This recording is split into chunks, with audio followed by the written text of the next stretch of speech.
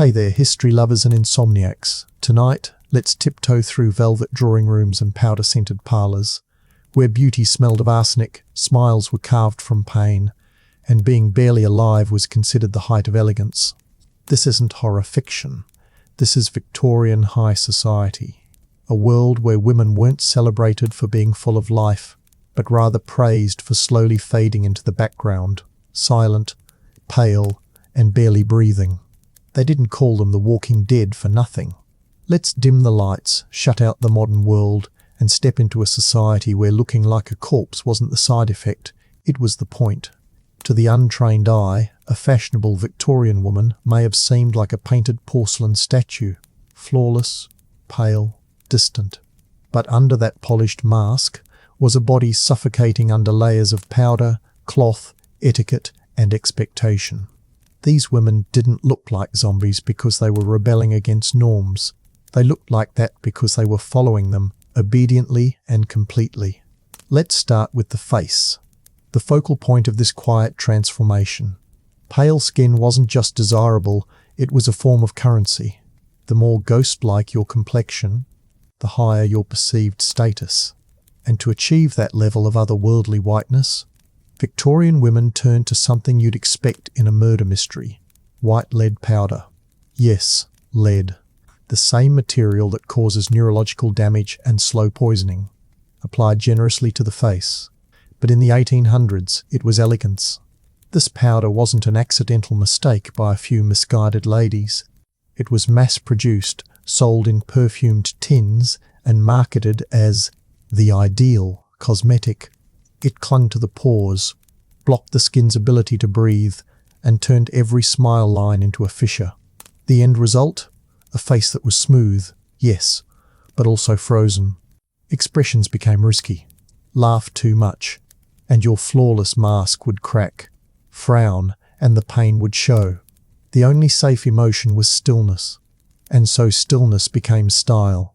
But the cruelty didn't end at the surface. Beneath that leaden sheen, skin festered. Redness, rash, even open sores were common, but they had to be hidden. More powder, more layers. The very thing causing the damage was applied again to cover it.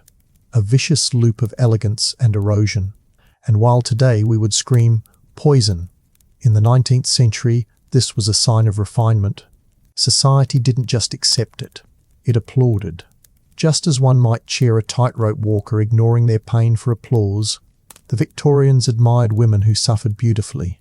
It's haunting to think about, but there's a reason so many of those women looked like they were dying, because many of them were. Now, let's walk down the hall into another room, where a mahogany mirror reflects a woman in corset and gown, slowly pressing more white powder onto already tortured skin. The air is heavy with perfume.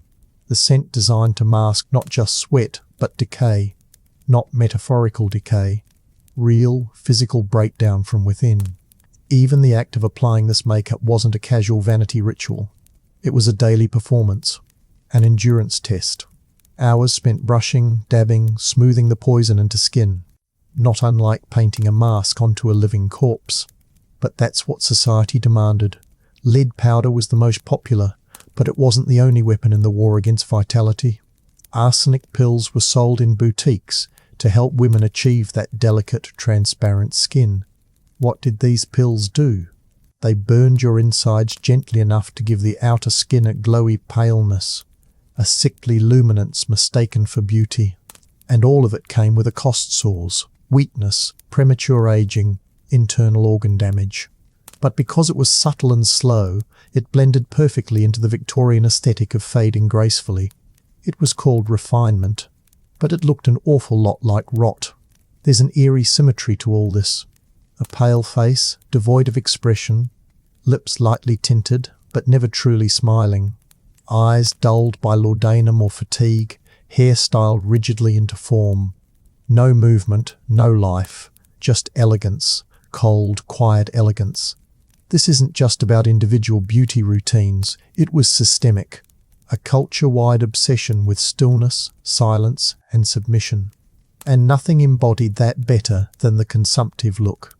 Victorian women were trained to appear as though they were barely surviving. The fashionable woman wasn't robust, energetic, or glowing.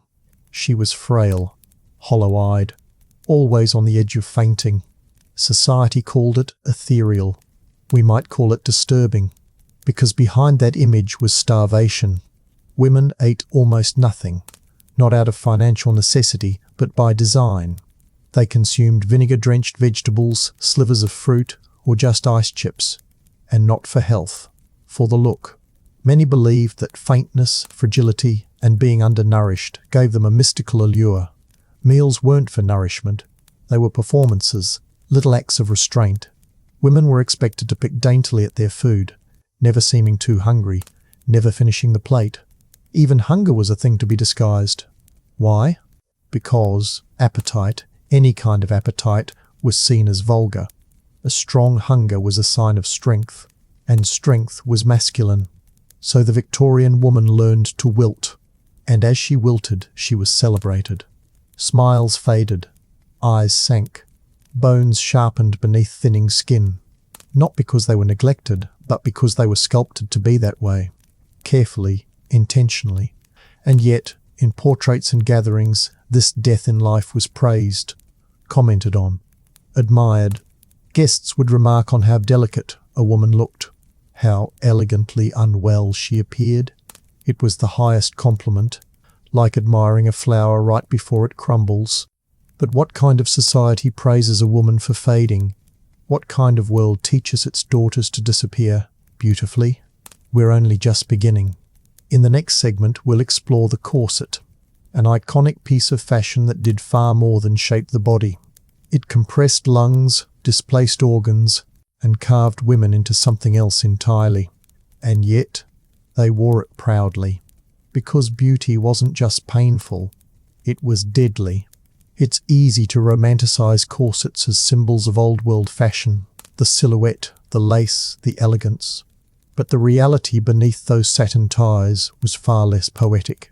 Victorian corsets weren't just uncomfortable. They were instruments of bodily distortion. Each pull of the laces compressed not just the waistline, but the lungs, stomach, and liver. The body shifted to accommodate the garment, organs pushed downward or inward, ribs bent unnaturally, and breath became a luxury. For many women, breathing deeply was impossible. Their lungs were prevented from fully expanding, making shallow, delicate breaths the norm. From a distance, it might have looked graceful, chests rising softly, posture erect, movements restricted. But the truth was grim. That grace was starvation of air. Women swayed not because they were poised, but because they were faint. Standing too long meant risking collapse. And yet, to appear anything other than contained and composed was a social sin. So they swayed. They smiled faintly, and they endured. What's disturbing is how early this began. Young girls, barely into adolescence, were introduced to corsets as part of their path to womanhood, their bodies still forming. They were cinched tighter with each passing year. The goal wasn't just to train the waist, it was to train the will, to make discomfort second nature, to normalize restriction. By the time a girl reached marriageable age, she had already learned that pain was expected. In fact, if she complained too loudly, she risked being seen as unruly, unfeminine, or worse, ungrateful. Even in private, there was no reprieve. Undressing required assistance and layers of garments. Chemises, petticoats, corsets, gowns meant the body was rarely free, and freedom itself became foreign. Most Victorian women never truly felt their natural posture or movement again after puberty. Their spine learned to arch unnaturally, their ribs to remain constricted, their steps shortened to match the small, decorative shoes they were expected to wear. But these physical transformations were only part of the performance. Social rituals built around appearances reinforced the illusion. Families would promenade in public parks, showcasing their daughters like finely dressed dolls. Their movements were rehearsed, expressions subdued, and voices quieted. Laughter was not encouraged, especially not the full-throated kind. A soft giggle perhaps in the right company, but never open-mouthed joy. That was vulgar, uncontained, improper. And so, Even joy became something to control. Photographs from the era capture this perfectly. Rows of women seated in stiff chairs, backs straight, hands folded, faces expressionless. These weren't moments of melancholy. They were moments of normalcy. Cameras didn't just capture images, they captured expectations. To smile too widely, to move too suddenly, to exist too vividly was to risk your place in the social order. Even in portraits, women learned to erase themselves. By now, one might wonder, why didn't anyone question it? Why didn't they rebel? Some did, but most didn't have the language to recognize their suffering as unjust.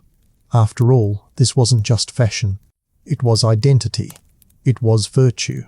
A good woman was quiet, she was modest, she was patient, and she was delicate enough to be protected, admired, even pitied. Her fragility was her currency, and society paid her in approval. But what about health? What about the doctors? Doctors too were part of the machine. Victorian medicine viewed women's bodies as inherently weak, irrational, unstable. Emotional distress, hysteria, fainting, female constitution, menstrual pain, an unfortunate consequence of being born a woman. Treatments were rarely about healing, and more often about sedating. A woman who complained too much could be prescribed morphine, laudanum, or even committed to an asylum under vague diagnoses like nervous disorder. Some of these women were dealing with real, undiagnosed illnesses. Others were simply exhausted, physically, emotionally, socially. But regardless of the cause, the solution was almost always the same: quiet her down, dull her edges, return her to silence. Whether through tight clothing, starvation, or medication, the goal remained unchanged: containment. And when women finally broke under the weight of it all, when they collapsed during dinner parties, when they developed unexplained illnesses, when they died young, it was rarely attributed to the system itself. Instead, their deaths were romanticized. She was too good for this world, too fragile, too pure. Her passing became another performance, another opportunity for society to nod approvingly and say, "Wasn't she lovely?" Funeral attire reinforced the theme. Black gowns, black veils, black gloves, all designed not just for mourning but for elegance. Mourning itself became an aesthetic. Entire industries revolved around it. Mourning jewelry, death photography, hair art made from deceased loved ones. Grief was stylized, displayed, but only in acceptable ways. Tears were allowed, but only to a point. Outbursts were frowned upon. Sorrow, like everything else, had to be controlled. And so, life for a Victorian woman wasn't truly about living. It was about performing beauty, performing grace, performing obedience. Every layer of her existence, from the garments she wore to the meals she avoided, was a silent act in a theatre that demanded stillness. It's easy to look back and feel pity, but pity doesn't do justice to the scale of this cultural hypnosis. This wasn't an accidental chapter in fashion history. It was a systematic erasure of vitality, and it worked. Not because women were weak, but because the entire world around them demanded they appear that way.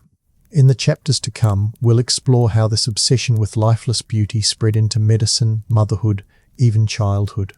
We'll look at babies soothed with sedatives, mothers medicated into silence, and a society so addicted to fragility that it turned poison into perfume. Because the zombie aesthetic wasn't just about pale skin, it was about power. Chapter 2: The Pale-Face Obsession. If fragility was the ideal, then motherhood in the Victorian world was never meant to be strong.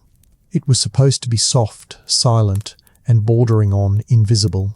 A woman could give life, but she must do it gently, without fuss, without asking for help, and certainly without speaking of pain.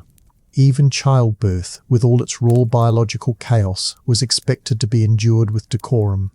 And if a woman cried out, her cries were often muffled, not by sympathy, but by laudanum. The same tincture that sedated grieving widows and anxious debutantes found its way into the delivery room, administered by doctors who saw female pain not as a signal, but a nuisance. Women were calmed, silenced, and then praised for their endurance. They were expected to recover quickly, return to their social role, and most importantly, not complain. There were babies to feed, meals to host, appearances to maintain. Rest was indulgent. Weakness, paradoxically, had to be managed with strength. But strength shown outwardly, too much energy, too much laughter, too much opinion, was unwelcome. And so women were expected to find their strength only in quiet suffering. Doctors, family members, even other women encouraged this model. A proper lady did not scream in childbirth. She did not rage in grief. She certainly did not ask too many questions about her own body. If she felt overwhelmed, she was offered tonics. If she felt lost, she was told to pray. And if she began to unravel entirely, the solution was medication, not to heal, but to pacify. In the absence of mental health care or true emotional support, sedation became the solution to everything. From postpartum depression to anxiety to the sheer exhaustion of managing a household with no running water or electricity, the answer came in the form of drops, powders, or pills. This dependency was not limited to the privileged. Even working-class women, while less likely to access high-end tinctures, often resorted to similar remedies, albeit cruder. Alcohol-laced syrups, herbal concoctions with unregulated contents, or opiate-laced medicines passed hand to hand among women who had no one else to turn to. And the cycle continued. Fatigue, silence, substance, repeat. The terrifying part is how normalized it all became. Advertisements for laudanum appeared in newspapers and magazines, promising relief from nervousness, headaches, or women's troubles. There were recipes printed recommending a few drops in a child's bottle to calm crying. Imagine that, infants unknowingly dosed with opiates, not out of malice, but out of custom. Crying wasn't seen as a baby's only form of communication. It was seen as a problem to fix.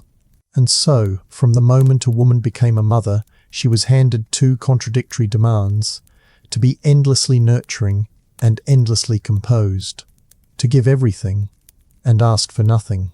Her body had just created life, yet she was expected to erase signs of her own. No scars, no softness, no needs. Even nursing, an act so intrinsically maternal, was tangled in shame and rules. Do it, but discreetly. Be maternal, but not messy. The standard wasn't just impossible, it was punishing. A tired mother who voiced her pain could be scolded, pitied, or worse, ignored. A quiet, ghost-like figure gliding from crib to cradle, house to garden, without complaint? That was praised. And this silence extended into parenting. Victorian motherhood wasn't loud or warm in the way we often imagine today. Affection existed, yes, but it was restrained. Emotional displays, even between mother and child, were tempered by etiquette and societal expectations. Children were to be groomed, disciplined, moulded, not embraced freely. Mothers who grew too attached risked being labelled overindulgent. Children, like their mothers, were expected to perform. Daughters learned this early. They watched their mothers move like shadows through the house. Calm, contained, softly scented with floral water and exhaustion. They learned to mimic the same control. Don't pout, don't cry loudly, don't speak out of turn. These were lessons wrapped in lullabies and dinner conversations. If a girl laughed too loudly, she was corrected. If she asked too many questions, she was gently shushed. The instruction wasn't always cruel. It was constant. And so the next generation grew up absorbing these rituals of suppression. A girl learned to fold her hands, to lower her gaze, to smile faintly. Not too much. Just enough to seem pleasant. By adolescence, she knew which silences were expected of her. She had internalized the idea that her voice, her appetite, even her pain, were all things to be moderated. By the time she was old enough to wear a corset, she had already learned to corset her emotions. Boys were not taught the same. They were encouraged to be bold, curious, even rambunctious. Their missteps were seen as signs of vitality. Girls' missteps, on the other hand, were moral warnings. To be loud was to be inappropriate. To be unruly was to be dangerous. So girls remained small, not just in body but in presence. and society clapped.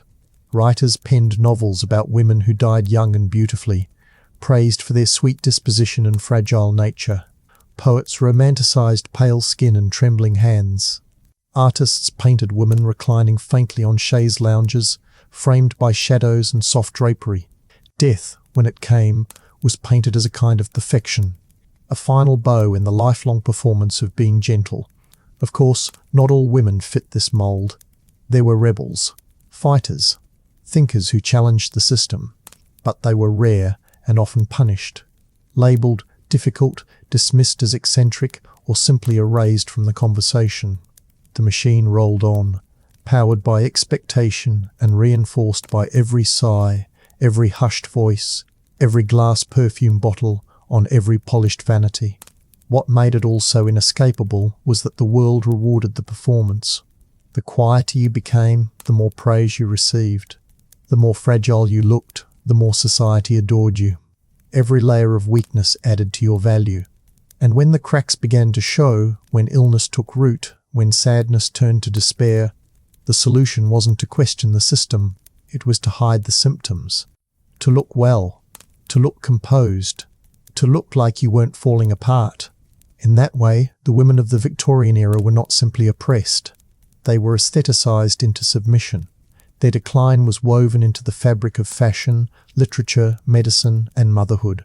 They didn't just look like zombies. They were trained to become them. There's something profoundly disturbing about a society that doesn't just tolerate decay, but arranges flowers around it. That's what Victorian culture did. It dressed decline in lace and called it virtue. The more beautifully you unravelled, the more you were admired. And the final act in this slow theatre of submission: mourning. Not grief as we know it, but grief choreographed and commodified. When a woman lost a loved one, her mourning wasn't just personal. It was public, performative, and heavily regulated. Black became her second skin. Her wardrobe shifted from colour to shadow, and for some women it stayed that way for years. Mourning gowns weren't just symbolic. They were expensive, restrictive, and demanded constant maintenance. Their fabric soaked up heat in summer, clung in winter, and dulled the light from even the brightest morning. But she wore it day after day, because anything less would signal moral failure. Even the stages of mourning were dictated. Deep mourning, half mourning, secondary mourning, all with rules about fabric, accessories, even jewellery. A widow, for instance, might wear only matte black for a year, then transition to grey or lavender as her grief softened. The message was clear: sorrow wasn't a feeling. It was a uniform. Jewellery during mourning was another strange ritual.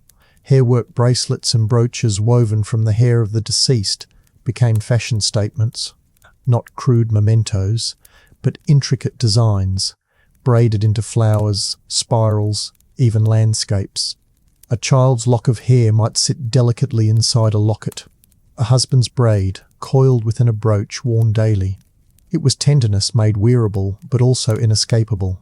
Grief wasn't something to process, it was something to display. Photographs added yet another layer of surreal preservation. Post-mortem photography, though it might sound macabre now, was a common way to remember the dead. Infants, children, even adults were posed to appear alive. Eyes painted open, bodies positioned in chairs or beds. Entire families gathered around corpses dressed in Sunday best, immortalised in images framed and placed on mantels. Sometimes, the only photo a parent would ever have of their child was one taken after death. It wasn't morbid. It was memory, frozen in artifice. But perhaps the darkest part of all this was how women were expected to handle the emotional weight of such losses. They were told to mourn, yes, but gracefully, quietly. A widow in the throes of despair might be medicated or escorted from sight. Loud grief was indecent. Tears were acceptable, but only within limits. Hysteria was a medical condition after all, and doctors were always eager to intervene. Mourning became another performance, one more role in a life already scripted, and still the public admired them. Look how brave she is, how dignified, how graceful.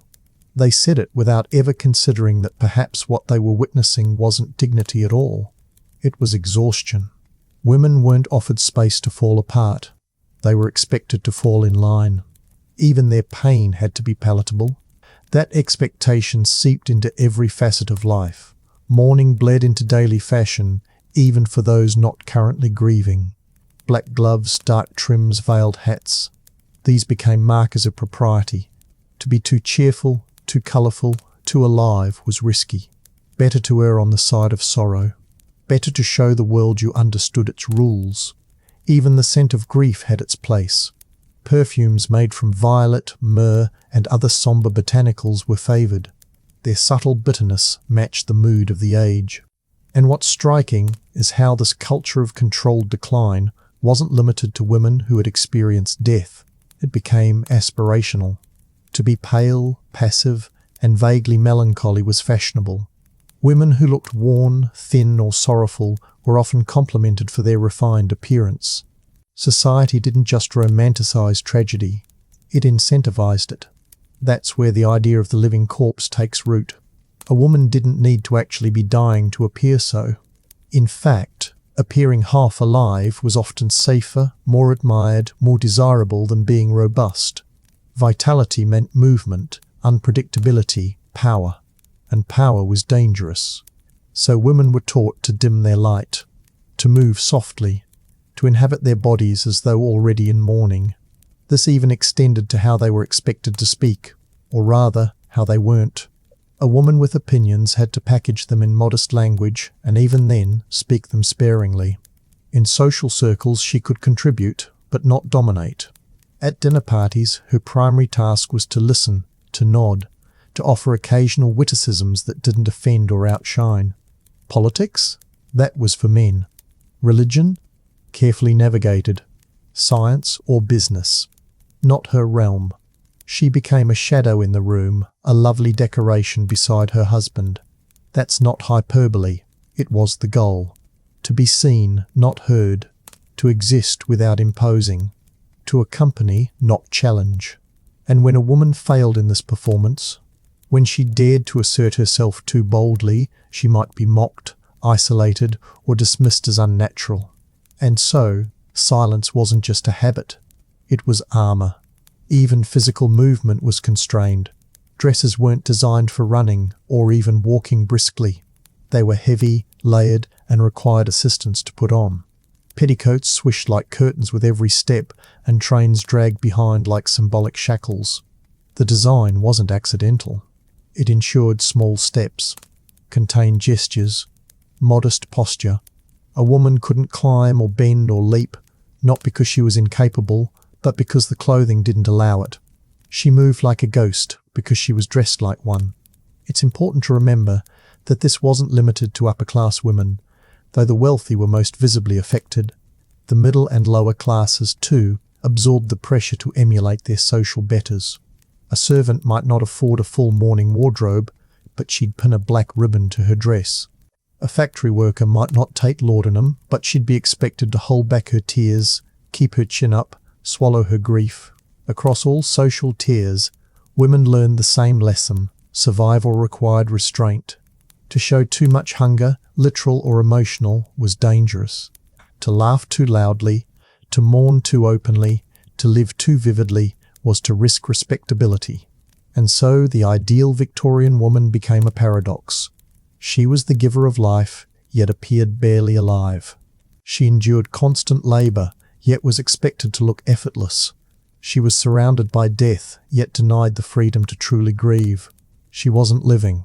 She was maintaining. And the world rewarded her for it. The irony is as thick as the perfume she wore to cover the scent of her body breaking down. A society obsessed with civility and control created conditions that slowly destroyed the very women it claimed to cherish. And then, it celebrated the result. Look how still she is. How pale. How quiet. Isn't she beautiful? No, she's disappearing. In the next chapter, we'll peel back another layer of this deadly ideal, one that seeped not just into the mind, but into the bloodstream. Because when beauty standards involve swallowing arsenic candies and applying mercury to your face, you have to ask, was beauty ever the point? Chapter 3. Arsenic glow, beauty from poison. It wasn't enough for Victorian women to look like they were wasting away. They had to consume the very substances that guaranteed it. This wasn't metaphorical. The beauty industry in the 19th century was laced with death. Products sold in chemist shops and beauty counters promised purity, glow, and refinement, but their ingredients came from the darkest corners of science: lead, mercury, arsenic. And women didn't just apply these poisons, they ingested them. Let's begin with arsenic, a substance we now associate with murder plots and crime novels. But in Victorian society, arsenic was sold as a dietary supplement. Pills and wafers laced with it were marketed with euphemisms like complexion enhancers or skin purifiers. They were said to improve the texture and brightness of the skin, reduce facial redness, and give a transparent, ethereal pallor. In other words, they helped women look just a little closer to death. The logic was chilling but simple. Arsenic constricted blood vessels, leading to paler skin. It suppressed appetite, aiding weight loss. It calmed the nerves at first, and it created a clean, almost wax-like complexion. These were all desirable traits in a world where delicacy meant dignity. No one questioned whether this glow came from health or harm. The results were visible, and that was enough. But arsenic builds up. It doesn't leave the body quickly. So with every wafer, every pill, the dose crept higher. Tolerance increased, but so did dependence. Women who started with a sliver a day often needed more to maintain the same effect. Eventually their hair thinned, their gums bled, their stomachs rebelled, and their eyes dulled. But still, they smiled through it. Because beauty is pain, they were told. And poison was just another cosmetic. Even sweets weren't safe. Arsenic candies were produced in attractive pastel shades and sold openly. They were sometimes marketed to women, sometimes to children. Their effects were subtle at first: digestive discomfort, maybe a rash, but over time they wore the body down. The very act of enjoying something sweet became dangerous. Imagine sucking on a peppermint and slowly losing your ability to smile because your gums are receding from toxic damage. That was the trade, and arsenic wasn't alone. Mercury was also used in creams and ointments, particularly those promising to lighten dark spots or freckles. These blemishes were viewed as signs of vulgar outdoor labour, or worse, of moral imperfection. A pure woman had unmarked skin, so she applied mercury-laced lotions, often at night, letting them soak in as she slept. The result? Inflamed skin, neurological damage, trembling hands, and, ironically, discoloration. But again, vanity disguised as virtue. Women didn't just risk harm for beauty. They were told it made them better people. Then there was white lead powder, the most iconic and deadly of all. Applied heavily across the face, it gave that signature pale finish. But lead absorbs into the skin. It accumulates in bones, in blood. It causes fatigue, irritability, miscarriage, kidney failure. Over time, the face didn't just look like a mask. It became one. Muscles weakened, features sagged, and yet more powder was applied to maintain the illusion. It was a slow petrification, a living statue in progress. These products were often unregulated, homemade, or sold by dubious vendors, but they were also normalized. Magazines featured advertisements alongside etiquette columns. Doctors rarely objected unless symptoms became catastrophic, and women, seeing results, even short-term ones, embraced the sacrifice. Better to die admired than live dismissed. Better to glow for a moment than age naturally and be forgotten. The cosmetics industry of the time did not operate on hope. It operated on fear. The fear of aging. The fear of being undesirable. The fear of being replaced. And for women in a world where marriage was often their only form of financial stability, those fears were well-founded. A faded beauty meant a failed future. So they pressed on, staining their lips with cochineal dyed and ammonia, dusting their cheeks with crushed pearls and chalk, lining their eyes with coal and ash. At night, many of them removed their makeup only to reveal skin that was already beginning to decay, blistered, broken, bruised by the very products meant to preserve it. But even in private, the performance continued. Husbands expected their wives to remain attractive. Families expected daughters to present well. And worst of all, women expected it of themselves. They believed, deeply and sincerely, that a beautiful death was more respectable than an honest life. This aesthetic wasn't created in a vacuum. It was shaped by art, literature, and religion. Paintings depicted saints with pale, glowing faces, holy suffering rendered beautiful. Novels romanticized the deathbed scenes of young women whose souls were as delicate as their frames. Even spiritual guides linked physical frailty with moral purity. The body was not a vessel for strength. It was a canvas for piety. And society consumed it all eagerly. Women were praised for being as pale as angels, for having skin like snow, for looking as if they'd stepped out of a dream. No one said the dream was a nightmare. They just admired the view. It's important to understand how internalized this became. Women didn't see themselves as victims of marketing. They saw themselves as participants in a noble ritual. Each application of powder was an offering. Each pill swallowed was a step closer to perfection. They weren't being deceived. They were playing by the rules. And those rules never favored the living. Even fashion joined the poisoning. Green dyes used in dresses, particularly the popular Shields green, contained arsenic as well. The brighter the fabric, the more toxic it was. Women wore gowns that caused skin irritation, breathing problems, and in some cases, systemic poisoning. Their hands would burn after adjusting a skirt. Their arms would break out in sores from tight sleeves. Yet these garments were praised as the height of sophistication. Guests at social gatherings often found themselves faint from the combined fumes of cosmetics, perfumes, and dyed fabrics. But no one blamed the system. They blamed weak constitutions. Another reminder that women were expected not just to endure harm, but to carry it beautifully. The contradiction is staggering. Cleanliness was prized, but bathing was feared. Physical health was admired, but actual vitality was suspicious. A woman who looked too energetic, too alive, too flushed might be accused of vulgarity. She might be mistaken for a labourer, or worse, for someone immodest. So she powdered away her warmth, silenced her laughter, and painted her face with slow death. The deeper you look, the clearer it becomes. Victorian beauty wasn't about looking your best. It was about looking fragile, controlled, and utterly untouchable. The body became a symbol of submission, painted in poisons and wrapped in decay. And if that process ended in illness or even an early grave, that was the price of elegance.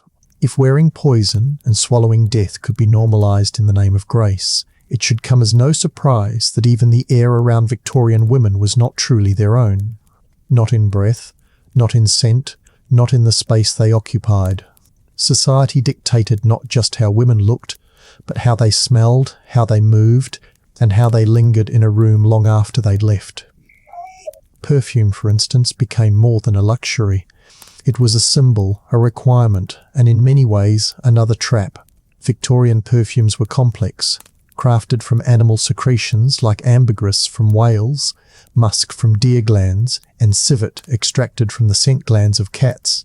These fragrances were processed, refined, and transformed into elegant concoctions. Bottles were works of art, cut crystal, porcelain, silver filigree. But their purpose was not simply to delight. They existed to mask reality. Women's bodies restricted by corsets, weighed down by gowns, denied airflow and denied bathing, were not allowed to smell like bodies. The act of sweating was seen as primitive, unfeminine, perhaps even moral failing.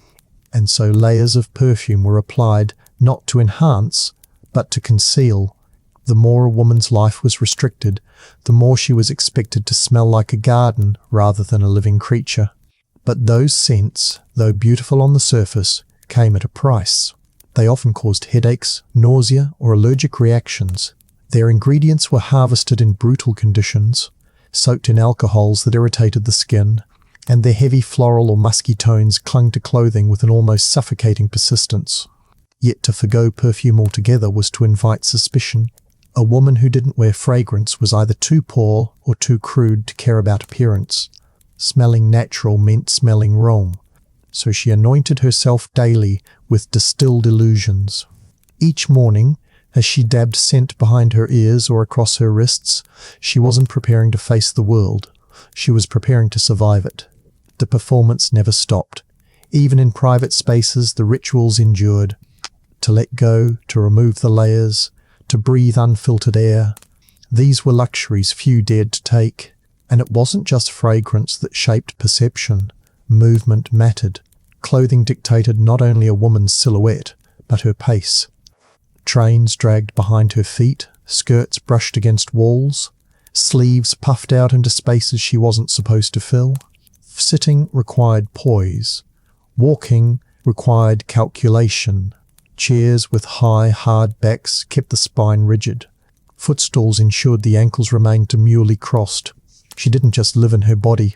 She had to choreograph it. Over time, this choreography took a toll. Muscles atrophied from disuse.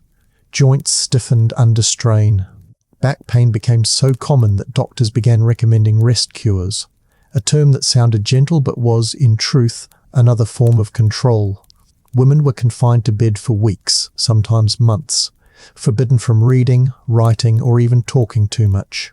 They were expected to lie still, eyes open, mind quiet, as if physical stillness could cure emotional turmoil. But what it really did was suppress rebellion. A woman forced into inactivity couldn't question the system.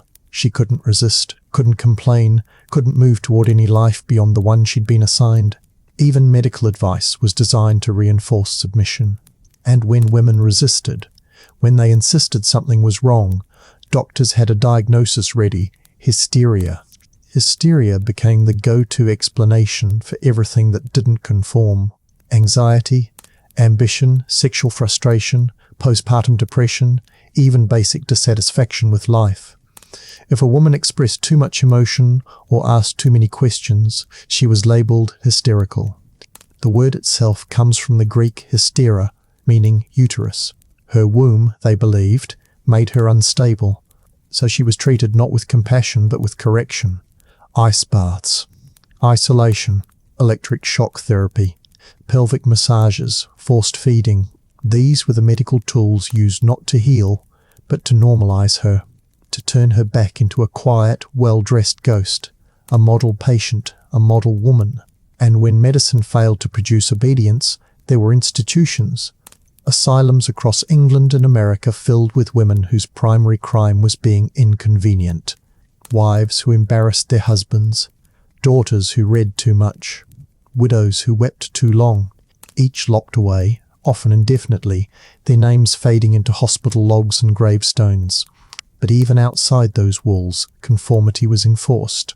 Women in drawing rooms and parlours continued the cycle, correcting each other gently, passing on rules about how to dress, speak, smile.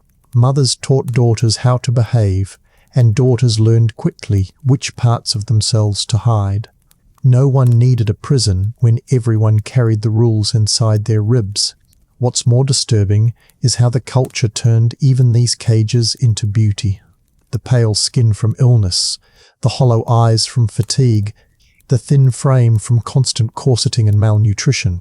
They were achievements. Symptoms became style. The weaker a woman appeared, the more people praised her. Look how delicate she is. So refined, so feminine. There was no room for joy in this aesthetic. Smiling too widely exposed teeth, and teeth with their potential for decay or unevenness, were dangerous. Better to keep the lips soft, the mouth closed. Laughter, only in small, polite bursts. Anything louder risked being seen as common. Laughter became a privilege reserved for men, for children, for those unburdened by the weight of expectation. And so, women learned to silence even their happiness. In portraits, they posed with solemn dignity. In letters, they used careful, polite language. In public, they walked as though being watched, because they were. Every street, every social gathering, every dinner party was a stage, and they were expected to die beautifully on it, one slow day at a time. What remained underneath it all, the tired limbs, the raw skin, the silenced thoughts, wasn't discussed. And when the mask finally cracked, when illness, breakdown, or death arrived, it was met with reverence, not remorse. She was so graceful, they'd say, so composed, even in her final moments. That's the legacy of the Victorian zombie. Not a horror figure in fiction, but a very real woman, drained of vitality by a world that demanded she look perfect while suffering. She didn't moan or lurch. She floated. She smiled faintly. She faded on command. And if there's anything more terrifying than a society that creates such women, it's one that admires them for it. Chapter 4. Corset Cage, the art of elegant suffocation. Even in a world so meticulously choreographed, so rigid in its expectations, small moments of resistance survived. Not loud, not defiant, but quiet flickers of life buried in routine. So subtle they barely registered to anyone else. And yet, within these whispered rebellions, a different story began to emerge. One not told in grand speeches or uprisings, but in small refusals, a spoon left untouched, a letter folded and never sent, a breath held just a little longer when no one was watching. Meals became one of the most curious arenas for the silent battle. In wealthy households, food was not just sustenance, it was performance. Elaborate courses were prepared by cooks and arranged with delicate precision. Fine china, crystal glasses, silver forks. Tables were dressed for display, much like the women seated around them. But for the lady of the house, or her daughters, the act of eating wasn't about nourishment.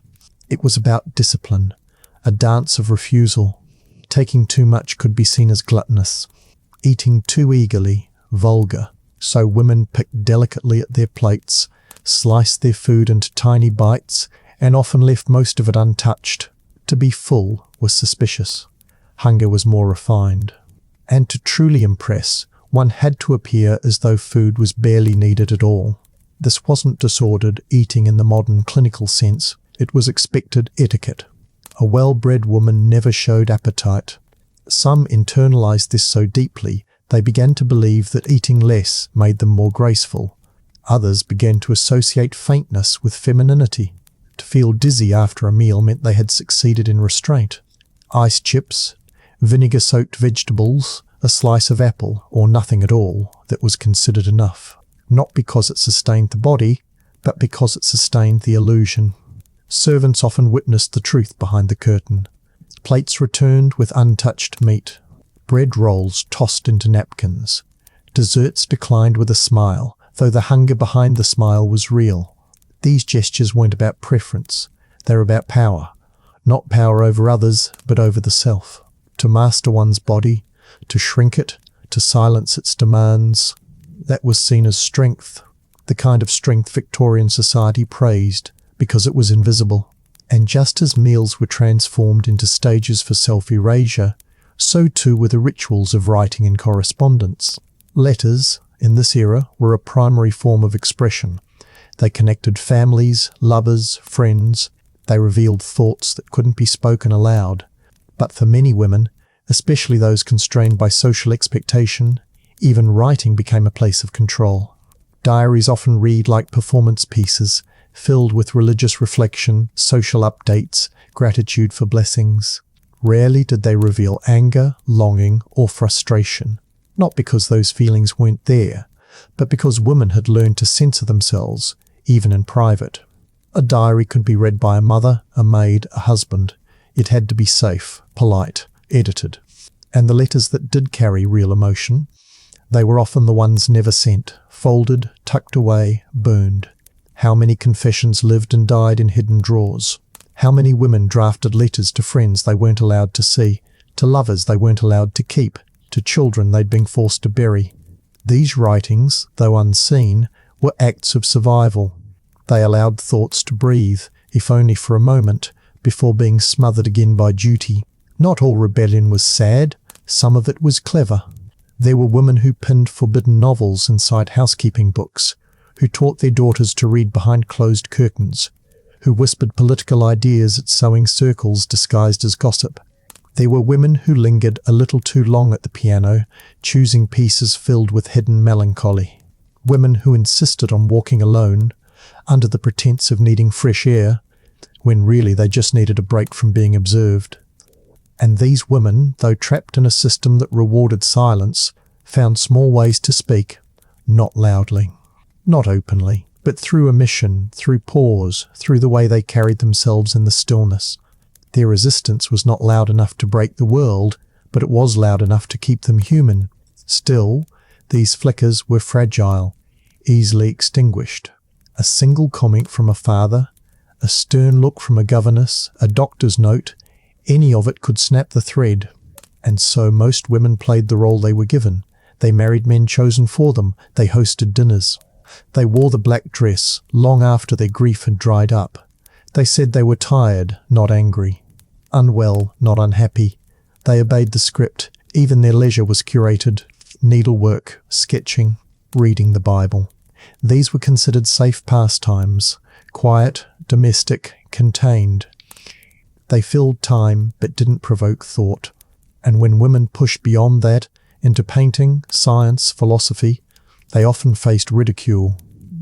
Or worse, they were ignored. To be brilliant and female was to walk a tightrope between admiration and exile. And yet, brilliance persisted. In journals hidden beneath floorboards, in poems signed with initials, in art never displayed. The tragedy isn't that Victorian women lacked depth, it's that society demanded they bury it, that their interior worlds were not celebrated, but concealed. What's most haunting is that many women didn't know they were performing. For some, this way of life had been so thoroughly taught, so elegantly reinforced, that they believed it was right, that suppression was virtue, that their bodies, their minds, even their desires were dangerous unless tamed. To them, their sacrifices were noble, holy even. The quiet endurance of women became a spiritual offering.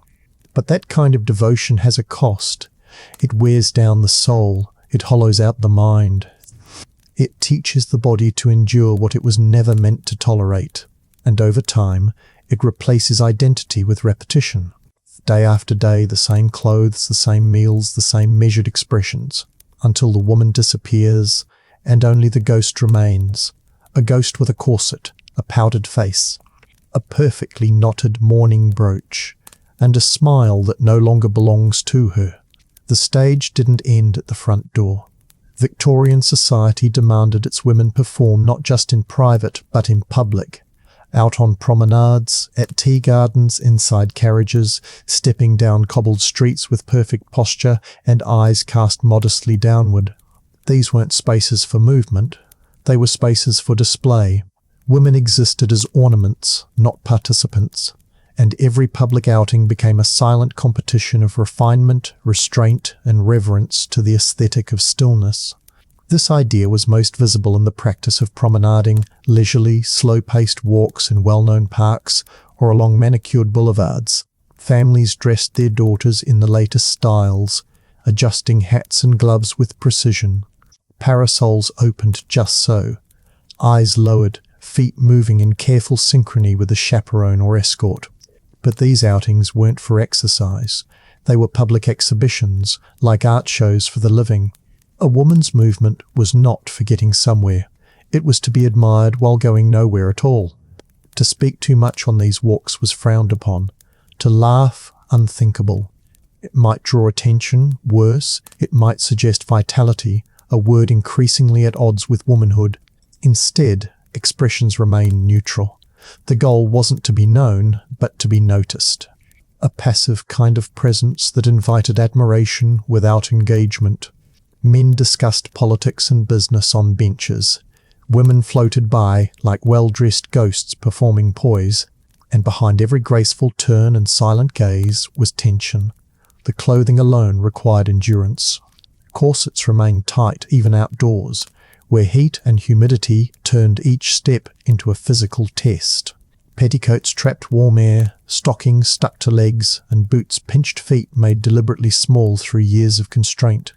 Yet to adjust a sleeve or fan oneself too vigorously was to break the illusion. Women suffered under their attire in silence, and society thanked them for their grace. The sidewalks, then, became extensions of the drawing room. No shouting, no rushing, no spontaneity, just gloved hands, tight lips, and carefully timed glances. The public eye, always watching, rewarded those who made discomfort look elegant.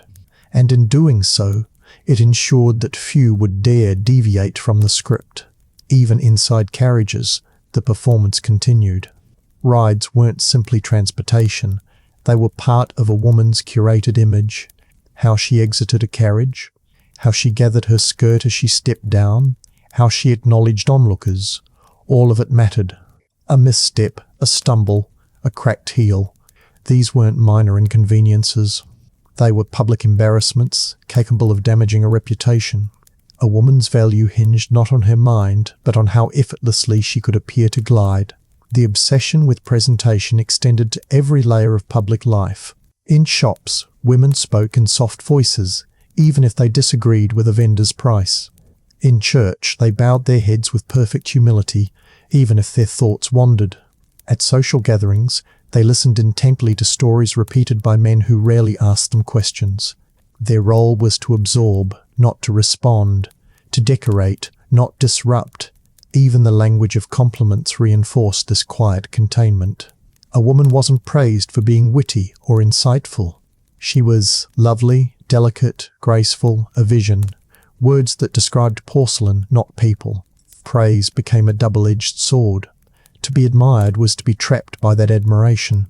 Any deviation from the ideal risked shattering the image entirely. And while this standard suffocated women of wealth, it also trickled down into the lives of the working class. Servants wore simplified versions of fashionable dresses, still expected to present themselves modestly, obediently. Working women shopkeepers, seamstresses, governesses, learned quickly that stepping outside the feminine mold invited scrutiny. Their lives may have been harder, but the performance remained. Even poverty didn't excuse the failure to appear refined. It's easy to imagine the sheer exhaustion of it all. To wake each day and prepare not for living, but for being looked at. To feel every part of yourself constantly measured. Your posture, your complexion, the way your gloves fit, the curve of your smile. And the consequences for failure weren't just personal shame. They were social exile. A woman who fell out of step with the code might find herself whispered about, excluded, or rebranded entirely. From respectable to difficult, in a single misjudged gesture. And still, most women complied. Not because they were weak, but because the world offered no alternative. Rebellion wasn't romantic, it was dangerous. To step outside the frame meant losing the small safety it provided. So they walked the streets with controlled grace, hiding their calluses, their headaches, their boredom. They made beautiful things of themselves, knowing full well they'd never be asked what it cost. This public performance wasn't limited to how women carried themselves. It extended to the very architecture they occupied. Drawing rooms were staged like theatre sets, with furniture arranged to flatter a seated guest. Windows framed the light just right. Curtains filtered the harshness of midday. Women sat like portraits, posed among velvet and lace. Their homes weren't just spaces. They were backdrops, designed to reflect the refinement of their inhabitants. Even gardens became part of this image. A woman strolling alone among roses wasn't simply enjoying nature. She was becoming part of a living painting. Her movements were as rehearsed as a ballerina's. She was expected to reflect serenity, to blend into the scene like a flower in bloom.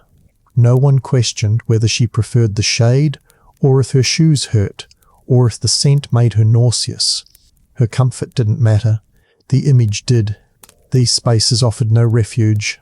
In fact, they amplified the pressure. A woman was most trapped in the places where she was most admired. Compliments became chains, admiration a gilded cage. The better she performed, the harder it became to escape. And for those who succeeded too well, who became icons of femininity, the expectations grew crushing. There was no room for change. A woman who aged, who gained weight, who dared to voice displeasure after years of playing her part, was seen as a betrayal of her own myth. And yet, within all this control, all this constant gaze, there was always something flickering beneath the surface.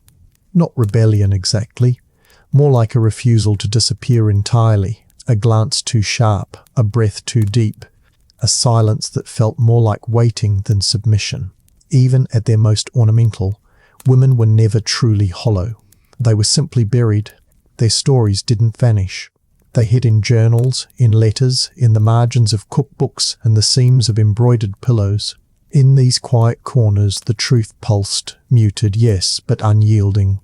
And though they couldn't yet speak freely, many knew what they were missing.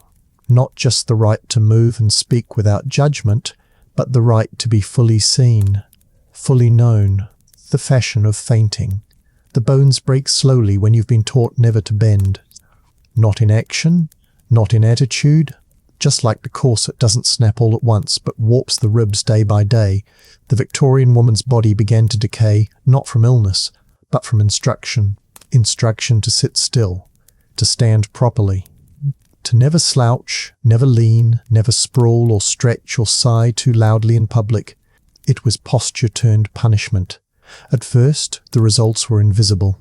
A twinge in the back, a stiff neck, a nagging ache in the hips after a long dinner.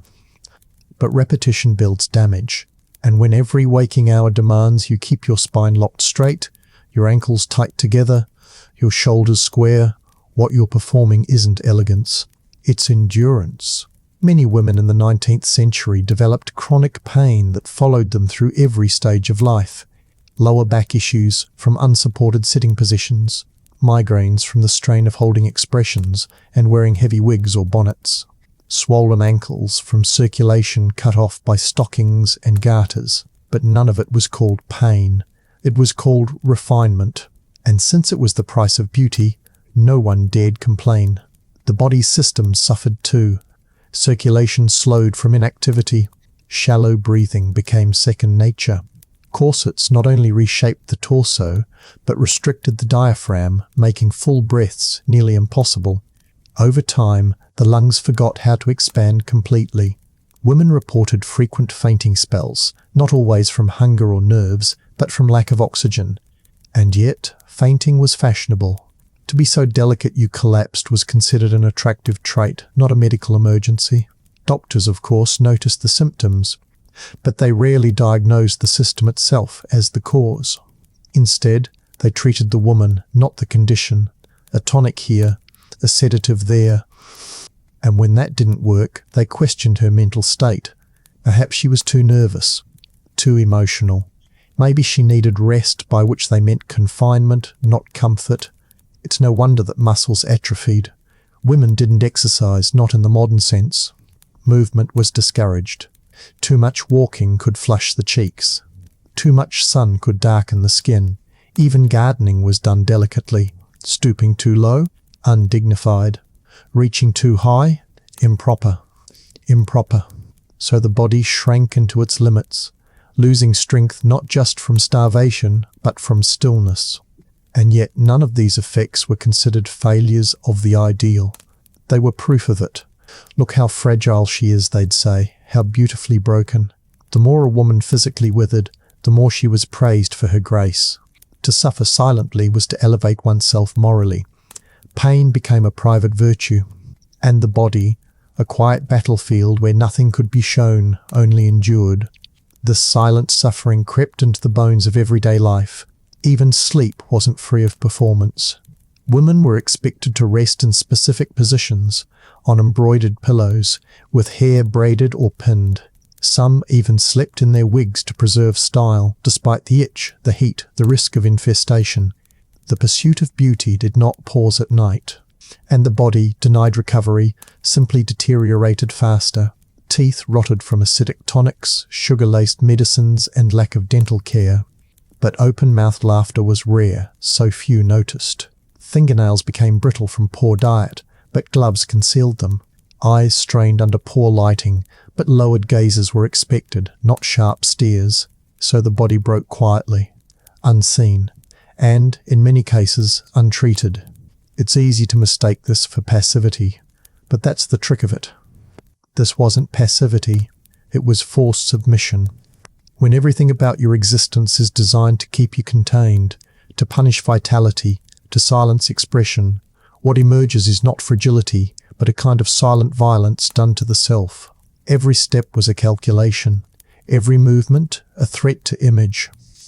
And in the end, the woman had no relationship with her body other than as a vessel of performance.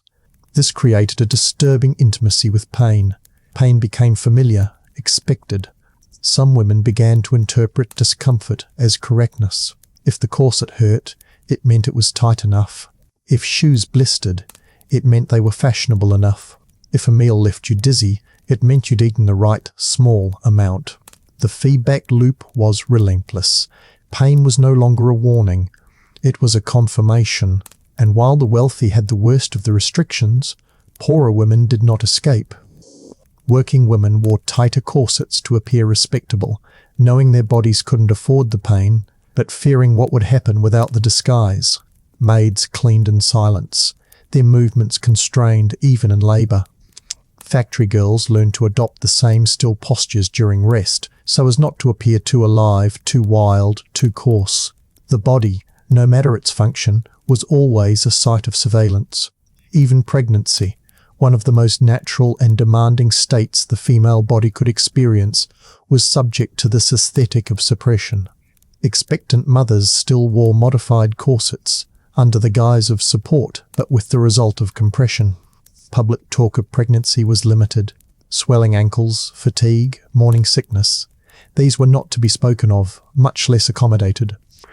A lady was to glide through motherhood just as she did through mourning, quietly, decoratively. After birth, little changed. A new mother was still expected to host, to maintain appearances, to shrink her body back to form as quickly as possible. Breastfeeding in public was taboo. Complaining about exhaustion was impolite. Pain from childbirth or infection? Often dismissed as overreaction. The message was clear. A woman's body existed for function and for view, but never for feeling. What makes this all so insidious is that the cost was never visible in the portraits and paintings we now study. We see the lace, the soft eyes, the elegant posture. We don't see the numb feet, the lopped knees, the tremor in the fingers. The stillness of the image hides the suffering it took to create it. And that was exactly the point. To be beautiful was to be enduring. To be enduring was to be silent.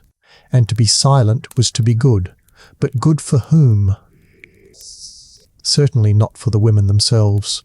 The system was designed for those who observed, not those who lived within it. The admiration came from the outside. The consequences were born from the inside.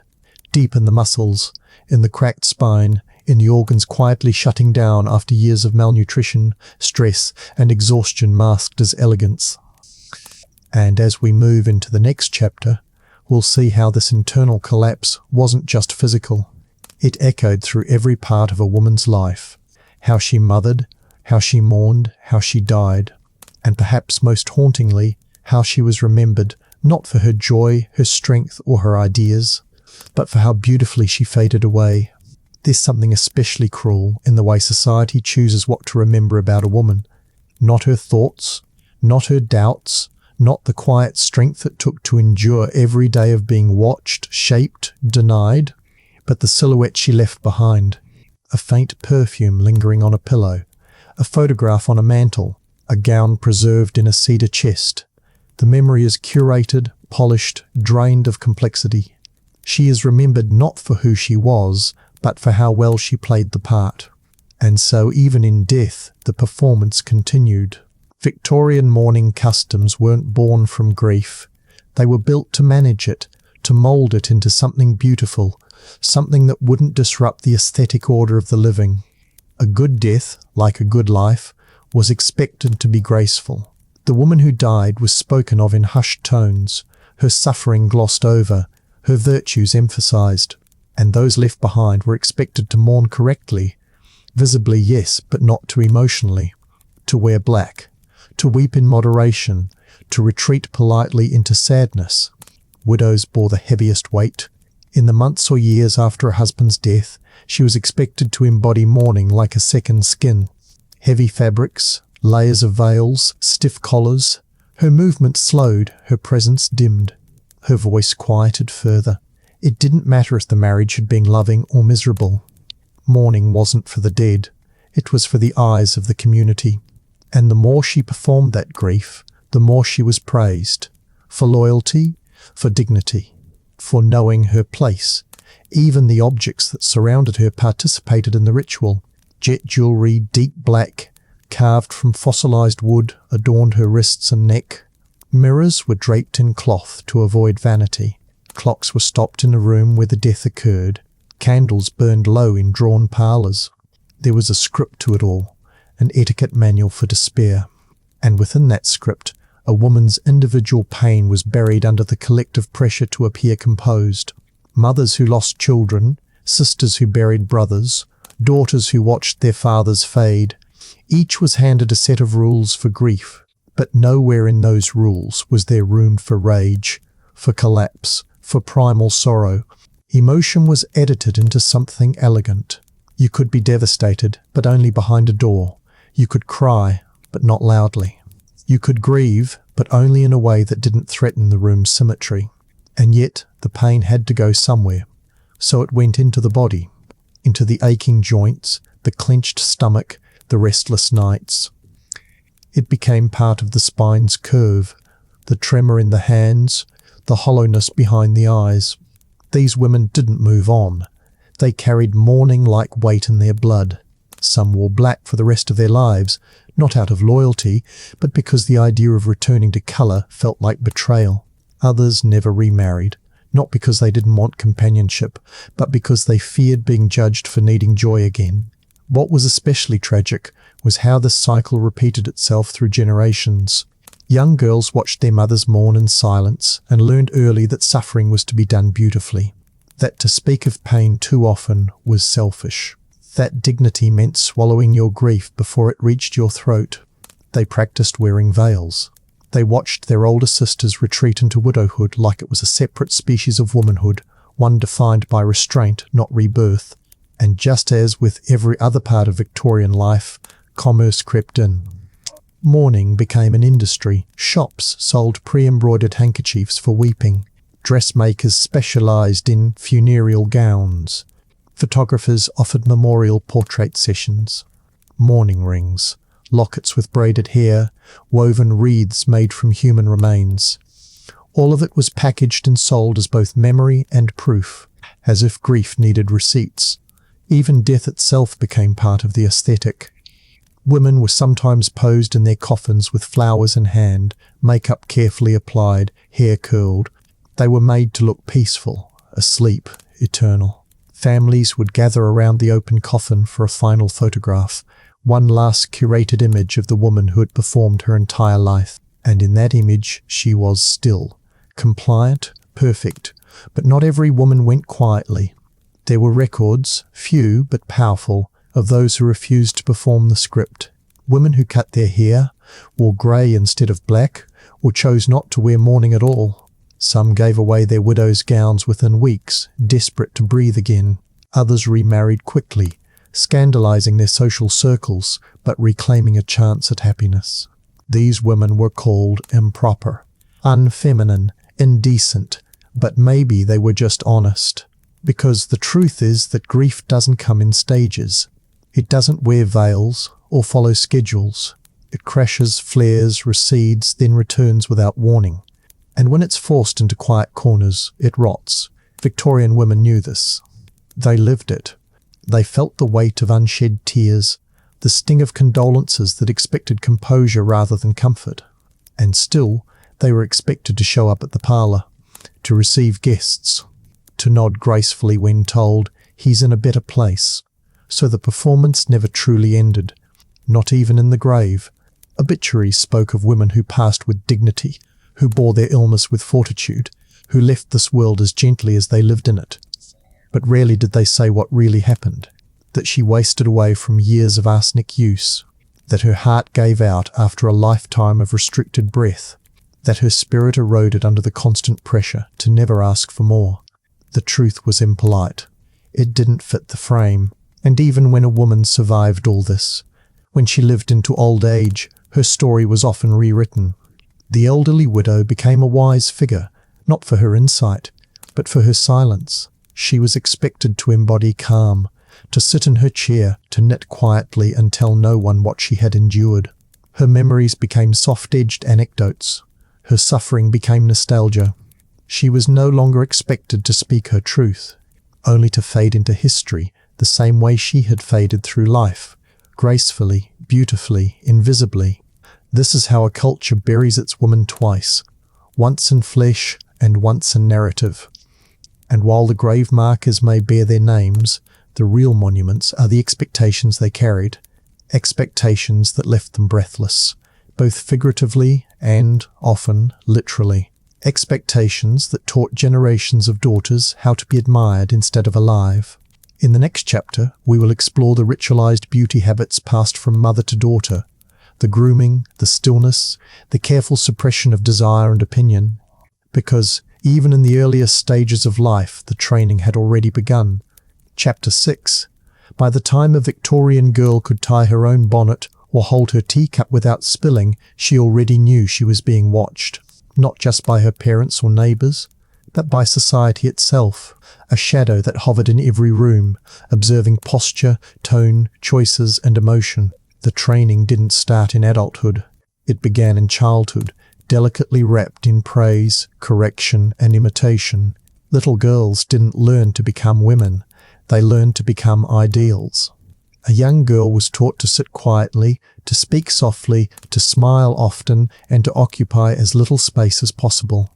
Her movements were monitored not for clumsiness, but for indications of defiance. Did she cross her legs at the ankle or the knee? Did she tilt her head just right? Was her laugh too loud, too sharp, too unrefined? Every gesture was a signal, and every signal a test. It started with the mirror. A girl watched her mother dress each morning, layer by layer, petticoat, corset, chemise, overskirt, bodice. Each garment pulled snug, each button fastened with precision. She watched her mother apply powder, twist her hair, lace up tight boots. But what she saw wasn't beauty.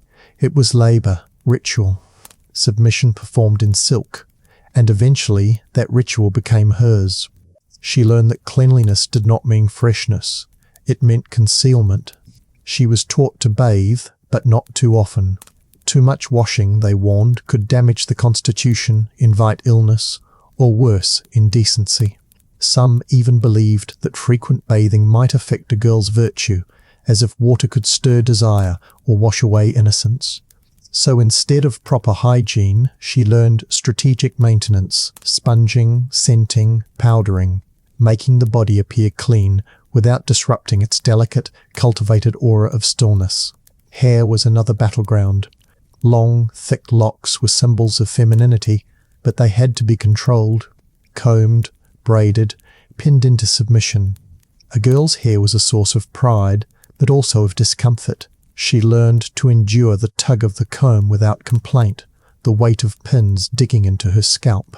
She sat for hours while her mother twisted strands into elaborate forms, all while being told to keep her chin up, her shoulders back, and her hands still.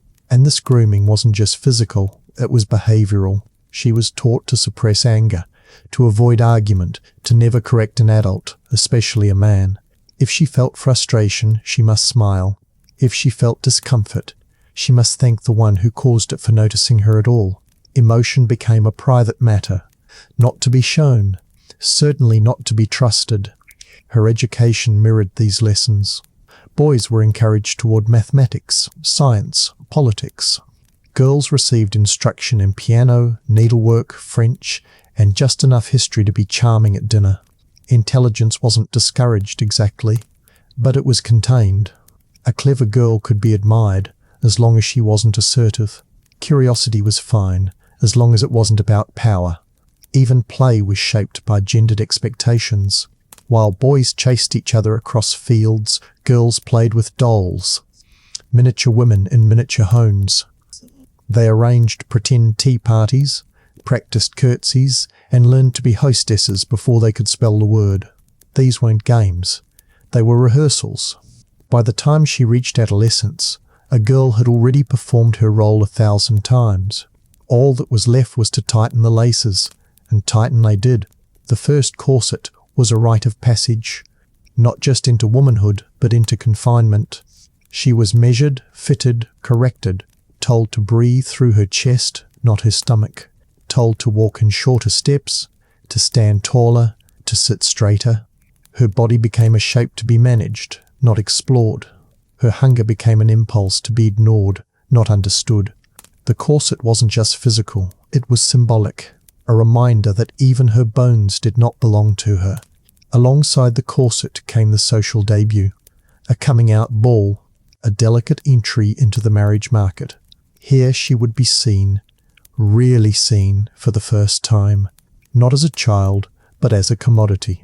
Her dress chosen carefully, her demeanor rehearsed for weeks. She would be evaluated on posture, charm, voice, and obedience. Suitors would notice her figure, her dowry, her silence. Her future, at that point, was already narrowed. Marriage was not a possibility. It was the path. A girl who remained single for too long was either pitied or mocked. A girl who chose not to marry at all was often quietly removed from polite society. Her presence a reminder that choice could be dangerous. So the pressure built. To marry well, to marry early, to marry someone who could afford to keep her in the lifestyle she'd been trained to expect, even if love was absent. Emotional fulfillment wasn't the goal. Stability was. And once married, the transformation was complete. She would become, in full, the image her mother had shown her. Graceful, controlled, fading. But what's often forgotten is how deeply internalized all of this became. Most girls didn't see it as oppression. They saw it as identity. Their worth was tethered to how well they could disappear into the role. A well-behaved daughter was not just praised, she was used as an example to others. And heaven help the girl who rebelled. She was ridiculed, shunned, sometimes sent away. Families protected their reputations with ruthless efficiency. There was no place for deviation. Even friendships between girls were shaped by the expectation of containment. Emotionally deep connections were common, even celebrated, but they were supposed to remain soft, polite, and surface level. Passion, intensity, or independence were discouraged. Competition was disguised as etiquette. Jealousy was coated in compliments. A girl might support her friend's engagement one day and mourn her own future the next, all with a composed smile. And yet some girls did resist, quietly, in small ways, refusing to speak when expected, climbing trees in secret, writing stories that would never be published, staring too long out of windows, wondering what else was out there.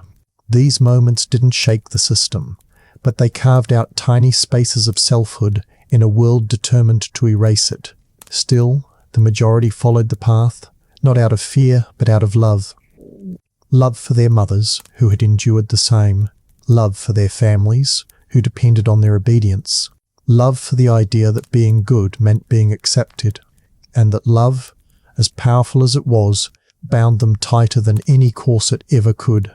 In the next segment, we'll watch how this cycle hardened into generational inheritance, not just of mannerisms or expectations, but of silence itself. Because when no one says the truth out loud, it doesn't die. It waits. Inherited, absorbed, and passed on like a family heirloom, silence is rarely empty. In the Victorian home, it filled every space like a presence of its own, patient and instructive. It hung in the air during family dinners, around parlour conversations, even in lullabies sung to daughters who would one day sing the same soft songs to their own. This wasn't the absence of sound, it was the presence of lessons not spoken but shown, over and over, until they became muscle memory. A girl didn't have to be told to suppress her feelings. She saw her mother do it every day. She watched her brush off headaches with polite smiles, excuse herself from conversations with fluttered hands, mask fatigue behind well-pressed gowns. She noticed the way her mother's compliments often ended in corrections. "You look lovely, dear, but don't forget to stand straighter." Or the way emotional responses were filtered through etiquette. "Don't cry like that, it's not becoming." No one said, "Don't be yourself." They just never showed what that looked like. So silence became a skill, the kind a girl practiced in mirrors and perfected over time. She learned not to say when she was uncomfortable, because to do so might be rude.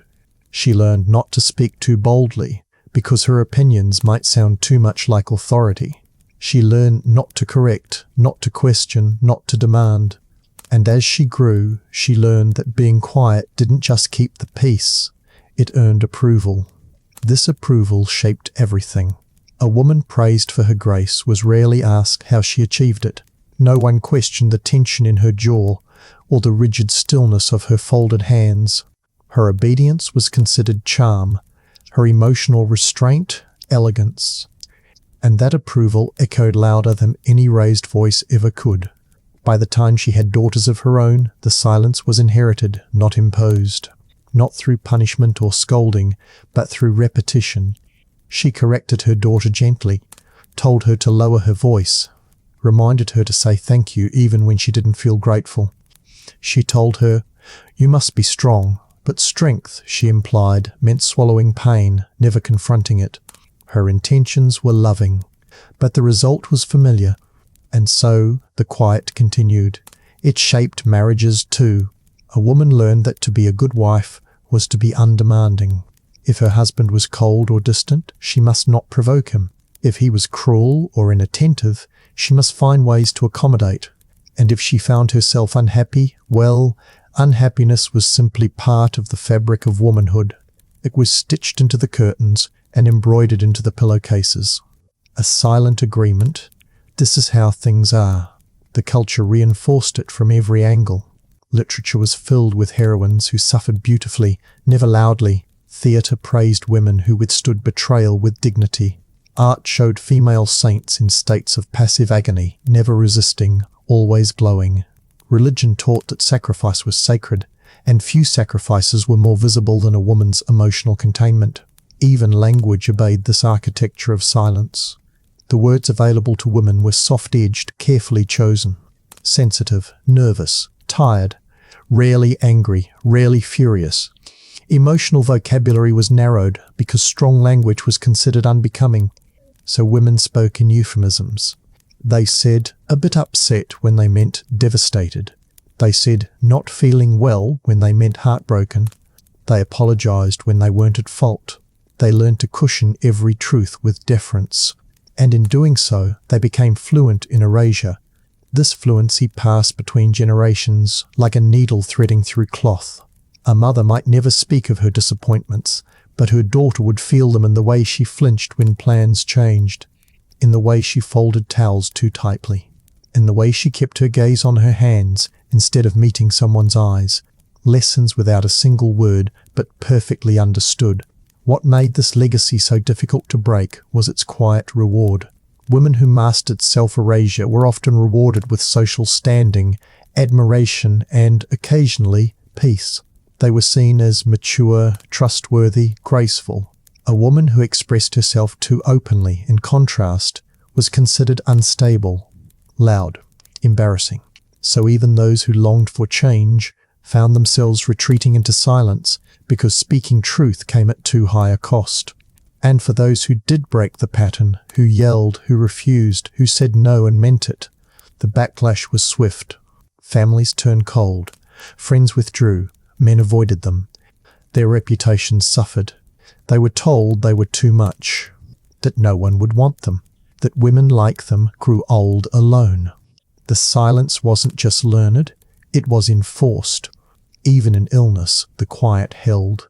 Women with chronic pain or emotional distress were diagnosed not with treatable conditions, but with character flaws. Hysteria, melancholia, moodiness, their symptoms were reframed as weaknesses. And their complaints, when voiced too often, were met with sedation rather than sympathy. So they stopped speaking. Instead, they wrote letters they never sent. They wept behind locked doors. They stared at walls for hours, lost in private grief they couldn't name aloud. The silence became internal, not just social. It wrapped itself around their thoughts, shaping even their private beliefs. Some no longer knew what they felt, only what they should feel. What was acceptable, what wouldn't make anyone else uncomfortable. And so it endured, not just for years, but for lifetimes. Across birth and marriage, widowhood and motherhood, across wars and recessions and revolutions. The silence adapted, but it never disappeared. It curled into corners, softened its edges, and stayed, until daughters became mothers, and mothers became ghosts, and the lessons carried on. But even within this echo chamber of quiet, there were cracks. Some women wrote memoirs, hidden until after their deaths. Others painted or composed music, or told stories to grandchildren that hinted at things never said aloud. A few, brave enough or broken enough, said the forbidden things out loud and were punished for it. But even those punishments were recorded. Not always in journals or newspapers, but in memory. A sister who vanished. A mother who drank. A cousin who wasn't invited to Christmas. These ghosts didn't fade. They haunted, not as spectres, but as cautionary tales. Proof that silence was safer. But safer isn't the same as better. As we continue forward, the focus will shift from what Victorian women were told to be to what they might have become if the world had allowed them breath, room, voice. Because buried within all that etiquette and restraint was something stronger than anyone dared admit. Desire. For space. For self. For sound. For sound. Chapter 7. Laudanum, laudanum, and liquid silence. Desire never truly disappears. You can suppress it, twist it, rename it, pretend it doesn't exist, but it waits. Beneath the lace collars, beneath the lessons about virtue and restraint, beneath generations of soft-spoken submission, it still flickered. Victorian women weren't hollow, no matter how beautifully still they were trained to be. They wanted, and that want, often denied, often redirected, was one of the most radical forces hiding in plain sight. It began quietly, in ways that didn't seem dangerous. A fascination with novels, perhaps, especially those that dared to explore emotions too large for polite conversation. Women gravitated towards stories of yearning, forbidden love, and tragic endings. They cried not only because the plot moved them, but because they recognized themselves in the spaces between the lines. Ached for someone they'd never be allowed to love. Grieved over lives they'd never live. These books weren't entertainment. They were confessions someone else had dared to write down. Even the act of reading became an outlet. Turning pages was permission to think without interruption, to wander through feelings without judgment. A novel could offer escape, yes, but more than that, it offered a mirror. In Jane Eyre's moral defiance, or Anna Karenina's hunger for something more than duty, women found the echoes of their own hidden questions. What if I said no? What if I wanted something else? But desire wasn't limited to fantasy. It appeared in friendships, in glances, in letters passed between cousins, in moments too fleeting to name. Victorian women, taught to feel nothing, often felt everything, just not in ways they could speak of. A prolonged hand touch, a compliment that lingered too long, a daydream replayed again and again while staring out a rain-slicked window. These weren't acts of rebellion. They were proof that life still hummed beneath the surface. Even within marriage, often arranged more for status than affection, desire tried to make space for itself. A woman might feel attraction for someone who wasn't her husband and never admit it aloud, not even to herself. She might burn with guilt over it, mistaking the normal human need for connection as a personal failure. Or she might simply carry the ache quietly, folding it into a daily routine like another petticoat. And sometimes, that ache wasn't about romance at all. Sometimes it was for solitude, or for adventure. For the ability to speak freely, to laugh loudly, to move through the world unmonitored. Some women dreamed of travel, of painting without restraint, of opening shops, writing books, teaching philosophy. These dreams were often dismissed as whimsy, signs of nervousness or boredom. But they weren't whimsical. They were vivid, deliberate yearnings for a fuller life. A life that wasn't measured by how well they adhered to someone else's standard of grace. The problem wasn't that women lacked desire, it was that society feared it. Desire meant agency. It meant unpredictability.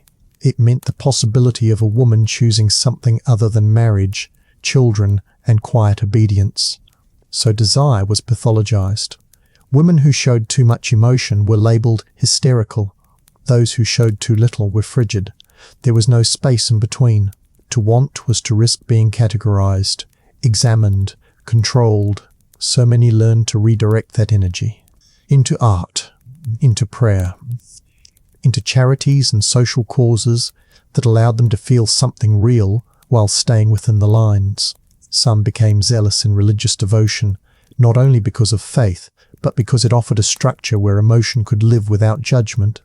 Others became caretakers of sick parents, orphaned children, poor neighbours, pouring their hearts into others when they couldn't pour anything into themselves. And yet, even in those acts of devotion, you could still feel it. The hunger, the frustration, the intensity just under the skin. It lived in the way a woman would linger by a window long after the room had emptied, in the pages of her journal where the ink darkened from pressure, in the particular melody she chose on the piano when she thought no one was listening. It was always there, never gone, just reframed. Some women broke the rules entirely, had affairs, ran off with lovers, refused to marry. These stories didn't usually end well. Society did not forgive easily, especially when it came to women stepping beyond their roles. A rebellious daughter could ruin a family's reputation. A wife who left her husband might never be allowed back into polite society. A woman who spoke too openly about her desires might be institutionalized. The punishments were severe. But the fact that these women existed at all, that they risked everything, reveals how deep the desire for freedom truly ran. And not all rebellion was dramatic. Some women simply stopped pretending. They remained unmarried, not because they couldn't find husbands, but because they didn't want to settle for a life of silencing themselves. Some widows refused to remarry, not out of loyalty to the dead, but out of relief. Some artists created under male pseudonyms, not for fame, but to finally have their work taken seriously. These weren't acts of vanity, they were acts of survival. Still, the price was high. A woman who pursued her desire in any form often found herself alone, isolated, branded as strange. Families encouraged silence. Friends distanced themselves. Even other women trained just as thoroughly in the code would judge, not always out of malice, but because they feared what would happen if the illusion cracked. If one woman refused to play her part, what would that mean for the rest? So the system remained, fragile but defended by fear. And yet, over time, the cracks widened. Generation by generation, women held on to just a little more of themselves. The journals became bolder, the friendships deeper, the art more personal, the desire harder to repress. And though most of these changes weren't revolutionary in the public sense, they were quietly transformational. A woman who knows she wants more, even if she never gets it, has already taken the first step out of the cage, because the real danger of desire isn't that it disrupts order. It's that it reminds people that other lives are possible, that the performance isn't the only way, and that, perhaps, the roles we've been taught to play were never about grace or femininity or tradition, but about fear. In the next segment, we'll explore how those performances began to crack in the unlikeliest places, inside marriages, in mothering, in friendships that crossed boundaries too blurred to explain. Because where desire lives, honesty follows. Because where desire lives, honesty follows. It doesn't arrive like a thunderclap. It creeps in, soft at first, slipping between cracks in the silence, showing up in glances that last too long, or in the hush that falls when two women stand too close. The performance starts to falter, not because someone rebels loudly, but because the unspoken begins to weigh too heavily.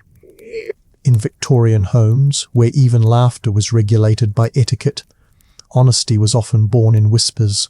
Inside the sacred institution of marriage, where the husband ruled and the wife obeyed, the reality was far messier than portraits suggested. Marriages were rarely about love. They were about lineage, property, and image. Women knew this. Many men did too, but both sides often lived in denial, clinging to roles rather than reality. Husbands might seek affection elsewhere. Wives might fill their hearts with fiction or friends. And in between them, an ocean of emotional distance would stretch, cloaked in lace curtains and dinner party smiles. Yet even within that carefully constructed distance, truths began to leak through. A woman who'd once quietly accepted her husband's condescension might suddenly snap back, not with rage, but with eerie composure. A man might watch his wife retreat into another world of music, painting, reading, and feel vaguely, helplessly excluded, not because she hated him, but because she no longer needed to shrink herself for his approval. Motherhood, too, had its own illusions. The image of the self-sacrificing mother, always serene, always nurturing, was so rigid that it suffocated. Many women, overwhelmed by the physical and emotional toll of endless pregnancies, constant childcare, and lack of support, broke quietly. They didn't scream, they didn't run, they just dimmed, fell silent, became ghosts in their own lives. Others rebelled in smaller ways, refused to breastfeed, refused to have more children, refused to pretend it was easy. But perhaps the most radical truths surfaced in friendships, especially those between women.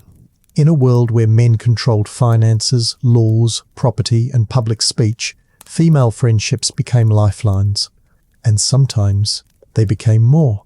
Victorian letters between women are filled with passionate language, words that, by today's standards, might be interpreted as romantic.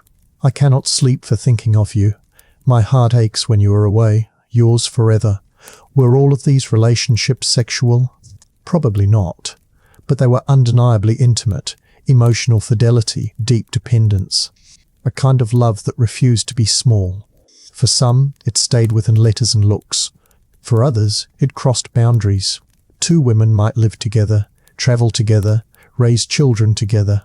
These relationships often existed in a strange liminal space, part platonic, part something more, but always unrecognized by the formal scripts of society.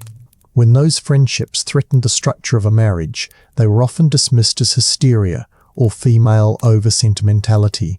But the truth was far more threatening. These bonds revealed that women didn't need men to be fulfilled, that a woman's most profound connection could lie outside her marriage, that love, real, soul-filling love, wasn't something a ring automatically delivered. These cracks, though subtle, were revolutionary. Every woman who paused before saying yes, every woman who wrote her truth in a journal no one was meant to read, every woman who let herself long for someone she wasn't allowed to want, they all chipped away at the illusion, slowly, quietly, persistently. By the late Victorian era, society began to feel it, a subtle shift. Women were starting to write more, publish more, speak up more. Female characters in fiction became sharper, more self-aware. Debates about women's education, legal rights, and bodily autonomy began surfacing in polite conversation, and not everyone laughed them off. Some husbands began encouraging their wives' intellect. Some fathers paid for their daughters to attend university, not because they were radicals, but because they finally saw what had always been there, thinking, feeling, yearning beings. Yet progress never came without punishment. The more visible women became, the harder society fought to pull them back into place. Newspapers ridiculed educated women as cold and unfeminine. Medical journals diagnosed ambition as neurosis. Churches warned that female independence would unravel families and doom souls. Even other women, especially those who had invested their entire identities in obedience, often became the fiercest critics. Because when someone else breaks free, it forces you to ask why you didn't. Still, the tide was turning, not quickly, not cleanly, but undeniably. Girls growing up at the end of the century were less willing to play dead. They still wore corsets, still whispered in parlours, still bowed to propriety, but inside them something had changed. The silence felt heavier now, less natural, and the performances more exhausting.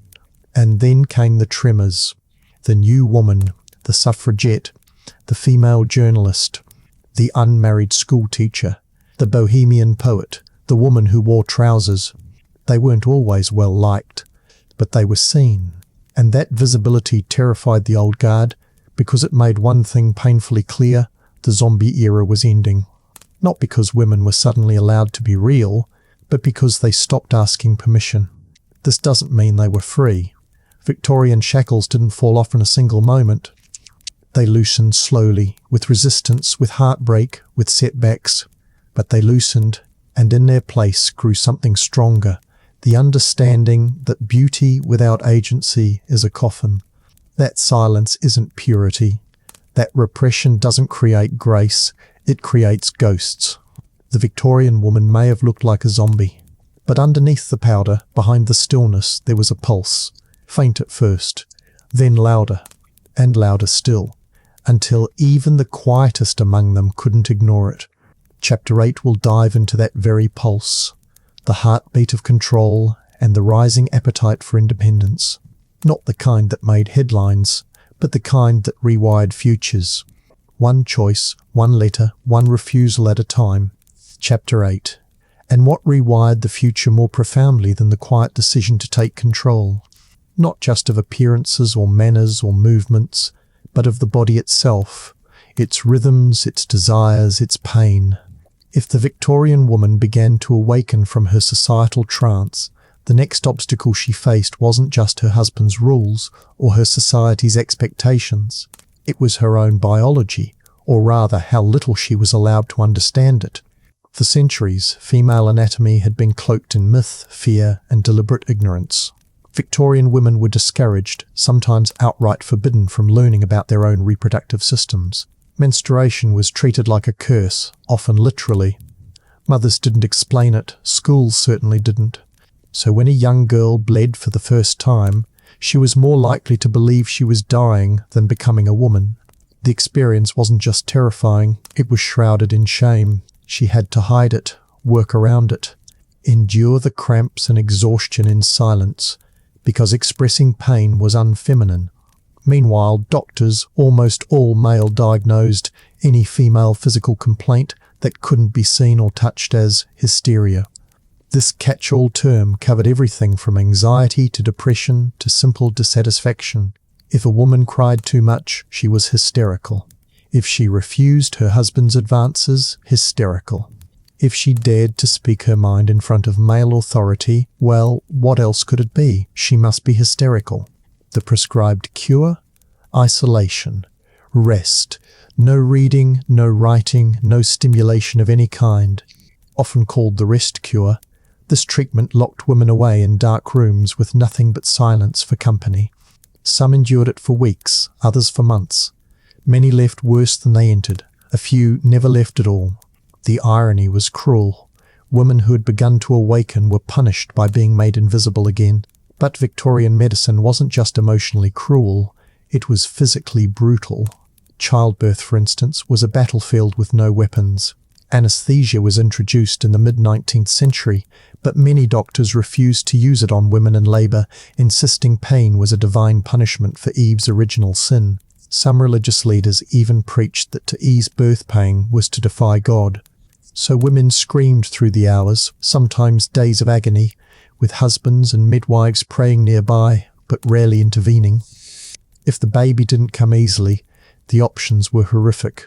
Forceps, crude by modern standards, were used with such aggression that they often crushed the infant's skull or tore the mother's body beyond repair. Infection was rampant. Sepsis claimed thousands, and if a woman managed to survive, there was little time to rest. She was expected to resume her duties as wife and mother almost immediately, sometimes within days. No therapy, no recovery, just silence. Contraception, of course, was virtually non-existent. Condoms were frowned upon, not just by the church but by society itself, which viewed sexual pleasure, especially female pleasure, as sinful. So women had child after child, sometimes a dozen or more, each pregnancy a gamble with death. Many wept quietly when they discovered they were pregnant again, not from joy, but from exhaustion, from fear, from the knowledge that this might be the one that kills them. Some women turned to secretive methods, herbal concoctions, dangerous douches, self-induced abortions with knitting needles or poisons. These methods were not only illegal, they were deadly. But when the choice was between risking death or surrendering your body again and again to something you didn't want, some women chose the risk, not because they were reckless, but because they were desperate. Still, even within this suffering, seeds of rebellion took root. A few brave women began to write openly about menstruation, about pregnancy, about pleasure. Books circulated in secret. Pamphlets were shared among friends. A woman who dared to talk openly about her womb was considered radical. But radicalism, as history teaches us, often begins in whispers before it becomes a roar. Some male doctors began to listen. Slowly, clumsily. They began to question whether hysteria was a valid diagnosis or a convenient excuse. They began to research birth control, not for moral reasons, but because they realized overworked, traumatized women made poor mothers. In the cracks of their reasoning, women inserted their truth. The suffrage movement didn't just fight for votes. It fought for the right to say, "This is my body. This pain is real. This choice is mine." And every woman who dared to echo those words, even in private, even in shame, was part of a quiet revolution. It wasn't pretty. Progress rarely is. Many women paid a price for speaking. They were disowned, divorced, institutionalized. Some were buried in unmarked graves. But they left something behind, the understanding that silence is not virtue, that knowledge is power, that the body is not an enemy to be subdued, but a home to be understood. By the end of the 19th century, whispers had become conversations. Women began organizing lectures on anatomy, publishing books on midwifery, campaigning for better medical care. The words uterus and ovaries were no longer dirty, they were political. And in claiming those words, women began to claim their futures. Because once a woman understands her own body, she becomes harder to control, harder to shame, harder to silence. And Victorian society was beginning to realize that. And Victorian society did not take kindly to women who were harder to shame. As female voices grew louder, sometimes in print, sometimes in protest, the backlash was equally loud, if not louder. Doctors, husbands, priests, and even other women doubled down on the idea that modesty, silence, and suffering were virtues. Medical journals ridiculed the few female physicians brave enough to speak about menstruation or birth control, branding them immoral, unladylike, or mentally unwell. And still, they wrote. They lectured in hidden halls and stitched pamphlets by candlelight. They passed knowledge from hand to hand like contraband. Because to teach a woman about her own body was, in those days, an act of civil disobedience. Many of these women were dismissed as hysterical themselves. How ironic. A term invented to pathologize female emotion was now being weaponized against anyone who challenged the very institutions that bred the silence. And yet, the cracks were forming. Midwives, once demonized and replaced by male doctors, began to make a quiet comeback. They brought with them not just practical knowledge, but a more compassionate understanding of what childbirth really was. Its pain, its danger, but also its power. Then there was the subtle revolution happening in bedrooms. As the concept of marital rape began to take shape, not legally of course, but socially, some women began to speak of consent. Quietly at first, and not without consequence. But a dangerous new idea was blooming, that a woman's body was not the automatic property of her husband. That desire, or the lack of it, mattered, and that love without respect was simply control. It wasn't just about sex, it was about autonomy, the ability to say yes or no, to decide when and how to be touched, to choose when or whether to carry life inside you. And it was in this space, this growing awareness, that the Victorian woman, still corseted, still powdered, still haunted by arsenic and shame, began to shed the zombie skin. She blinked, she bled, she bared teeth, and she asked questions that could no longer be silenced. But systems don't fall quietly. Victorian culture responded with spectacle.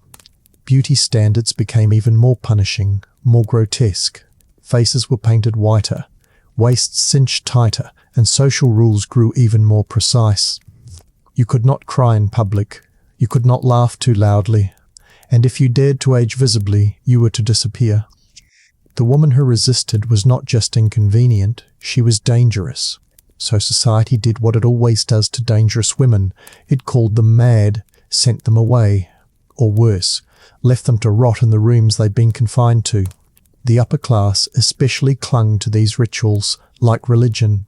There was prestige in suffering gracefully. To suffer loudly was vulgar, but to suffer beautifully, that was refinement. Women who collapsed from anemia were angelic. Women who refused to eat were praised for their discipline. A woman who smiled through her migraines, painted her face to hide her death-like pallor, and carried herself like a ghost. This was the ideal. A silent statue, an elegant shadow. And still, beneath all of it, women were documenting everything. Diaries filled with rage, with longing, with unspoken truths. Letters between friends confessing the dread of another pregnancy. Medical notes scribbled in margins, warning of the dangers of lead or mercury.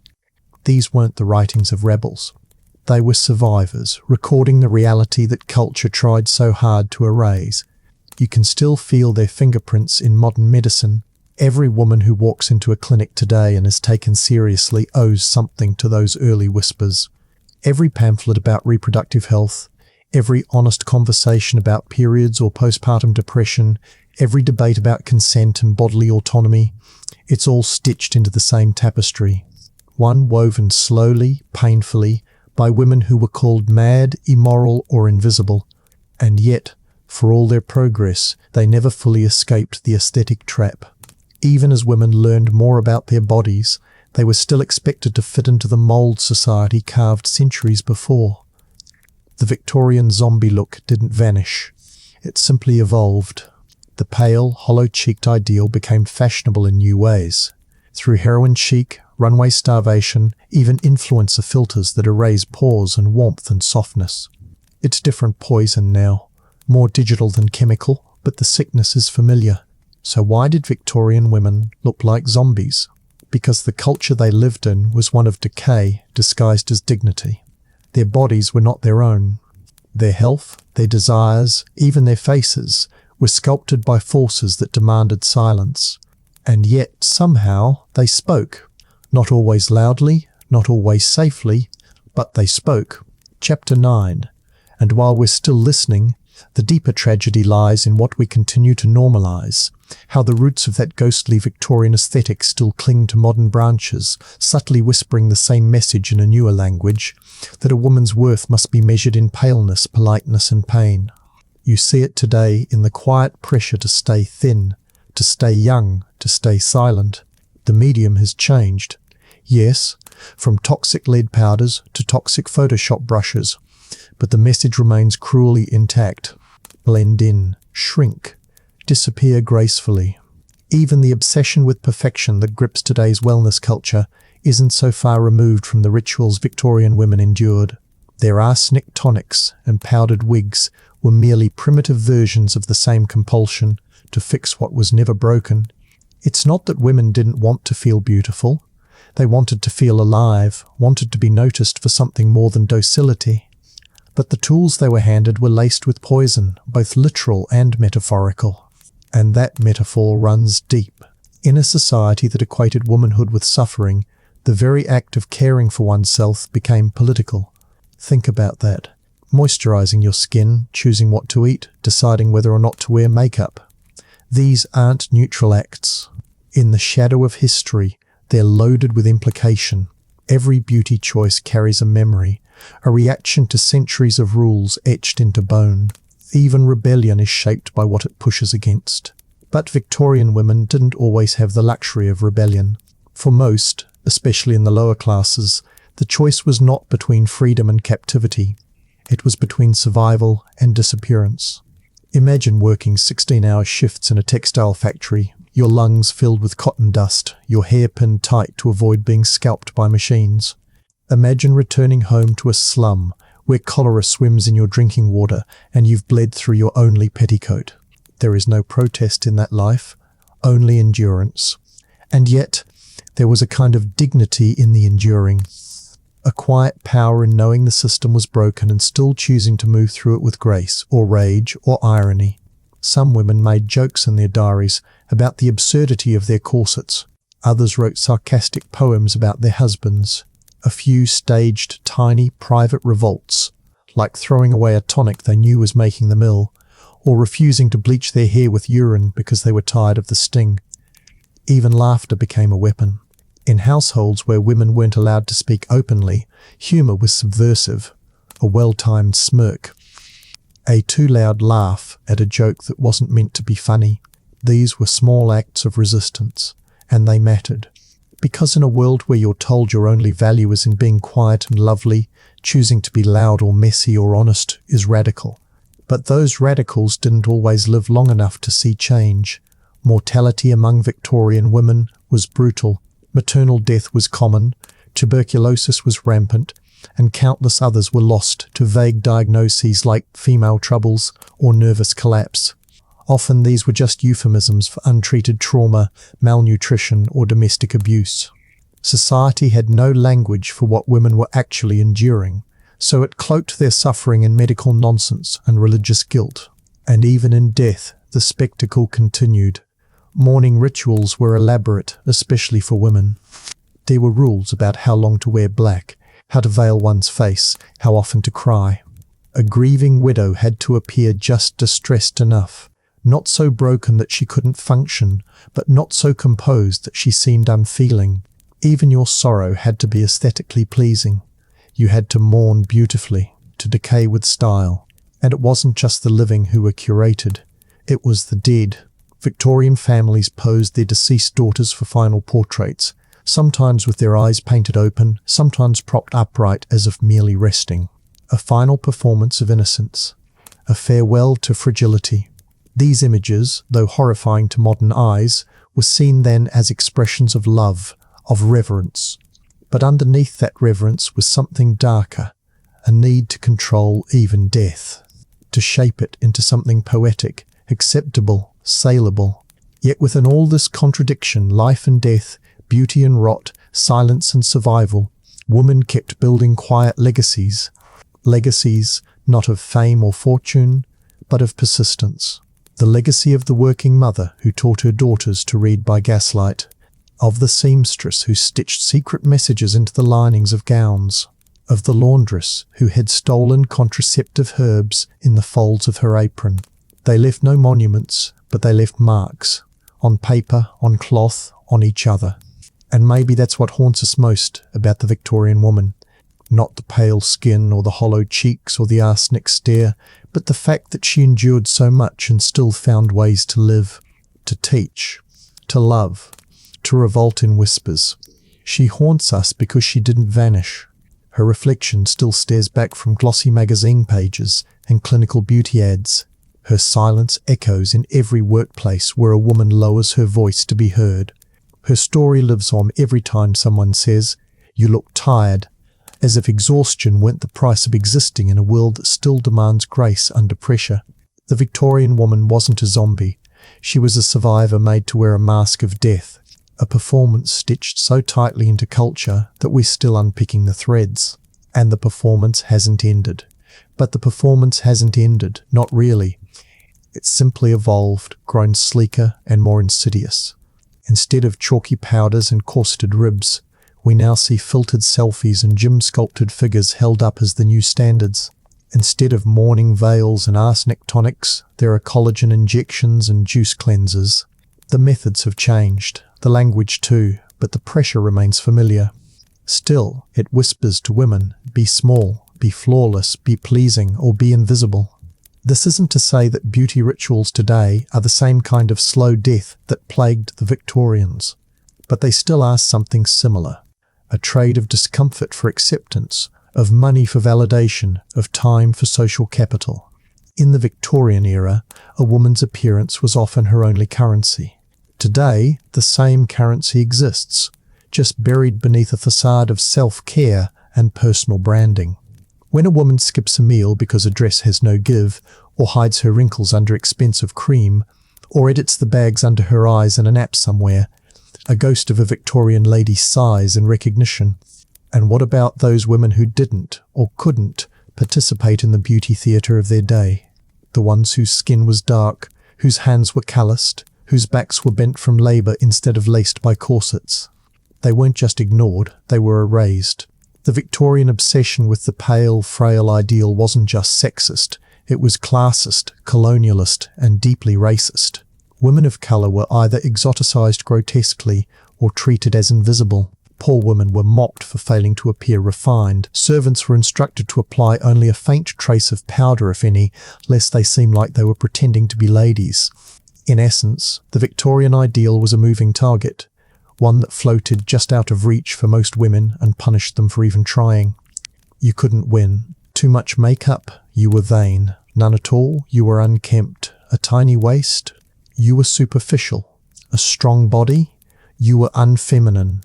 It was a damned if you do, damned if you don't game, and the rules shifted daily, often written by men, reinforced by women, and sold through fashion, church sermons, and medical advice columns. Compliance wasn't optional, it was survival. And the punishment for non-compliance wasn't just social shame. It was economic, it was romantic, it was maternal.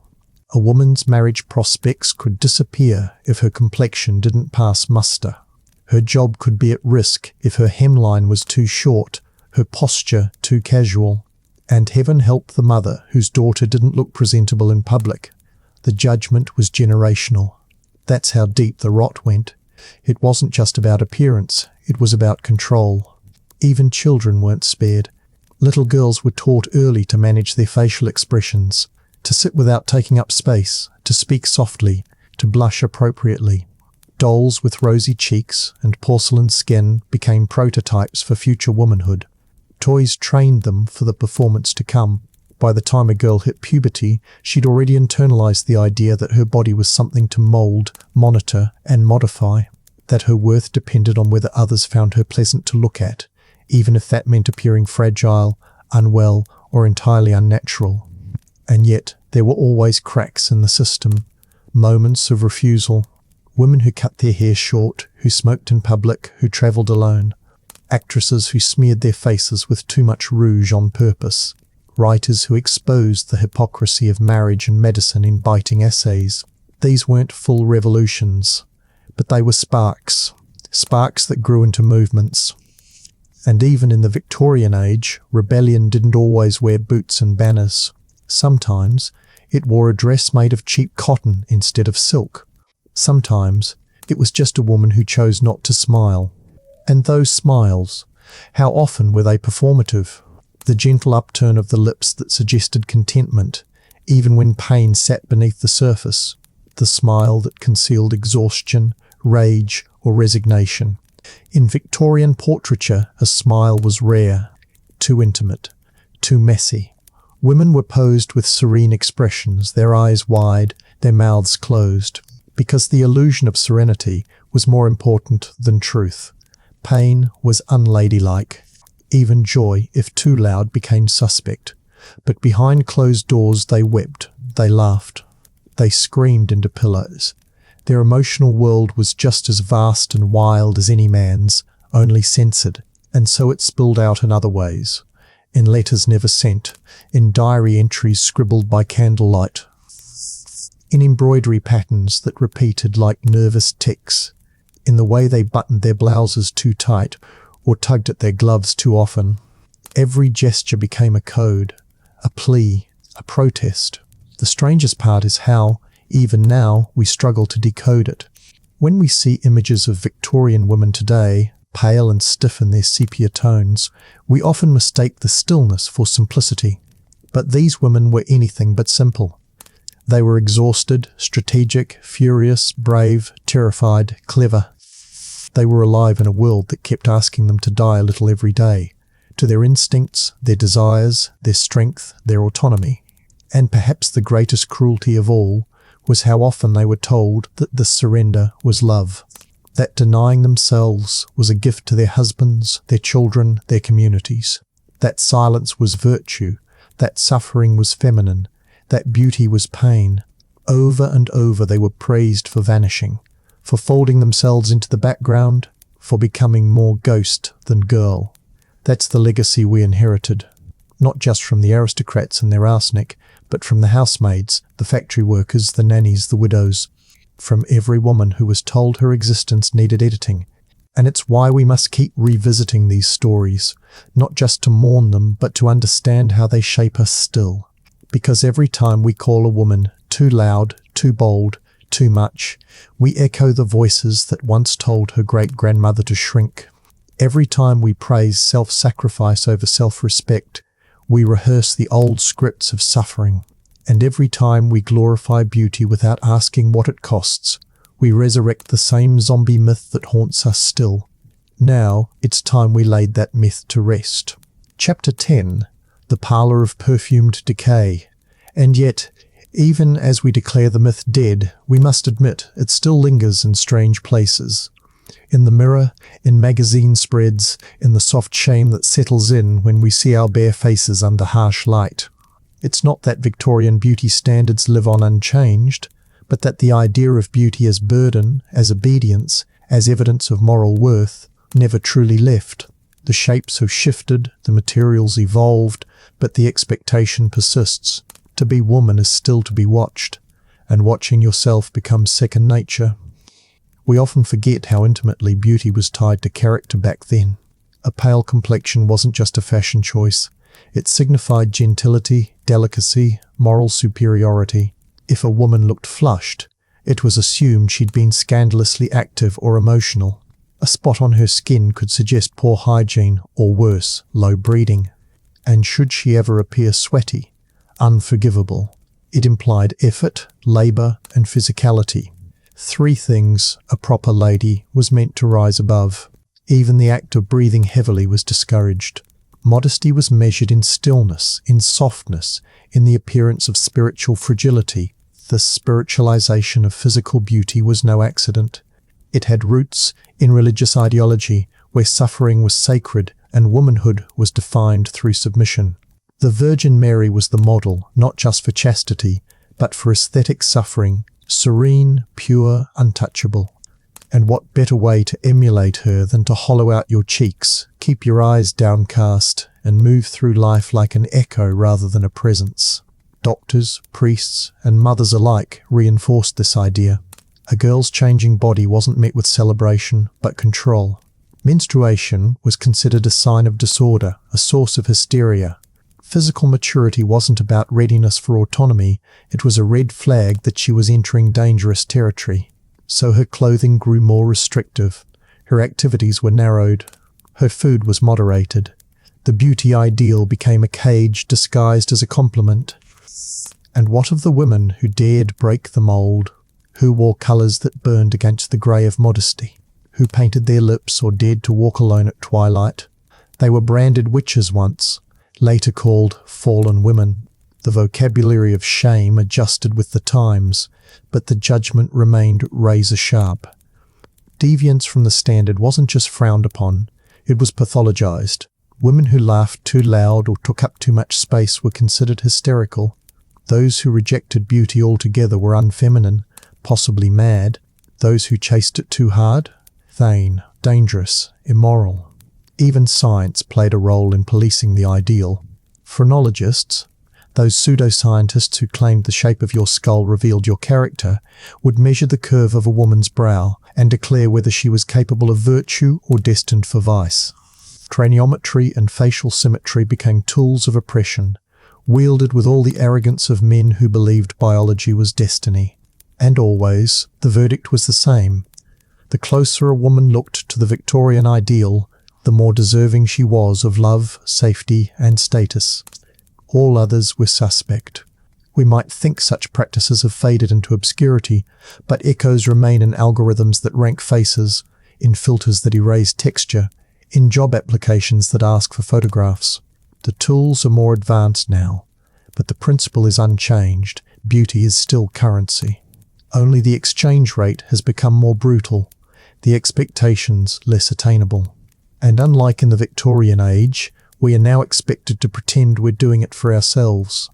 The most insidious twist of modern beauty culture is its rebranding as empowerment. Where Victorians made no secret that a woman's appearance was for male approval, we now wrap the same demands in glossy terms like self-love and personal branding. But what's truly changed? The hours spent before the mirror remain. The money poured into products and procedures is greater than ever. And the gaze, though less obviously male, still governs. Now it comes from all directions. Friends, strangers, ourselves. Back then, a woman might faint under the weight of her corset. Today, she might pass out from dehydration on a photo shoot. Back then, she risked her life for pale skin. Today, she risks it for the perfect body-fat ratio. The mediums shift, but the martyrdom continues. We still measure success by visibility, but only the right kind. The curated, polished, pleasing kind, not the messy, aging, real kind. And speaking of aging, what greater enemy of the Victorian beauty myth than time? Even then, a woman's value decayed with her youth. Once her skin sagged, her womb emptied, or her hair greyed, she was expected to retreat into the background. Grandmothers could exist, yes, but only as caregivers, not as women with desire or ambition. And God forbid they try to maintain their looks.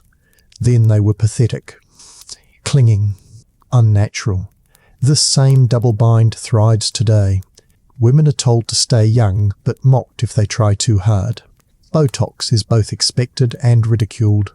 Wrinkles are a sin, but vanity is worse. And through it all, the language of wellness masks the cruelty. We speak of glow, of detox, of clean beauty, but we rarely speak of fear. Fear of irrelevance, of invisibility, of not being loved, of being alone in a room full of people who once saw you and now look right through you. And so we layer on the creams, we count the calories, we silence our discomfort, all while pretending it's just what we like to do, that it's our choice, that no one made us feel this way. But history whispers otherwise. It tells us of women who died of lead poisoning so they could be admired from afar, of girls who collapsed at balls, breathless from the grip of a corset, of mothers who taught their daughters to loathe their appetites, both physical and emotional. It tells us that these choices were never really choices. They were survival strategies, dressed up as rituals. And now, standing at the mirror, we confront not just our own reflection, but theirs. The generations before us, watching with haunted eyes, some proud, some ashamed, some simply tired. They are the silent chorus behind every beauty tutorial, every shopping spree, every selfie. What do we owe them? And what do we owe ourselves? We owe them clarity, the courage to name what they were never allowed to. Because behind their powdered cheeks and stitched bodices lived unspoken griefs, hidden rebellions, and small, quiet hopes for freedom. Most weren't radicals. They didn't march, write manifestos, or burn corsets in protest. But in their private lives, they resisted in other ways, skipping the second layer of face paste when no one was watching, loosening their laces a little too early, teaching a daughter to value cleverness over complexion. These weren't revolutions, but they were signals, ripples against the tide of perfection. What's heartbreaking is how often that resistance ended in shame. A woman who spoke her mind was considered difficult. A girl who ate too heartily was called unladylike. Even joy could be punished. Laughter had to be polite, subdued, demure. To be loud was to be vulgar. The ideal woman didn't laugh, didn't shout, didn't sweat. She was graceful in tragedy, graceful in silence, graceful even as her own needs strangled her from the inside. But there were always those who didn't fit. The outliers. The ugly ones, by Victorian terms. Too dark, too broad, too vibrant, too alive. And these women were often erased from history, except when painted as cautionary tales. If they couldn't be shamed into submission, they were pathologized. Mad, they were called. Difficult. Unstable. Institutions became convenient storage places for women who broke too many rules. The price of nonconformity was often isolation, or worse. It wasn't just individual women who suffered.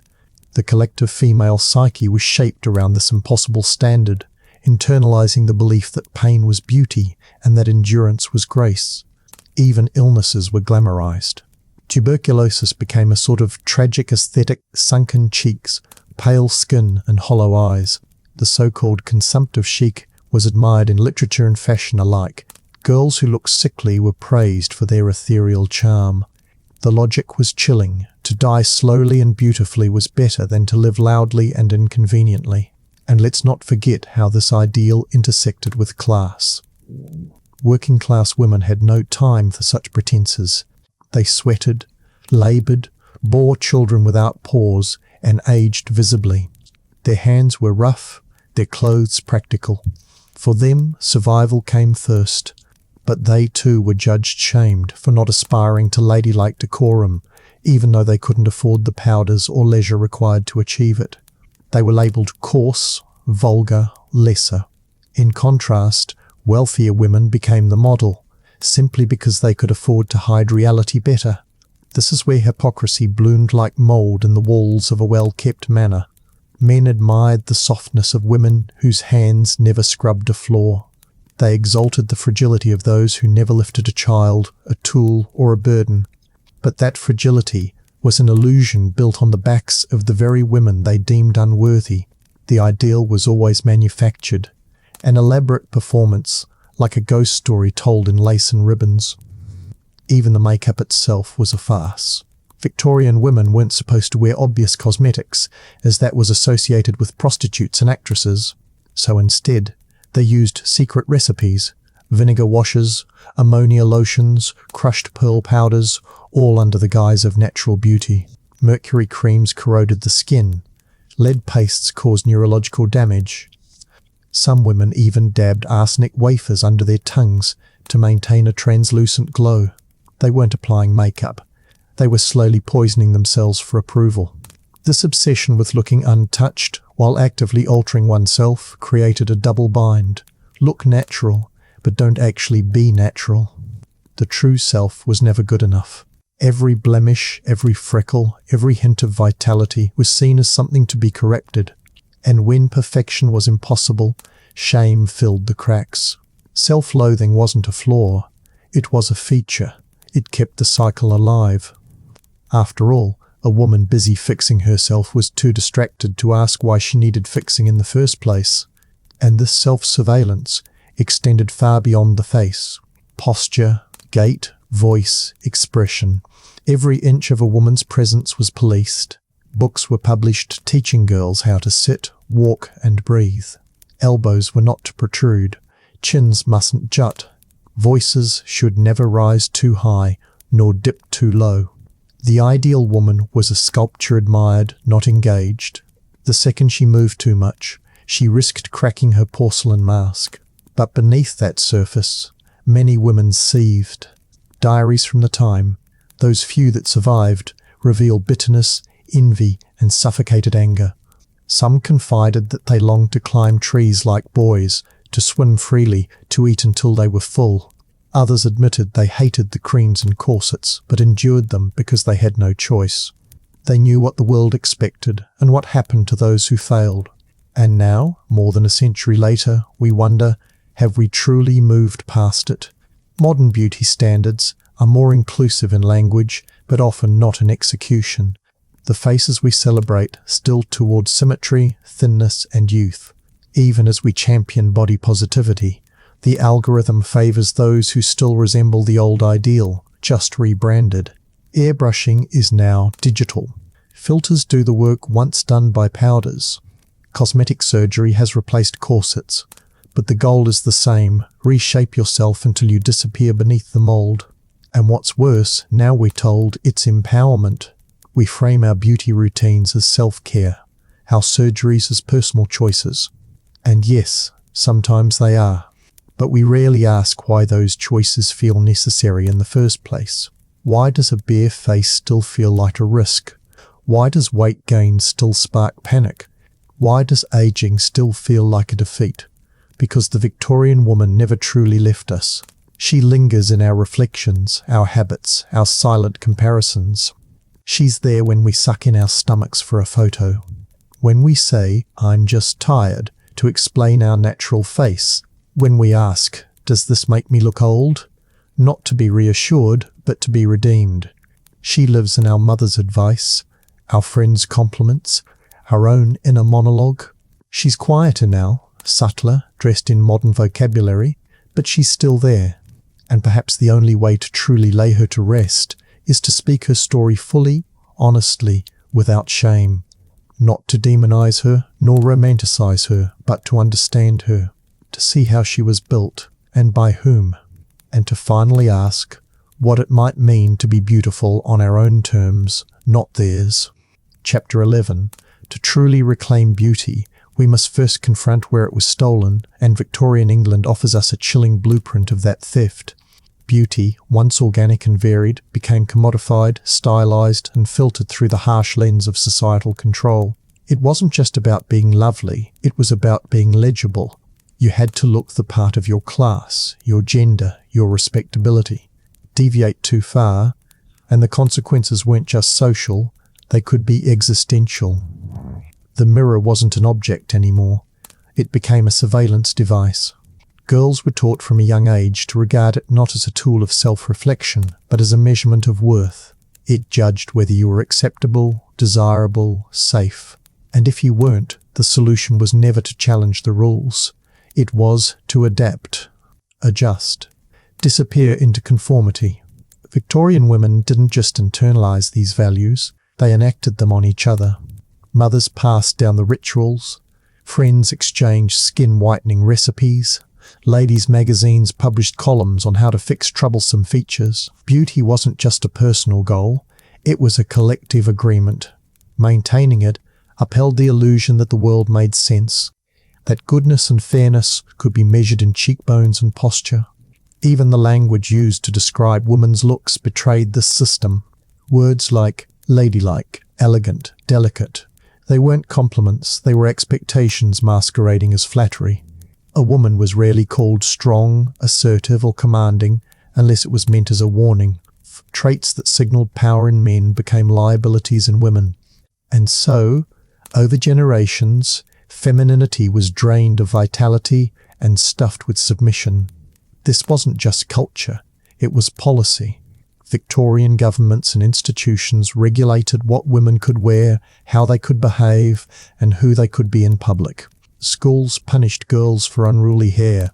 Churches preached modesty, not just in dress, but in demeanour.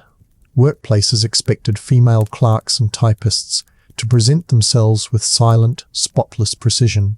Even hospitals treated women's physical complaints as emotional disorders if they didn't align with the dainty, fading ideal. And when you look at old photographs from the era, you can see the result. The women stare back with blank expressions, stiff poses, eyes that look through you rather than at you. Their bodies, corseted into submission, barely occupy space. Their faces are smooth and powdered, drained of colour, as if life itself was something shameful to display. We call them ghosts now, but they weren't born that way. They were made. The rituals that created them were time-consuming and painful. A proper toilette, what we'd call a beauty routine, could take hours. It involved hair pomades made from bear fat, skin washes that stung like fire, and tightly wound hairstyles that pulled at the scalp until the forehead seemed to stretch. Lips were bitten to bring colour, cheeks pinched raw to simulate vitality, all while pretending it was natural. To admit effort was to admit vanity, and vanity was a sin. This hypocrisy became institutionalized. Magazines and etiquette books warned against women who appeared too made up, labeling them deceptive, low class, or even morally suspect. And yet those same publications sold advertisements for whitening creams, bust enhancers, and hair tonics. The message was clear: transform yourself, but never let anyone know. Appear effortless, or you're no better than a stage actress or a courtesan. Of course, actresses and courtesans weren't bound by the same rules, and that made them dangerous. They weaponized beauty for survival. They wore bold rouge, dramatic eyes, elaborate hair. They flaunted what society told women to hide, and while many admired them in secret, they were publicly condemned, used as the foil against which good women were measured. But even the good, women studied them, mimicked them, wanted what they had, the power to be seen. In that paradox lies the heart of Victorian aesthetics, the constant tension between visibility and invisibility. Women had to be beautiful enough to attract a husband, but modest enough not to tempt strangers. Elegant enough to impress, but muted enough not to overshadow. Present, but not prominent. Alive, but not too alive. It was a game with no winning move. And if you lost, you were discarded. The old maid stereotype, a woman unmarried past a certain age, became a cautionary tale. She was portrayed as bitter, pitiful, laughable. Never mind that she might have been fiercely independent or simply unlucky. To be alone was to be a failure. And with marriage came new expectations, to maintain beauty despite childbearing, fatigue, aging. There was no point where a woman could simply stop performing. Worse still, those who couldn't keep up because of poverty, illness, or simply genetics were often labelled morally deficient. Beauty wasn't just an aesthetic, it was believed to reflect inner virtue. Pale skin meant purity. Soft features meant kindness. A blemish was a sign of sin. These associations weren't just misguided, they were brutal. They allowed society to judge, exclude, and punish women under the guise of taste. It's easy to look back and think, well, that was then. But the roots remain. Every time a woman apologizes for not wearing makeup, or nervously checks her reflection on a video call, or filters her selfies into perfection, we see echoes of the same pressures. The rules have changed, yes, but the need to adhere, to conform, to present a version of oneself that's palatable to others, that remains deeply embedded. And so the question becomes, how do we break the cycle? It won't be through rebellion alone. Rage is necessary, but it must be paired with understanding. We must dissect the system not just to dismantle it, but to reveal the ways it still shapes us. We must reframe beauty not as a destination, but as a diverse, evolving process. One that includes age, difference, and even contradiction. We must give space to stories that were silenced, to bodies that were hidden, to faces that were never photographed because they didn't fit. In doing so, we honour not just ourselves, but the women who came before, those who suffered silently, who pinched and bled and painted themselves sick in pursuit of an unreachable ideal, who were never told they were enough. If we are to move forward, we must carry their memory not as burden, but as beacon. They weren't zombies, they were survivors, and it's time we looked at them not with pity, but with recognition. To see them clearly now is to understand that the tragedy wasn't in their appearance, but in what society demanded they erase to attain it. Behind every smoothed-out complexion and every powdered face was a girl who had been told, in one way or another, that she must hide herself to be loved. The repression wasn't only physical, it was psychological, spiritual, even generational. Mothers passed their fears to daughters like heirlooms, wrapped in lace and silence. The rituals may have looked like beauty, but they were really about obedience. For some, escape meant self-denial. You pretended not to care, not to want. You embraced stoicism as a virtue. But repression has a way of leaking out. It surfaced in the stiff posture, in the tight smiles, in the endless headaches and mysterious female complaints that doctors called hysteria. Victorian women suffered not because they were weak, but because they were strong enough to endure, day after day, year after year, the weight of a system designed to keep them small, silent, invisible. And yet, even within that machinery of control, some women began to push back, not through rebellion, but through quiet refusal. A few let their hair fall loose at home. Some stopped bleaching their skin.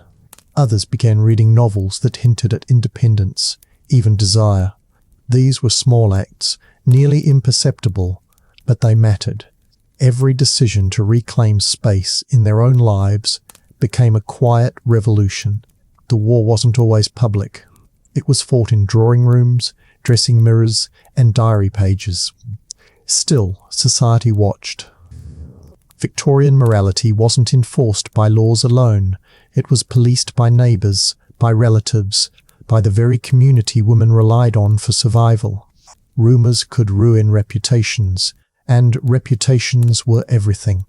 One wrong word, one untimely laugh, one dress deemed inappropriate, and a woman could be ostracised. The stakes were enormous, and so most conformed, not because they believed, but because they couldn't afford not to. But conformity was never a guarantee of safety. Even the most obedient woman faced risk. Illness, childbirth, poverty, none of these spared the perfect woman.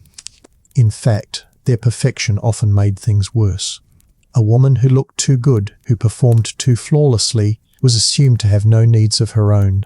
Her pain was dismissed, her exhaustion ignored, her individuality erased. She became a vessel for others' expectations, and eventually even she forgot what she had once wanted for herself.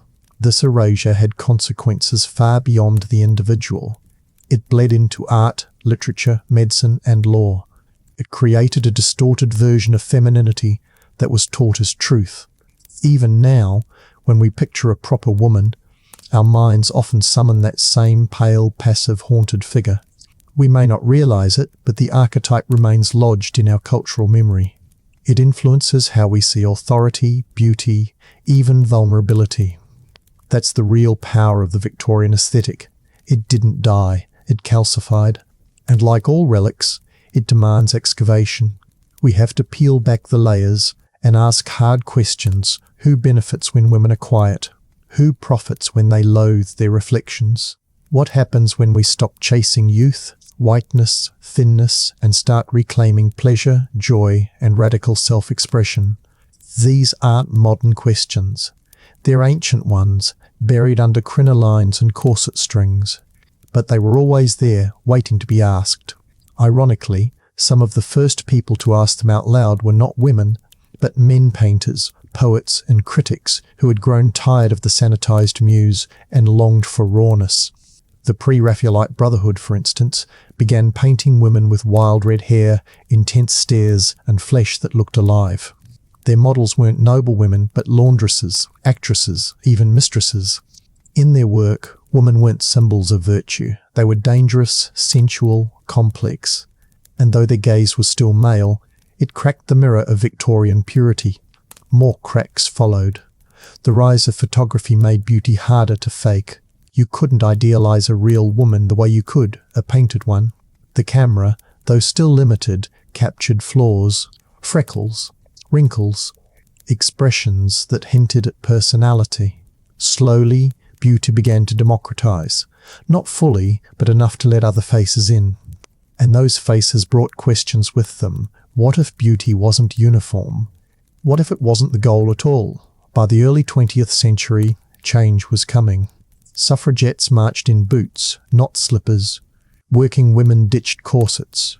Actresses dyed their hair black, wore lipstick in public, and dared to age on screen.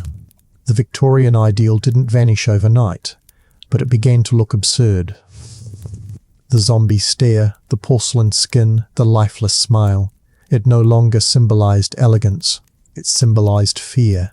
And fear was going out of fashion. Still, the ghosts didn't leave. They lingered in fashion editorials, in beauty pageants, in wedding gowns and etiquette columns. They whispered that you're not enough, not yet. They praised you when you lost weight, scolded you when you aged, rewarded you for erasing yourself. These weren't Victorian voices anymore. They were modern, digital, algorithmic, but the tune remained the same. That's why it's not enough to reject the look. We have to understand it, to trace its lineage, to realize that when a woman today covers her grey hair, or filters her face, or apologizes for being seen without makeup, she's not just responding to today's standards. She's reacting to centuries of ghosts, and the only way to banish them is to name them. Victorian women didn't look like zombies because they wanted to. They were shaped that way, trimmed and tinted and trained. Their beauty was curated, not chosen. Their silence was survival. And yet, inside them, beneath the layers of powder and expectation, there were voices waiting to scream. Some of them never got the chance. But we do. Chapter 12. Etiquette Manuals for the Half-Dead. And perhaps that's the most haunting thing of all. The way these ideals, polished in gaslit parlours and powder rooms of the 1800s, found their way into our modern lives. The rules are no longer spoken aloud, yet they hang in the air like the lingering scent of lavender talc, subtle but suffocating. In boardrooms and bridal shops, on screens and selfies, the same pressures whisper, be less, be still, be flawless. And the inheritance continues. This inherited aesthetic wasn't only about how women should appear, it shaped how they should feel, or rather, not feel. Emotional regulation was the quiet doctrine of femininity. Too much joy was vulgar, too much grief hysterical. Even anger, that most human of impulses, was off limits.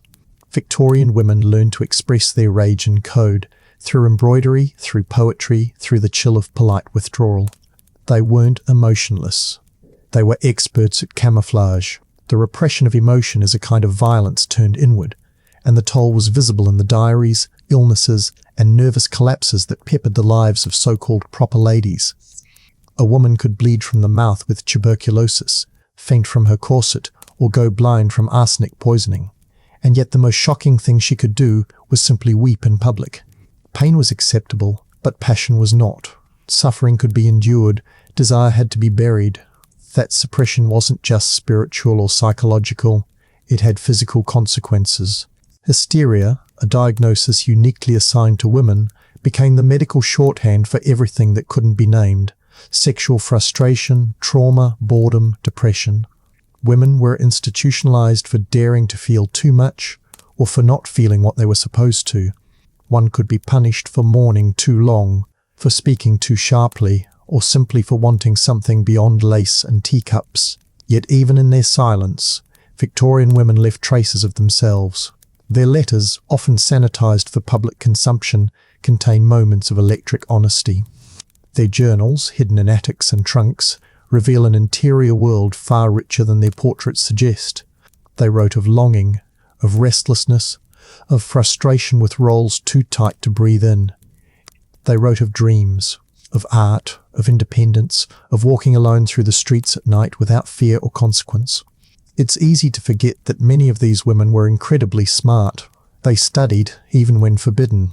They taught themselves languages, mathematics, astronomy. In parlours thick with embroidery, hoops and gossip, they debated politics, war and science under the guise of ladies' conversation. Some corresponded with philosophers. Others wrote novels that challenged everything the culture had told them to be. They wielded pens like scalpels, carving space where none had been given. But intellect wasn't always protection. Often it was a burden. Clever women had to conceal their intelligence lest they appear unladylike. Wit had to be couched in flattery. Opinions were wrapped in questions. A woman could be educated, but not authoritative, accomplished, but not ambitious. Even praise came with a leash. She is clever for a woman, they would say, as if brilliance were a surprise, or worse, a defect. The system worked so well because it rewarded compliance and disguised punishment as privilege. A woman who obeyed could become a social ornament, admired, praised, perhaps even wealthy, but never free. And the tools of her oppression were often glittering: satin dresses, diamond brooches, elaborate hairstyles that required hours of labour. Femininity was designed to feel like aspiration, not captivity. Even marriage, the pinnacle of feminine achievement, was often a cage gilded with lace. Once wed, a woman's body, property, and even her children became her husband's legal possessions. Her worth was tethered not to who she was, but how well she could serve. And so she served. Dinners, heirs, reputations. Her own name faded into her husband's, her desires folded neatly into his dreams. And yet, love existed. That's the tragedy and the paradox. There were husbands who adored their wives, who read their poetry and held their hands through childbirth. There were moments of intimacy, joy, and quiet rebellion in shared glances across crowded parlours. But even the best marriages were shaped by a society that taught men to dominate and women to yield.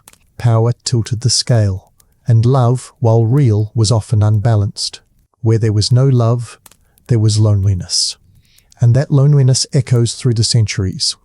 It lingers in the margins of photo albums, in the yellowing pages of forgotten recipe books, in the cracked spines of etiquette guides. Victorian women weren't just symbols. They were human beings. Many of them crushed under the weight of expectations no one ever asked if they wanted. And yet, even then, not all conformed. Some women didn't marry, some ran away. Some fell in love with each other and dared to live in shadowed domestic partnerships.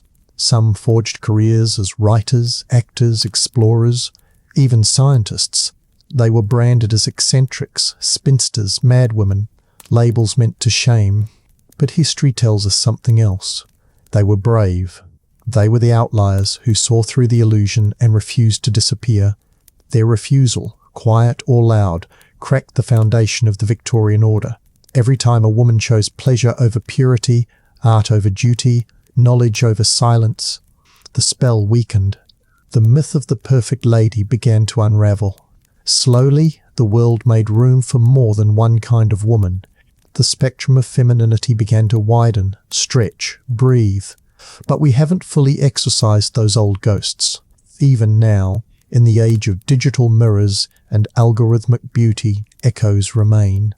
The filters may be virtual, the corsets metaphorical, but the message is eerily familiar. Be desirable, but not demanding. Be visible, but not loud. Be perfect, but never real. And so, we return to those zombie-like images of Victorian women, not to mock them, but to mourn what they were made to surrender. Behind every glazed stare was a mind alive with thought. Behind every powdered cheek was blood and breath and hunger. They looked like ghosts, not because they were lifeless, but because they were never allowed to truly live. And so they faded, not into history, but into invisibility. That was the true horror of it all. Not death, but erasure. These women lived entire lives beneath the surface of society's script, their identities reduced to archetypes, the angel in the house, the tragic maiden, the dutiful wife. They were praised for silence, rewarded for sacrifice, and remembered only if they failed spectacularly. A scandal, after all, was more memorable than obedience. What's often missed in retellings of the Victorian era is just how deeply structural the silence was. It wasn't just about what women couldn't say, it was about the systems that made sure no one was listening. Newspapers published male opinions about what women should be. Medicine pathologized their thoughts. Religion sanctified their submission. Even literature, written often by men for men, sculpted their image like stone, fixed, flawless, and far from truth. And yet, that erasure was never complete. Like the lace veils they wore at funerals, the concealment was sheer. If you look closely, the outlines of rebellion are always there. In the journals kept in secret drawers, in the footnotes of dusty medical reports, describing symptoms that sound like screams in disguise. In paintings where women look directly back at the viewer, unflinching. The truth was never absent, only buried. Burial was something Victorian culture understood intimately. Mourning wasn't just a passing emotion, it was a lifestyle. When a husband died, a woman was expected to don black for up to 2 years, sometimes longer. Jewellery made from the hair of the deceased was common. Curtains were drawn. Laughter was discouraged. The more you suffered publicly, the more moral you appeared. Women became walking grief, elegant, composed, and entirely undone inside. And still, they were expected to host dinners. This paradoxical burden, to be both vessel and void, to suffer visibly but silently, led to a generation of women with haunted eyes and perfect posture. The effort to maintain appearances in the face of relentless expectation drained them of vitality. The result was the signature look we now associate with Victorian womanhood: pallor, stillness, fragility. And when captured in photographs, stripped of movement and sound, they looked more like apparitions than people. It wasn't just coincidence that the rise of photography coincided with this era. These portraits weren't accidents. They were propaganda. A family's social standing was reflected in the quality of its images. A woman photographed in fine dress, still as marble, face blank, she became an emblem of respectability. Her lifeless gaze didn't disturb the viewer. It reassured them. She was doing what was expected. Of course, not every woman complied. Some played the game differently. Society women, often caricatured in modern media as vapid or vain, were actually masters of performance. They used fashion, conversation, and social maneuvering to gain influence in spaces where they technically had none. The salon was their battlefield, gossip their strategy. And though their victories were small and often unseen, they were victories nonetheless. Meanwhile, outside the elite sphere, working class and servant women lived an entirely different reality. Their struggle wasn't repression, it was survival. They had no luxury of aesthetic fragility. Pale skin didn't signify refinement but malnutrition. Their days were filled with labour, often brutal and thankless, yet even they were expected to conform, in some way, to the ideals set by the upper class. It was a trickle-down oppression, aspirational, unattainable, and inescapable. Many turned to religion, not just as belief but as refuge. Victorian Christianity, with its strict morality and emphasis on suffering as virtue, offered both comfort and constraint. It promised reward in the next life for pain in this one. Women clung to it, sometimes because they believed, sometimes because it was the only space that acknowledged their existence with any kind of reverence. And yet, even there, the figure of the ideal woman was Mary, pure, silent, and forever grieving. But not all religion was submission. Some women found radical voices within their faith. Reformers who reinterpreted scripture, mystics who claimed visions, missionaries who travelled the world. They broke rules, quietly or loudly, and often paid dearly for it. They were called mad, blasphemous, dangerous. But they were also called something else remembered. Memory is rebellion in a culture that tries to forget. To remember these women not as costumes or caricatures, but as people. Messy, clever, frightened, funny, resilient is to reclaim what was taken.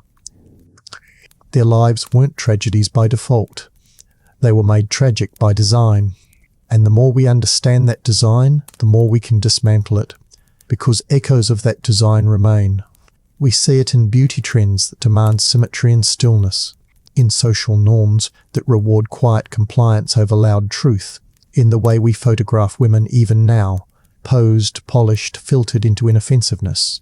The Victorian ghost lives on not in graveyards but in algorithms, and she still whispers, "Be perfect, be pleasing, be less," but cracks are forming. The refusal is louder now.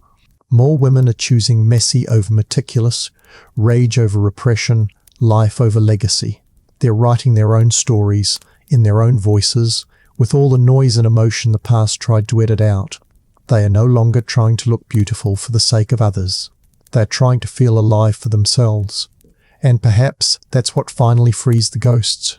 Not forgetting them, but finishing what they couldn't, living out loud, mess and all, laughing in colours too bright for mourning, wearing boots instead of bindings, taking up space, owning desire, and staring directly back at the lens, not like a statue, but like a storm. Victorian women were never truly zombies.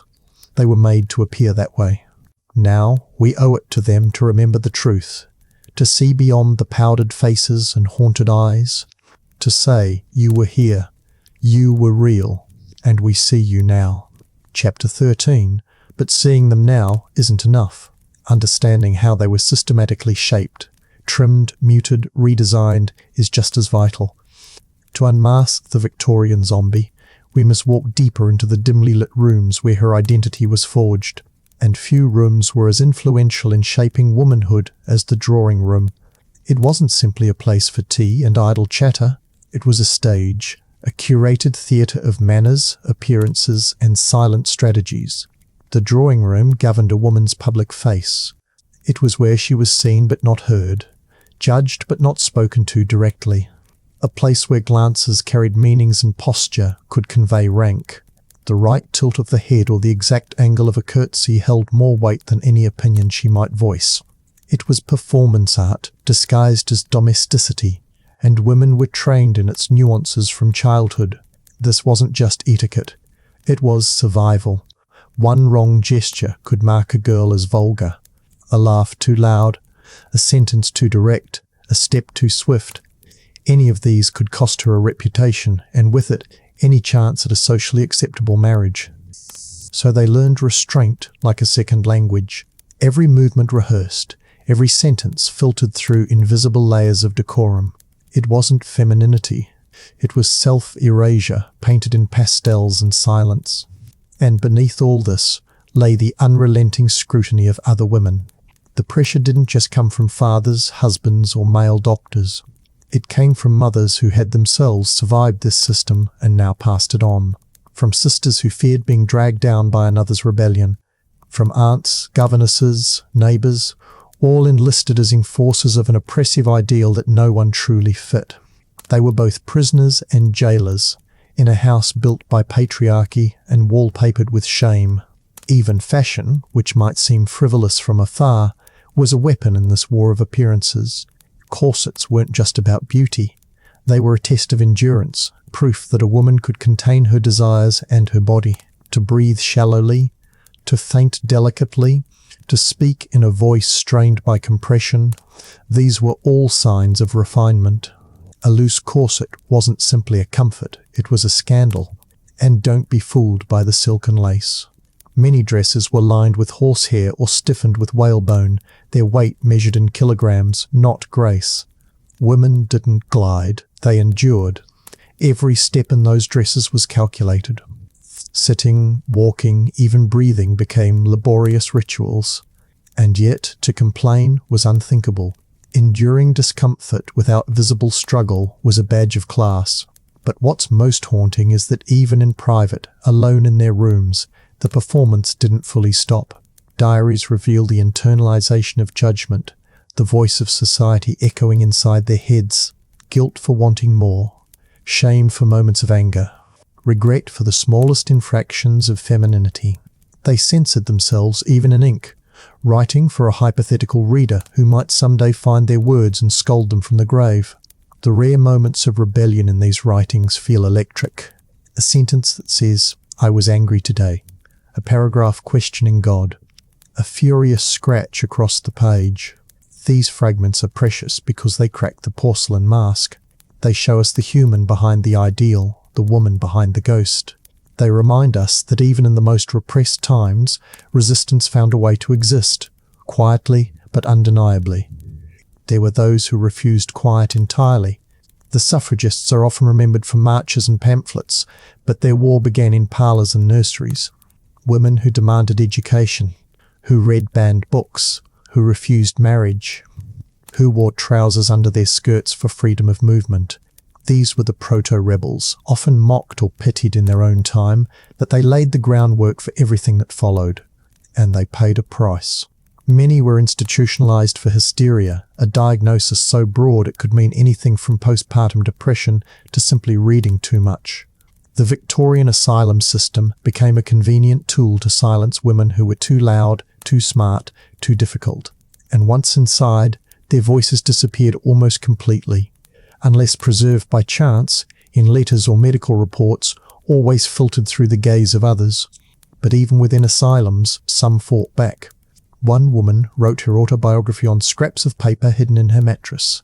Another feigned recovery, then escaped and became a public speaker. A third painted disturbing, vivid self-portraits that defied every ideal of Victorian beauty. These were acts of defiance, so bold they still shake the reader today. They refused to become zombies, even when caged. And outside those walls, change simmered, not everywhere, and not fast enough, but undeniably. Some artists began painting women as complex and flawed. Some doctors questioned the medical assumptions that equated uterus with madness. Some writers, women and men, crafted characters who didn't die tragically for the sin of independence. It wasn't revolution yet, but it was the beginning of one. The cracks were showing, and through them light began to pour in.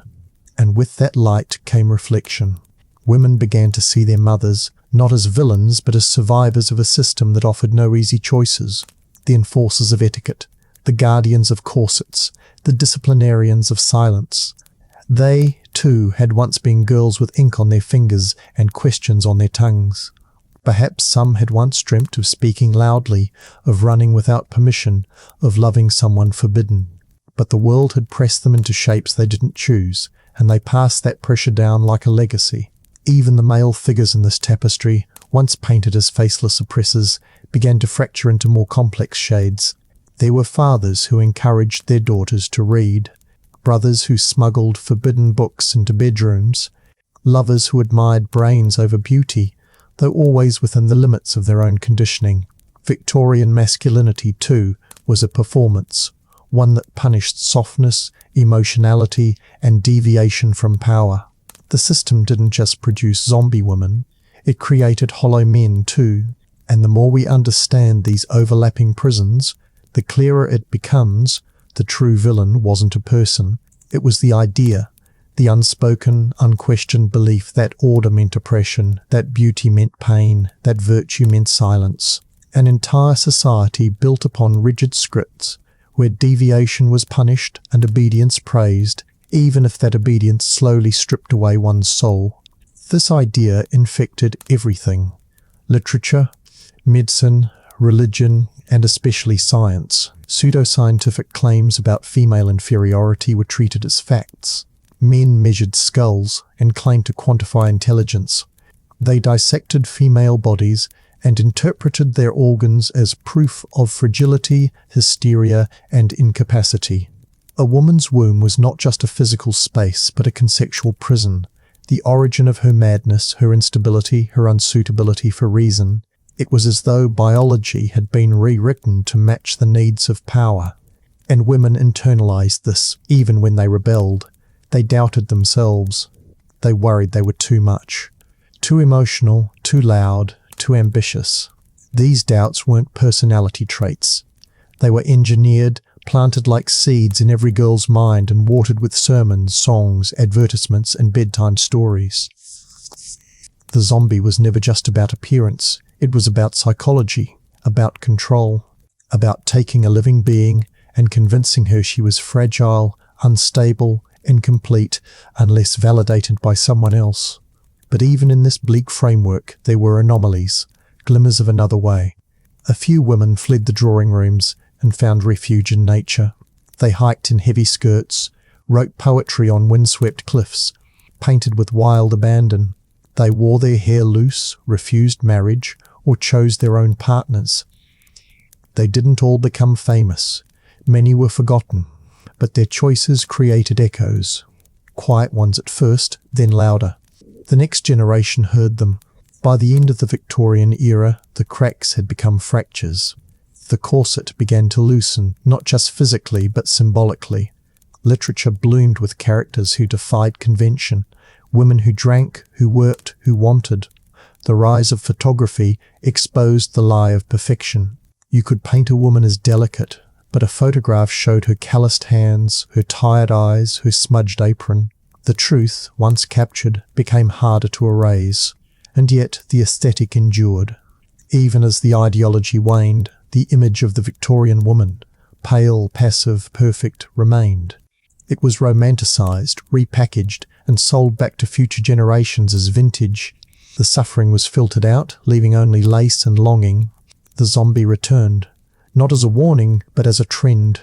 And this, perhaps, is the final cruelty, that the very image built from repression would be rebranded as beauty and worn again like costume.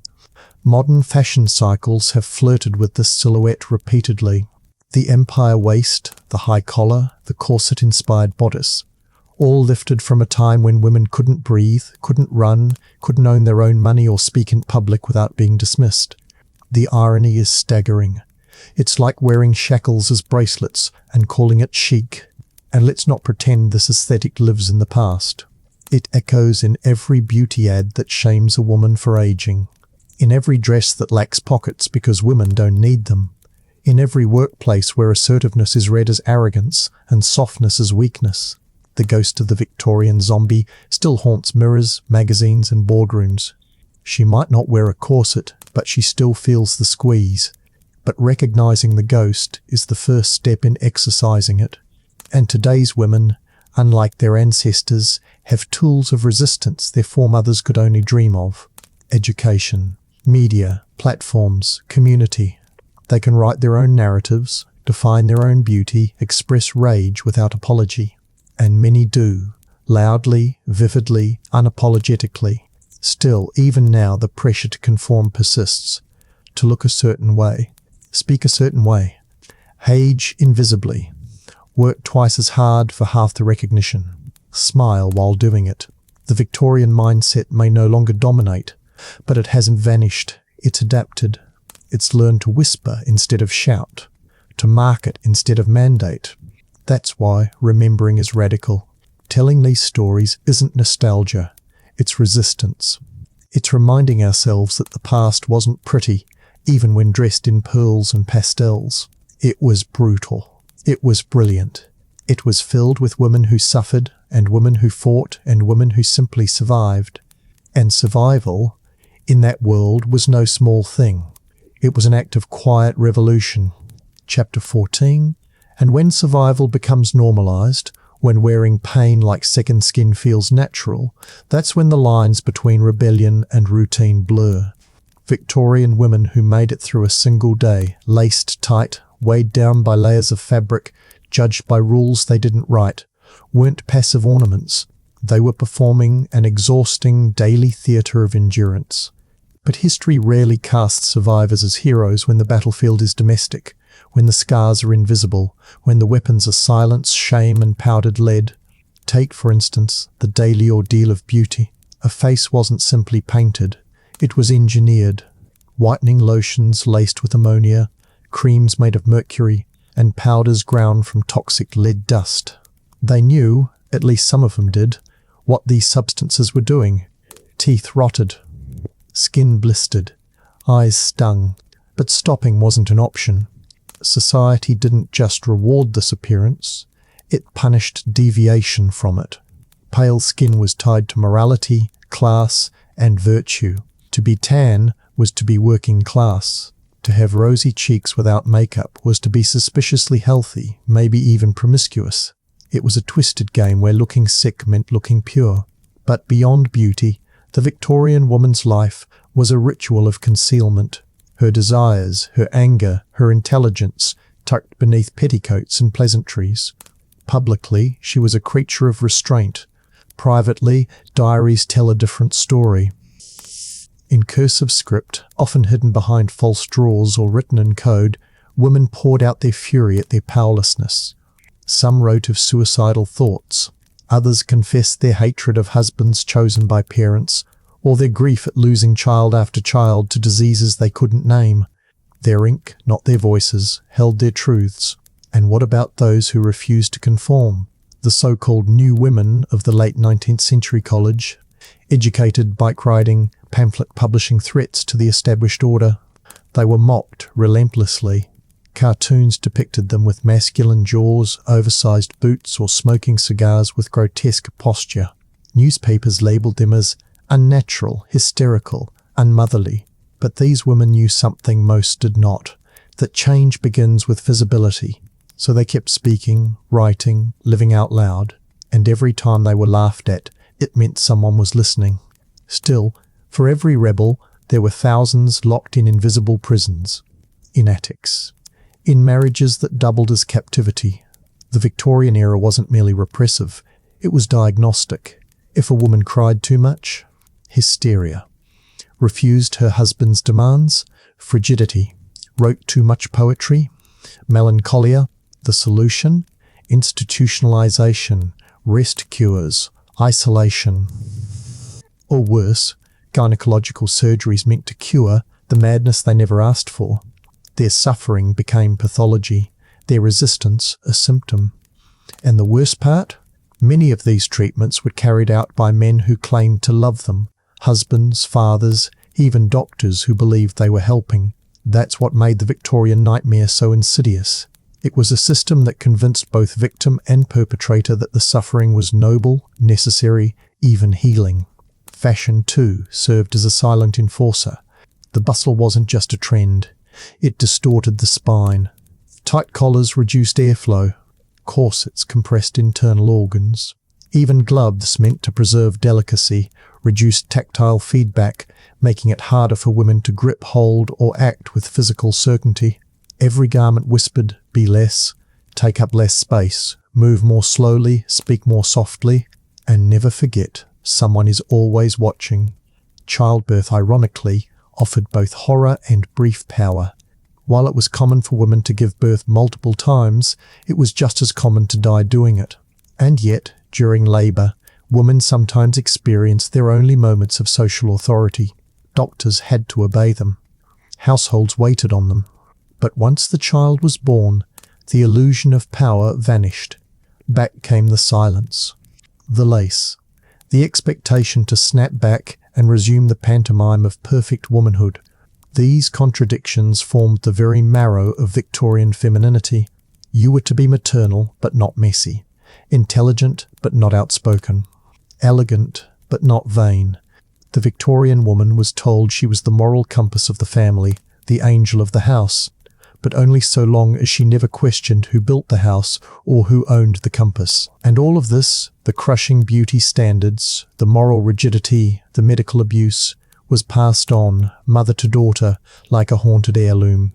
Sometimes out of love, sometimes out of fear, often out of sheer survival instinct.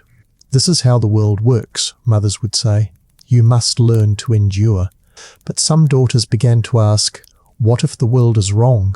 That question became the seed of revolution. Not overnight, and not for everyone, but cracks appeared, small rebellions. A girl who chose not to marry, a writer who used a male pseudonym to publish a novel, a suffragette jailed for daring to speak. These were the beginnings of rupture, proof that zombies could wake, that decorum could crack under the pressure of truth, that even corsets had breaking points. But let's be clear, none of this was clean, no straight line from repression to freedom. There were betrayals among feminists. There were white women who embraced their own liberation while ignoring the enslaved or colonized women suffering tenfold. The Victorian era was not a singular story, but a tangle of intersecting, often conflicting narratives. Even within the walls of a single home, two sisters could live radically different lives. One might be the paragon of obedience, marrying well, birthing children, dying quietly. The other might elope, right under candlelight, or disappear entirely. Each path had its own cost. There were no safe choices, only trade-offs between visibility and erasure, between comfort and conscience. And in the quiet moments, behind all the noise of etiquette and empire, some women did the bravest thing imaginable. They imagined something else, a life where they could vote, or work, or rest, or scream without being called mad.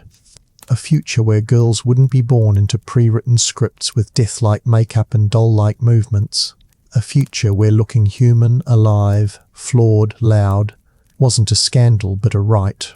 That imagining, even whispered in private, became a fire. One that would burn past the grave, past the corset, past the veil. Some of those whispers never made it past the wallpaper. Their names are lost, their words buried in forgotten trunks, or erased entirely by scandal-fearing descendants. But even in silence, they shaped the bones of resistance. The women who didn't speak but refused to smile. The ones who didn't flee but taught their daughters to question. The maids who spit in their mistress's tea after enduring lectures on moral discipline. Resistance took many forms, and most of them weren't glamorous, because glamour wasn't survival. Glamour was a cage gilded in lace. What survived was a quiet defiance, a woman slipping out of morning black too early, a girl reading Darwin instead of Psalms, a wife who stopped powdering her face and dared to be seen, freckles, blemishes, emotions and all. These weren't revolutions shouted from rooftops. They were revolutions pressed between the lines of a household ledger, hidden in the margins of etiquette books, encoded into embroidery patterns that looked harmless to any passing eye. And still, society tightened its grip. By the late Victorian period, beauty became an industry.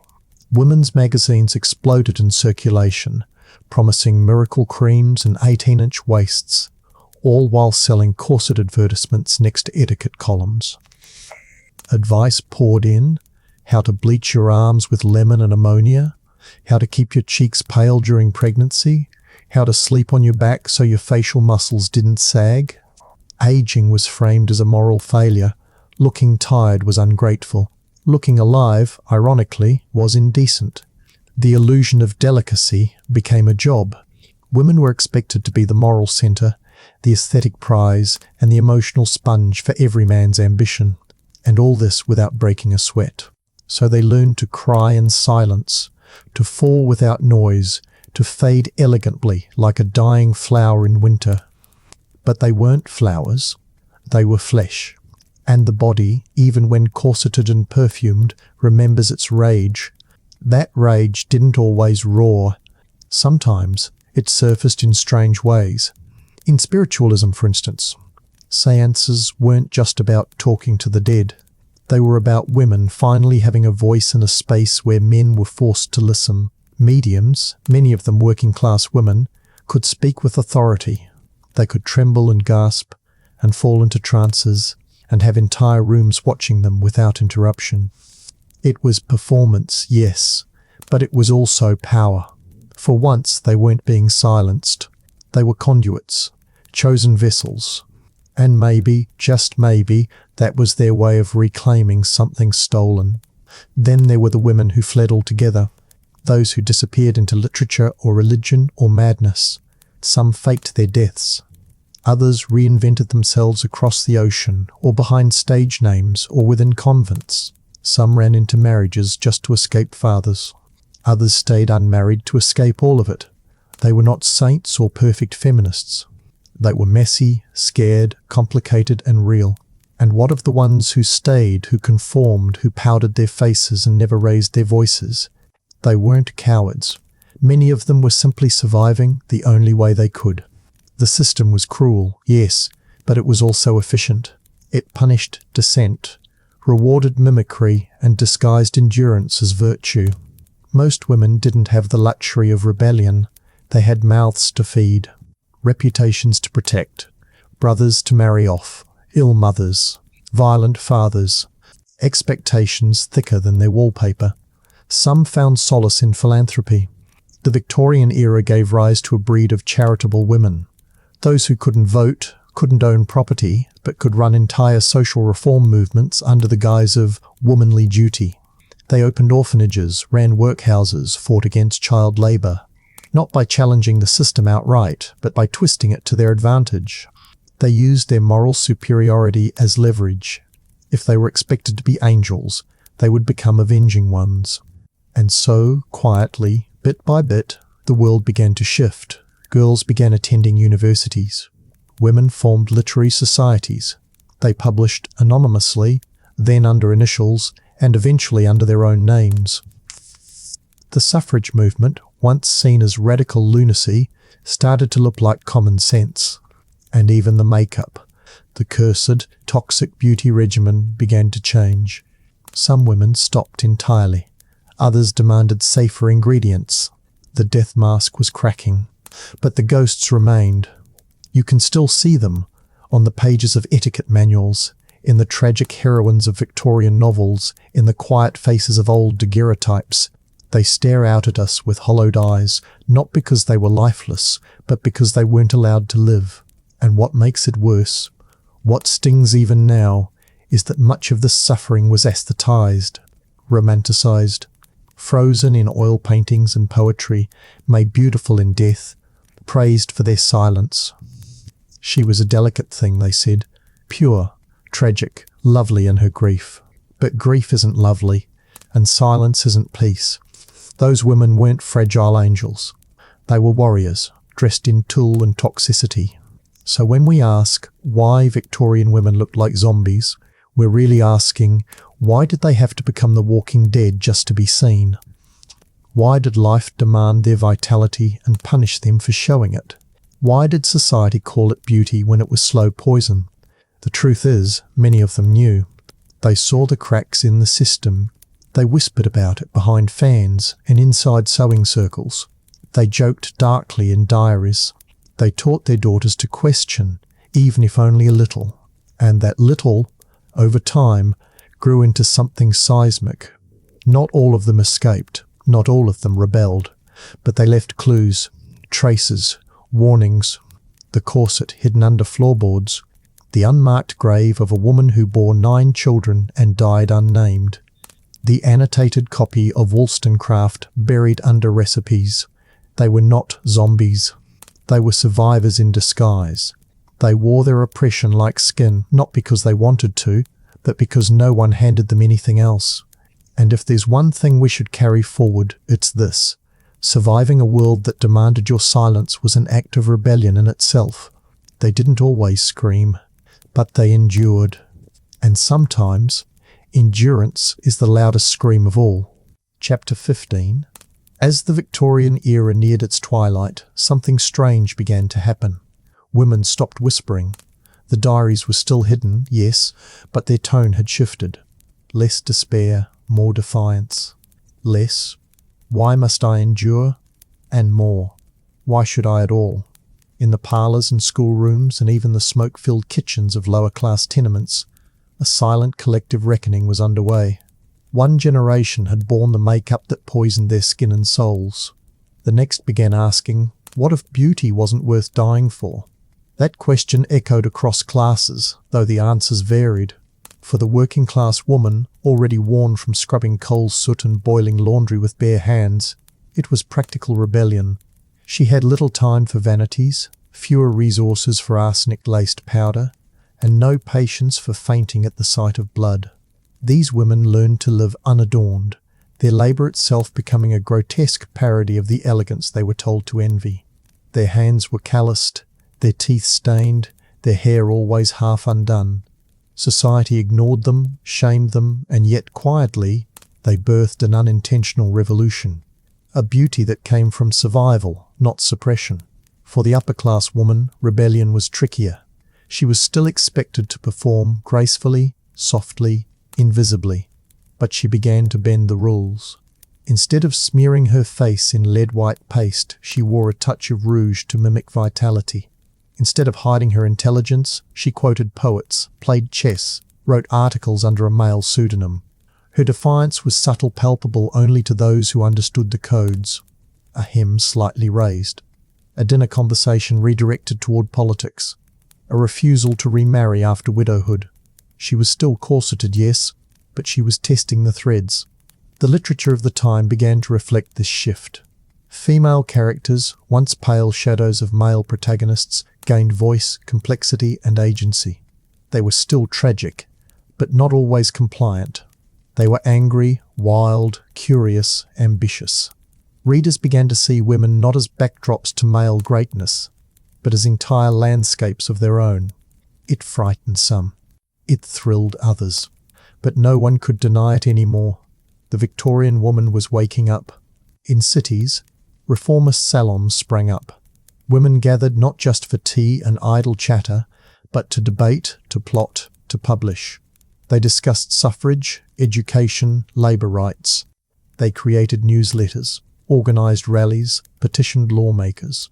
And though the press mocked them relentlessly, calling them man-haters, spinsters, and unsexed monsters, they pressed on, because for once they had tasted what it felt like to speak and not be silenced. The makeup trends changed too. Faces grew more natural, not because society had become kinder, but because exhaustion had set in. Women were tired of appearing half dead to prove their virtue. The deathly chic look started to fade. Instead, advertisements touted products that made one appear fresh, healthy, rosy. It was still manipulation, of course, but it marked a turn from glorifying decay to performing vitality. The industry didn't vanish. It just evolved to sell a different fantasy. Medicine also began to reckon with its own sins. Slowly, agonizingly slowly, doctors started questioning the hysteria diagnosis. The idea that a woman's uterus could wander, that her emotions stemmed from reproductive malfunction, that her descent was disease, began to look medieval. New female physicians emerged, trailblazers, scorned by male peers but welcomed by desperate female patients. These women studied the same anatomy, memorized the same charts, but they listened differently. They didn't treat grief with isolation or sadness with surgery. They treated it with care. Meanwhile, in the realm of fashion, the corset itself became a battlefield. Health reformers argued against its dangers. Mothers resisted, fearing their daughters would be unmarriageable without the wasp waist. Designers experimented, looser bodices, flowing skirts, bloomers even. There was mockery, yes, but there was also curiosity. Women wanted to breathe, to bend, to move without fainting. Some even rejected fashion altogether, embracing utilitarian clothing that scandalized high society. But the seed had been planted. Discomfort was not destiny. And yet, progress wasn't linear. For every step forward, there was backlash. A woman demanding a vote was caricatured as a man. A woman refusing to marry was branded bitter. Those who embraced new freedoms were shamed as fallen. Society doesn't give up control easily, and the closer women came to reclaiming their bodies and voices, the louder the opposition roared. Still, something irreversible had happened. The Victorian woman, once a ghostly figure of moral purity and muted elegance, had fractured. She was no longer a singular archetype. She had become plural, diverse, contradictory, real. Some still chose the old path: powder, piety, passivity. But now, it was a choice, not a sentence. Others walked barefoot into political halls, into classrooms, into courtrooms. They spoke plainly, laughed loudly, refused makeup or wore it on their own terms. They read science instead of psalms, or both. They married whom they loved, or not at all. The world hadn't caught up yet, but these women had stopped waiting. They began building systems their mothers could only dream of. Women's colleges, legal aid groups, journalism collectives, birth control clinics, often hidden, always controversial. They shared information like contraband, passed pamphlets like scripture. They organised labour strikes, protested unsafe conditions in factories, marched with blistered feet for rights their grandmothers never imagined. But none of it was easy. Many of these women were still mocked, jailed, exiled. Some were killed by husbands, by laws, by despair. The old world did not die quietly. It clung to the hems of progress, dragging its feet, spewing curses. And yet, inch by inch, the Victorian zombie faded. Not because women stopped suffering, but because they stopped pretending it was beautiful. They stopped dressing their pain in ribbons. They started naming it, confronting it, transforming it. They understood that beauty isn't compliance, that silence isn't safety, that suffering, no matter how elegantly framed, is still suffering. And they dared to ask, what would a life look like if it were lived fully, loudly, freely, imperfectly? Not as a porcelain doll or a moral symbol, but as a whole human being. That question didn't have an easy answer, but it changed everything.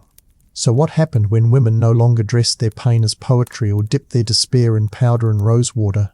They became unrecognisable to the very world that once defined them. And that was precisely the point. The late Victorian rebellion wasn't just political or social. It was aesthetic. It was physical. It was about shedding centuries of imposed fragility like dead skin. The body, long treated as a battlefield for morality, beauty and control, was slowly reclaimed nerve by nerve. Of course, not all of them marched into new futures with fists raised. Some stumbled, some fell back. Some were pulled back by the weight of tradition, duty, and the familiar pain of being told they were too much. But enough kept walking. And in their steps bloomed a new idea, that femininity could mean movement, autonomy, and even mess. This transformation wasn't just happening in parliament halls or protest marches. It was happening in the mirror. Women stopped painting themselves into corpses. The chalk-white powder faded. The coal-lined shadows softened. Lips showed colour again, but not the synthetic stain of Victorian artifice. They looked alive. And it wasn't just fashion. It was the beginning of undoing centuries of internalized death masquerading as elegance. Yet it's important to understand, this wasn't about rejecting beauty. It was about reimagining it, about asking who gets to define it and who pays the price for chasing it. Because, for too long, beauty had been a weapon, one sharpened against women by the very society that praised it. And the Victorian woman knew the blade well. She had worn it on her skin. Now her descendants were learning how to dull its edge. This new wave of identity didn't sweep across the world overnight.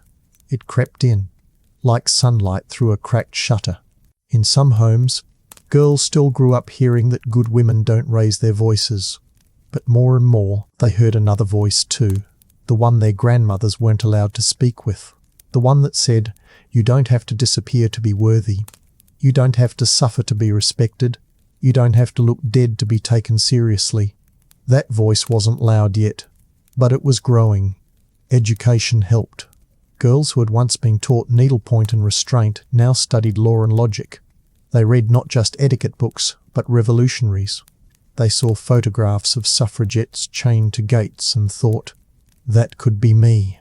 And with education came articulation, a way to name what had always been known but rarely spoken, that something was deeply wrong with a world where a woman's value was measured by how little space she took up, how pale her skin appeared, how quiet her footsteps were. Even medicine, the great betrayer of Victorian women, began to shift. Slowly, with immense resistance, the male-dominated field was infiltrated by women doctors and nurses who understood that hysteria wasn't a diagnosis. It was a dismissal. They replaced leeches with empathy. They asked questions instead of prescribing silence. They began to study female biology as something other than pathology. And then came the artists. Female painters, writers, composers.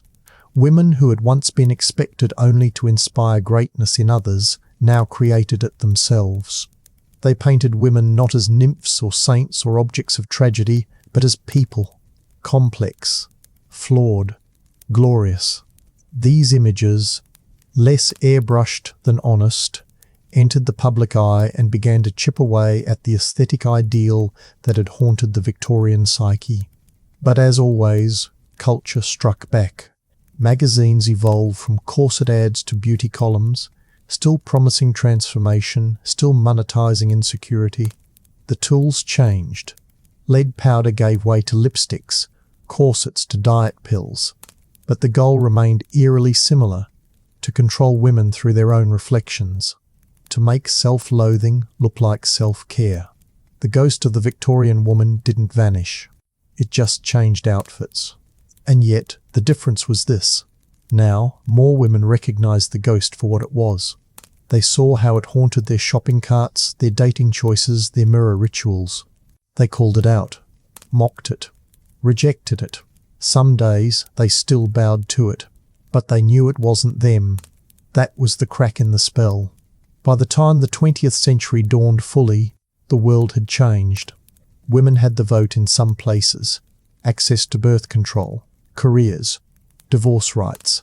None of it was perfect, much of it was fragile, but it was light years from where they'd been. And as they moved forward, they carried with them not just the scars of the past, but the knowledge of what it took to survive it. This story isn't about pity. It's about clarity, about understanding that the zombified beauty of Victorian womanhood was never natural. It was engineered. It was polished until it gleamed, then weaponized against its wearers. But even the sharpest blade rusts eventually, and even the most suffocating beauty standard cracks when faced with truth, because truth is messy, and healing even messier. It doesn't come wrapped in lace or lit by gas lamps.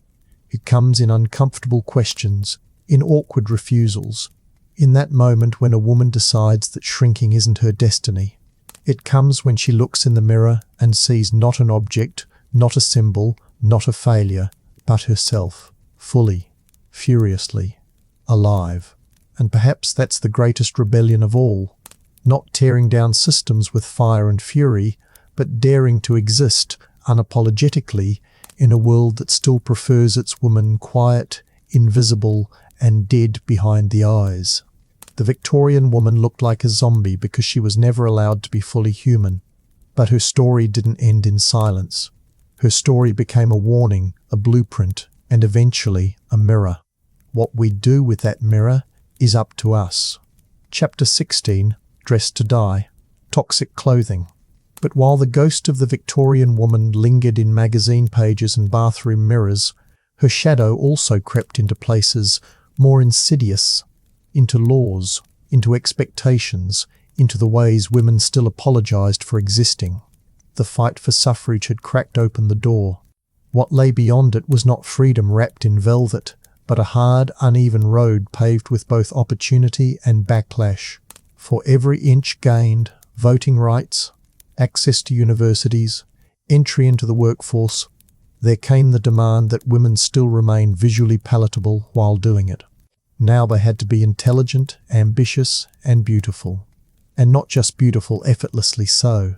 No more cadaverous cheeks or powdery ghost faces, perhaps, but an equally punishing regime emerged, one that demanded flawlessness, youth, and discipline.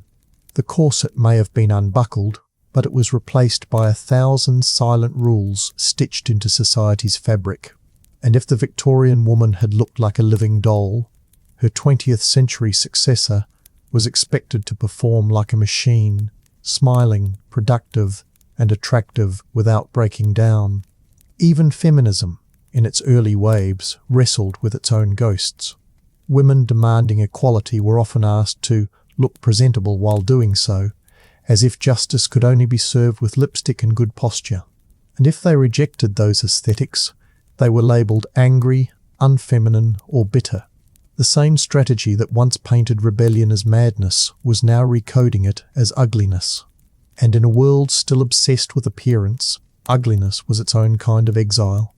Advertising agencies picked up where Victorian etiquette manuals left off, but with sharper tools. They no longer warned women against being too forward. Instead, they sold them creams to reverse the signs of aging, diets to achieve the perfect silhouette, and razors to tame any visible reminder of being human. Wrinkles became shameful. Fat became immoral. Body hair became unfeminine. Every inch of a woman's body was rebranded as a potential problem. And solving those problems, that was now the woman's job. In that sense, the Victorian zombie had evolved. She no longer dragged her feet in crinoline skirts. She jogged in yoga pants, powdered with bronzer, smiling through exhaustion. She posted selfies, not because she was vain, but because the algorithm demanded proof of her worth. She tracked her calories, steps, and screen time, all in pursuit of an ever-moving target called wellness. She no longer needed a husband to confine her. Now her cage came with fitness trackers and beauty subscriptions. And this evolution wasn't confined to one culture. Across continents, the pressure twisted itself into new forms. In Japan, it became kawaii culture, the infantilization of adult women into soft-spoken, doll-like creatures. In South Korea, a booming plastic surgery industry promised perfection through reshaping one's entire face. In the West, it was the rise of the cool girl, the one who eats burgers, plays video games, and never complains. So long as she remains thin, funny, and available. None of this was new. It was simply the Victorian logic beauty as obedience, rewrapped for modern consumption.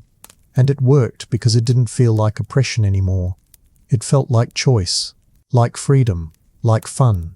But choice, as always, was complicated, especially when the consequences of opting out were loneliness, mockery, or professional stagnation. So what happens when a woman does opt out? When she refuses to wear makeup, or lets her body age without apology, or speaks with the full weight of her anger instead of softening it into palatability, the world still recoils. She is called difficult, harsh, scary. The undead may no longer haunt our beauty ideals, but the fear of an uncontained woman, one who doesn't decorate her suffering, still terrifies. But perhaps that's where true change begins, not in overthrowing beauty altogether, but in recognizing its shape-shifting nature. In asking, every time we're sold a product or a promise, who benefits from this? Who profits when I believe my body is a problem to solve? Because the zombie isn't just a metaphor for Victorian women. It's a warning. A reminder of what happens when people are trained to look beautiful while decaying inside. And here's the strange twist. Even within this matrix of manipulation, women found ways to reclaim the narrative. Some wore red lipstick, not as surrender, but as armor. Some chose plastic surgery not from shame, but defiance, reshaping their faces in a world that tried to erase them. Some embraced beauty, not to please, but to perform, to mock, to play. Drag culture, body-positive movements, makeup as art rather than concealment. All of these blurred the line between expression and expectation. The legacy of the Victorian woman didn't disappear. It fractured. Her image, once a singular mould of deathly grace, shattered into thousands of competing fragments. And with each fragment, a new question emerged. Can beauty ever be free of control? Or will it always whisper the rules of its makers? There are no easy answers. But there is a growing refusal to be silent, to pretend that the history of female beauty is innocent, to accept invisibility as the price of peace. In that refusal lies power, because every time a woman tells the truth about her body, her choices, her exhaustion, she exorcises a little more of the past. Every time she calls out the lie that pain is attractive, she breaks another chain.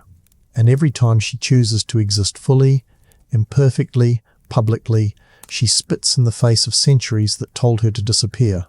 That refusal to disappear didn't start in parliaments or fashion houses.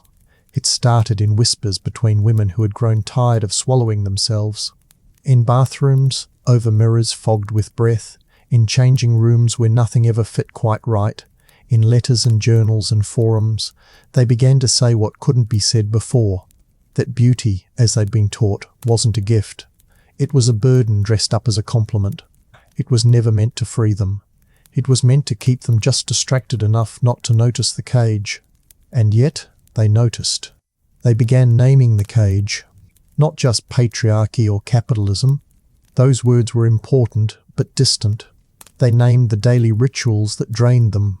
The hours spent plucking, painting, dieting, smoothing, apologizing. They began to count not just calories, but the emotional cost of being told they were too much and never enough. And slowly, through language and laughter and shared exhaustion, they started to laugh at the system that once convinced them to mutilate themselves in the name of femininity. The Victorian woman had suffered in silence, bound by etiquette and expectation. Her modern counterpart, though burdened in different ways, was starting to speak. Not always publicly, not always safely, but the silence was cracking. The cracks let in light. And with that light came uncomfortable truths, like how even the concept of self-care had been hijacked by an industry that sold 300 serums in the name of empowerment. Self-care, once a radical act of survival, had been reduced to bubble baths and scented candles, all sold back to women as if healing could be bought. But real healing? That didn't come in a subscription box. It came from saying no, from eating without shame, from walking down the street without fear, from not answering to every voice that asked, "But wouldn't you be prettier if?" Even the digital world, as toxic as it could be, offered strange new freedoms. Social media, once a mirror of envy, began to reflect rebellion. Women posted unfiltered faces, aging bodies, angry rants and messy truths, not for validation always, but for visibility, for the right to be seen in full dimension. Some were met with cruelty, some were celebrated. But the point was, they were no longer hiding. And that's what terrified the system the most. Not a woman who wore too much makeup or too little. Not the one who shaved her head or dyed it, neon or grew old without apology. But the one who had stopped being afraid. The one who no longer asked, "Do I look okay?" But instead asked, "Why do I care?" That woman was dangerous. Not because of how she looked, but because of how she saw. She saw that beauty, real beauty, had nothing to do with symmetry or smoothness or skin tone. It had everything to do with presence, with being unapologetically alive in a world that benefits from your absence, with taking up space, messily, joyfully, loudly, with choosing not to perform perfection for an audience that never clapped anyway. And slowly, generation by generation, that redefinition started to stick. Young girls grew up with role models who looked like them. Not just magazine perfect faces, but scarred, disabled, trans, fat, brown, wrinkled, and real. Representation wasn't a marketing trend. It was a lifeline. It told them, "You are not wrong for existing the way you do." Still, the resistance remained. The zombie didn't vanish overnight. She found new forms, filters, trends, surgery fads, influencer algorithms. She adapted, evolved. Because systems of control don't die easily, they mutate. And every time women built a new version of self-love, the market tried to sell it back to them. But now, at least, more people saw the trick. They understood that a woman who loves herself is not just radical. She is unprofitable. She doesn't need constant correction. She doesn't fear aging. She doesn't buy silence disguised as skincare. She doesn't exist for the gaze, and that makes her unpredictable, unstable, uncontrollable. And what of the Victorian ghost in all this? She lingers still, in bridal magazines, in TikTok beauty hacks, in TV ads that show women laughing alone with salad. But she's fainter now, less powerful. Her hold weakens each time someone says, "I'm tired of pretending." Because pretending is what sustained her. Pretending to be fine. Pretending to be grateful. Pretending that being admired was the same as being loved. But admiration fades. Trends shift. And what remains, what always remains, is the truth of the body. It is not an apology, not a project, not a billboard. It is a home, a history, a legacy of survival. And maybe that's the final defiance, not escaping the zombie, but absorbing her, learning from her, giving her rest. Because beneath her powdered skin and hollow eyes was a woman who was never allowed to breathe, a woman who died a little every day just to be called beautiful. And if we can finally breathe freely and fully and without fear, then perhaps we have honored her in the only way that matters, not by replicating her suffering, but by ending it. Chapter 17. Washing is sinful, the hygiene taboo. But ending that suffering meant something deeper than abandoning corsets or tossing out beauty creams. It required excavating centuries of internalized scripts, chiseled into the subconscious like gravestones. Because even when the makeup was gone, the mirror remained. Even when the advertisements faded, the expectations whispered. The battlefield had shifted inward. And the enemy? It now wore your face. How many women stared into that mirror, day after day, rehearsing the same ritual of dissatisfaction, tugging at the jawline, tilting their head for better light, cataloguing every line, pore, blemish. It was no longer Queen Victoria's society passing judgment. It was themselves, conditioned, trained, domesticated into hating the very skin that carried them. And that was the cruelest legacy of all, self-surveillance. A prison you build and maintain yourself. This internal war wasn't limited to one generation. It passed through bloodlines. Grandmothers who starved themselves to fit into wedding saris. Mothers who whispered, "Don't eat too much, your hips are already wide." Daughters who learned before they were 12 how to say no thank you to dessert, but yes to discomfort. Beauty wasn't just sold to women, it was inherited. And escaping it meant not just rewriting habits, but rewriting memory. The danger was, of course, that this rewriting was tiring, not glamorous, not rewarded. Women who tried were often mocked for making everything about gender or playing victim. But what was more exhausting than pretending nothing was wrong? What took more energy than smiling through disapproval, shrinking through conversations, aging in secret? They weren't victims, they were veterans. And in that recognition grew a different kind of strength, one that didn't rely on approval, but on clarity. A woman who saw the game could choose not to play it, or better yet, she could rig it in her favor. Some wore the old tools, lipstick, heels, shapewear, not to blend in, but to bend the narrative, to say, "I know exactly what this is, and I'm using it, not being used." That, too, was rebellion. Not in discarding femininity, but in wielding it with open eyes. Of course, not everyone had the same freedom to choose. Race, class, disability, and sexuality all reshaped the terrain. A white woman rejecting beauty standards was called edgy.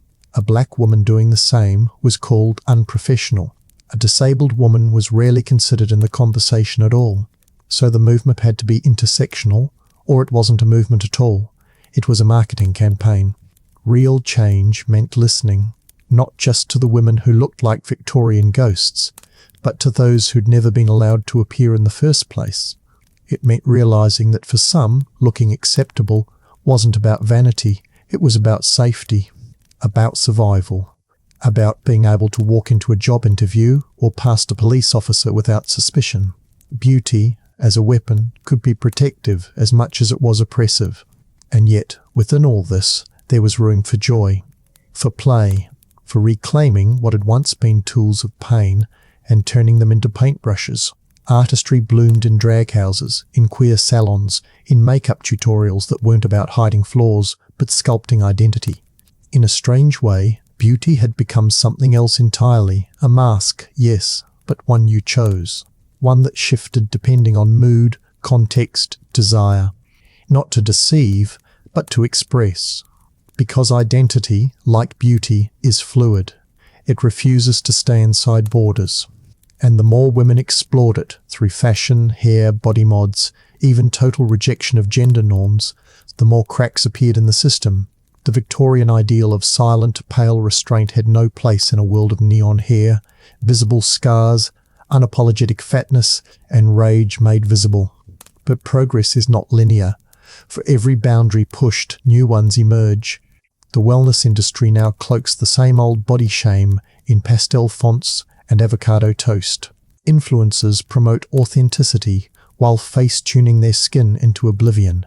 There's always another trend, another product, another fear to prey on. The ghost may change her dress, but she still knocks. That's why the fight can't end with aesthetics. It must go deeper. Into policy, into healthcare, into parenting, into the algorithms that decide whose face gets seen, whose voice gets heard. Into schools, where little girls still learn that pretty girls get picked first. Into textbooks that pretend beauty has no history. It does, and we're still living in its haunted house. But a haunted house is still a house. It can be rebuilt.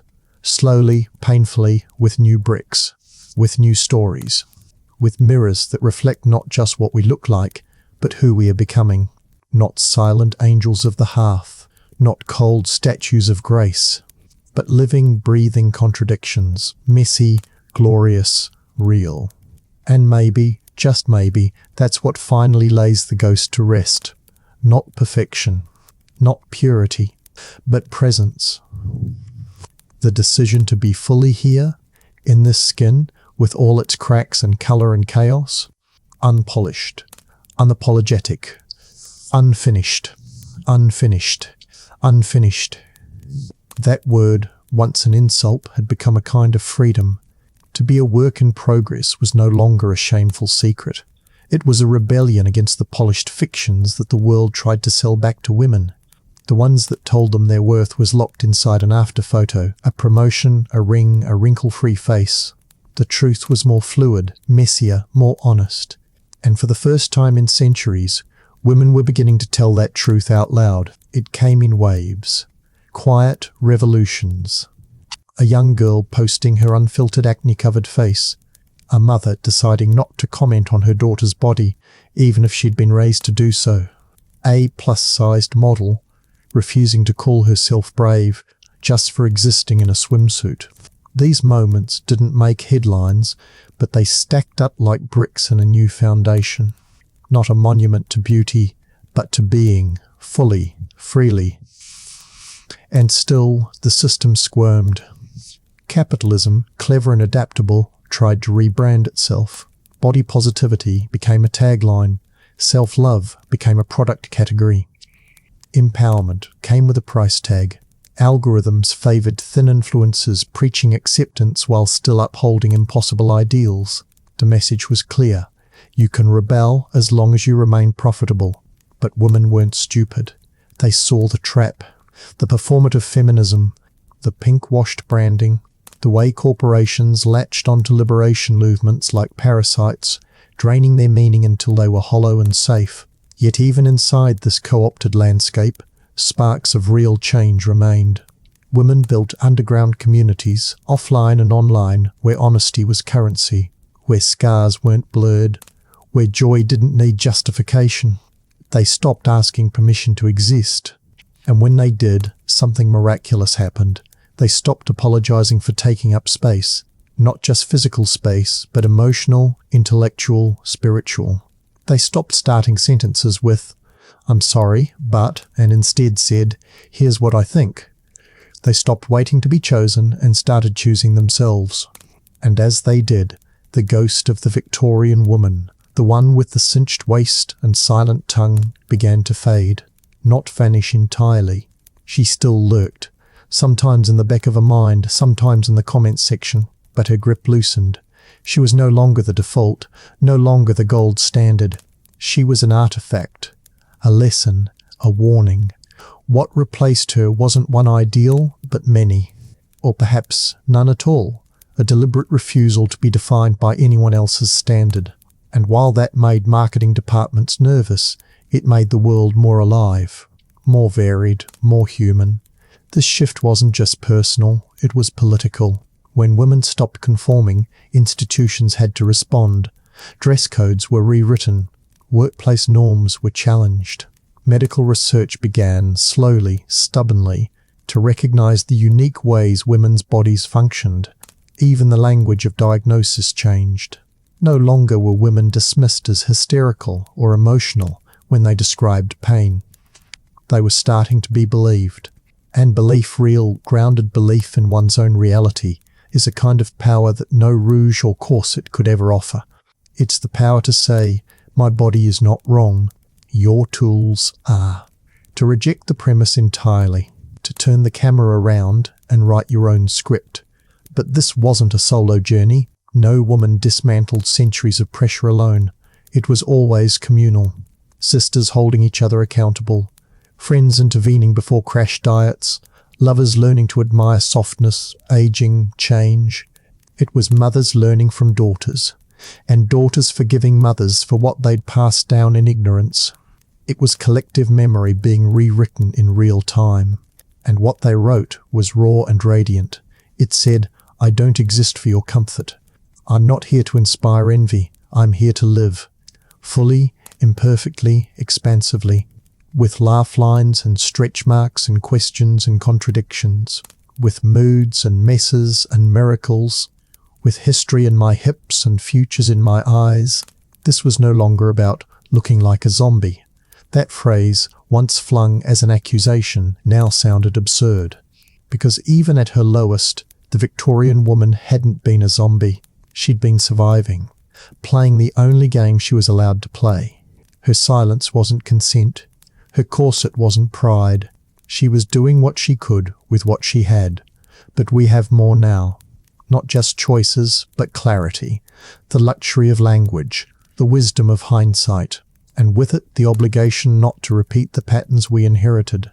To grieve them, yes. To name them. But not to wear them like heirlooms. So we hang up the ghost dress. We put away the white powders and the dark shadows. Not because they're bad, but because they're not mandatory. We reclaim beauty, not as currency, but as play, as ritual, as storytelling, as art. And in doing so, we step fully into the light, not as saviours, not as statements, but as selves. Chapter 18, Victorian Death Photography. But even as women began to reclaim their reflections, the world they lived in continued to throw distorted glass in their path. No sooner had they learned to see themselves clearly than the machine began to reprogram itself, slicker, faster, more insidious. Filters that erased pores. Apps that morphed faces in real time. A virtual beauty regime that never slept. Constantly adjusting cheekbones, smoothing skin, whitening teeth. Not for a ball or a debut, but for every waking moment on screen. The new corset wasn't laced around the waist. It was coded into pixels and projected into perception. And yet, so many bought in, not because they were vain, but because they were tired. Tired of being scrutinized, rated, misread. Tired of being punished for not participating in the game, and tired of being accused of shallowness when they tried. The contradiction was exhausting. Show effort, and you're desperate. Show none, and you're careless. Speak out, and you're loud. Stay silent, and you're weak. It wasn't a damned if you do, damned if you don't. It was damned because you exist. This fatigue wasn't new. Victorian women had felt it too, deep in their bones. The endless maintenance of appearances, the vigilance, the way beauty standards twisted themselves into virtue and morality. But what made today's version so maddening was the illusion of choice. In theory, no one was forcing anyone to wear contour or run 10 miles or inject acid into their face. But in practice, the pressure hadn't disappeared, it had simply evolved. A velvet cage with Wi-Fi and affirmation loops. And the worst part? It was increasingly internalized. You didn't need a matron or a husband or a mother to enforce the rules. You did it to yourself. Set reminders to wax. Saved money for that one serum. Deleted photos where your smile didn't hit the right angle. You knew the dance, even if no one was watching. That was the inheritance. Not the lace gloves or the arsenic lotions, but the awareness, the permanent hum of self-correction, like a frequency embedded in your nervous system. But knowing it was, there was the first crack in the facade. Once you saw the code, you couldn't unsee it. That's what education did. Not just in classrooms, but in books, podcasts, whispered conversations at kitchen tables. Women were sharing stories, comparing notes, tracing the fingerprints of control across centuries. And those connections gave context, and with it, compassion, not just for each other, but for themselves. Because shame only thrives in silence. When you say out loud, I hated my body because of something I read at 13, or I thought I was ugly because no one looked like me in magazines, the shame withers a little. The air gets lighter. The story begins to rewrite itself. You're not a failure. You're a product of a system that profited off your insecurity. But now you're waking up. And waking up didn't mean suddenly loving everything. It meant curiosity. Why do I do this? Who told me I should? What happens if I stop? Some of the answers were simple. Others weren't. Some women found freedom in shaving their heads. Others found it in dyeing their hair neon pink. Some threw out their makeup. Others started experimenting for the first time. There was no one path, no manifesto, just a shared sense of inquiry. And that was revolutionary, because the Victorian model had thrived on sameness, uniformity, predictability. It was why beauty standards existed in the first place, to sort, control, and police. But now, variance was power. Ambiguity was holy.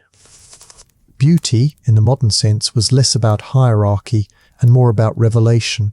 What does your face, untouched and unbothered, say about your lineage, your joy, your fatigue, your fight? It wasn't always easy. The world didn't let go without a fight. Job applications still judged appearances. Healthcare providers still carried biases. Strangers still commented online. But women, equipped with history and community, no longer stood defenseless. They had the words now, the data, the analogies, the confidence to say, this isn't just about eyeliner, it's about power, and I see the game.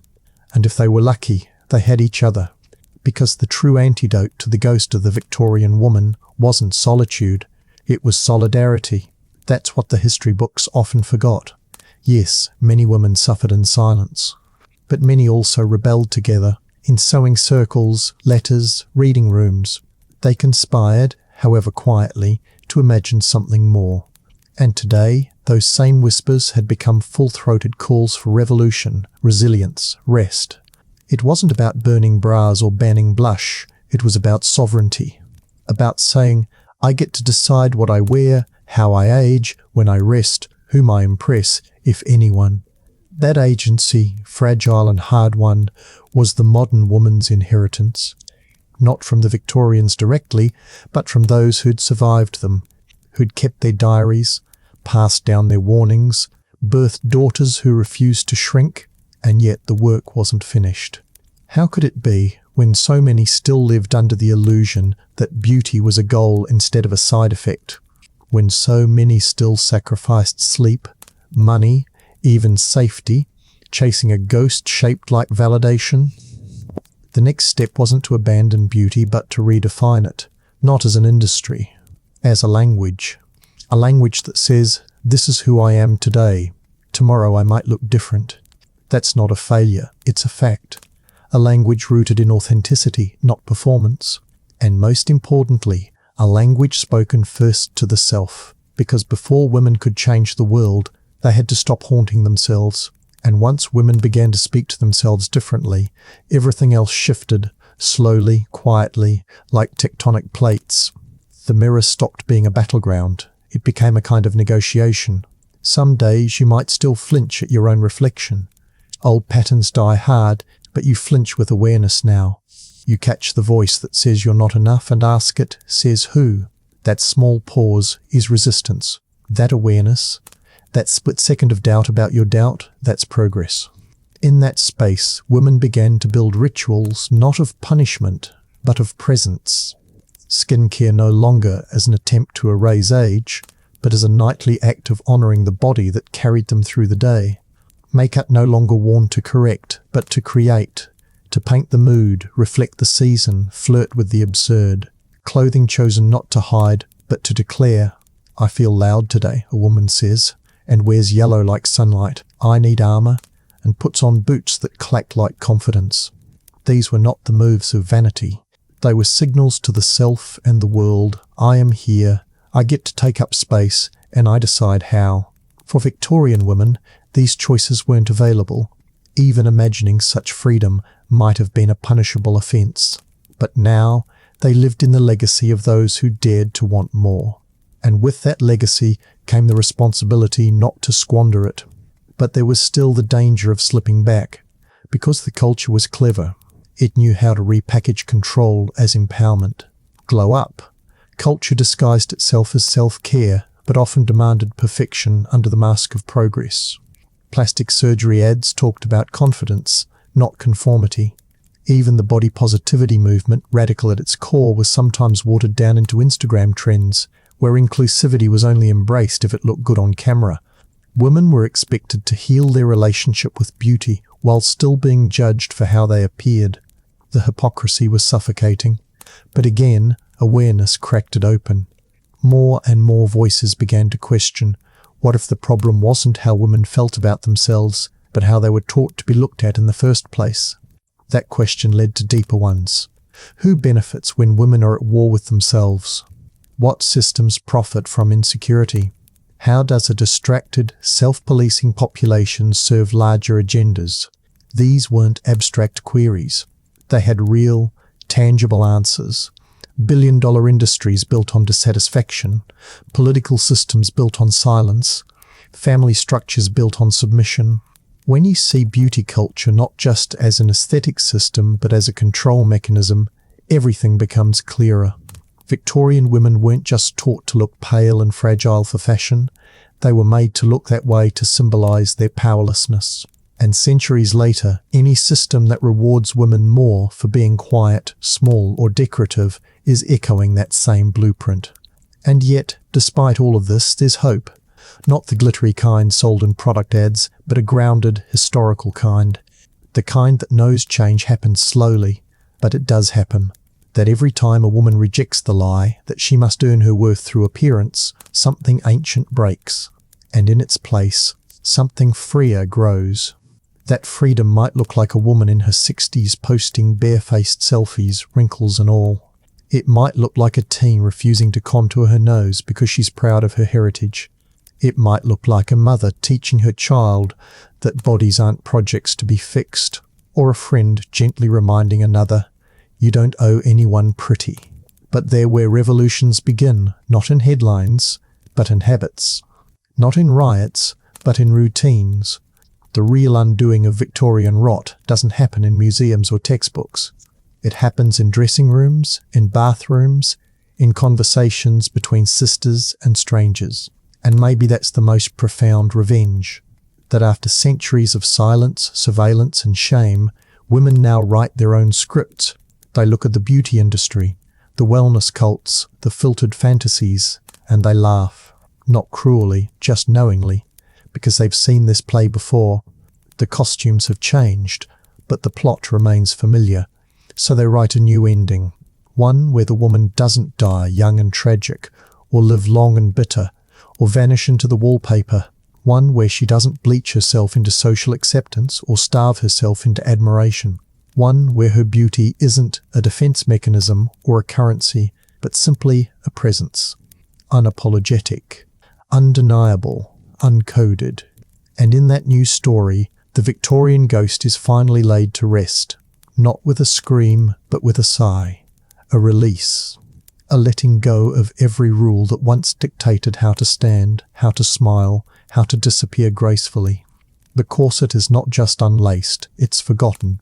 The arsenic isn't resisted, it's irrelevant. What remains is not perfection, but personhood, full of contradictions, joy and rage, wrinkles and rebellion, softness and steel, a face that tells the truth, even when it trembles, a life that refuses to shrink, even when the world insists on mirrors built like cages.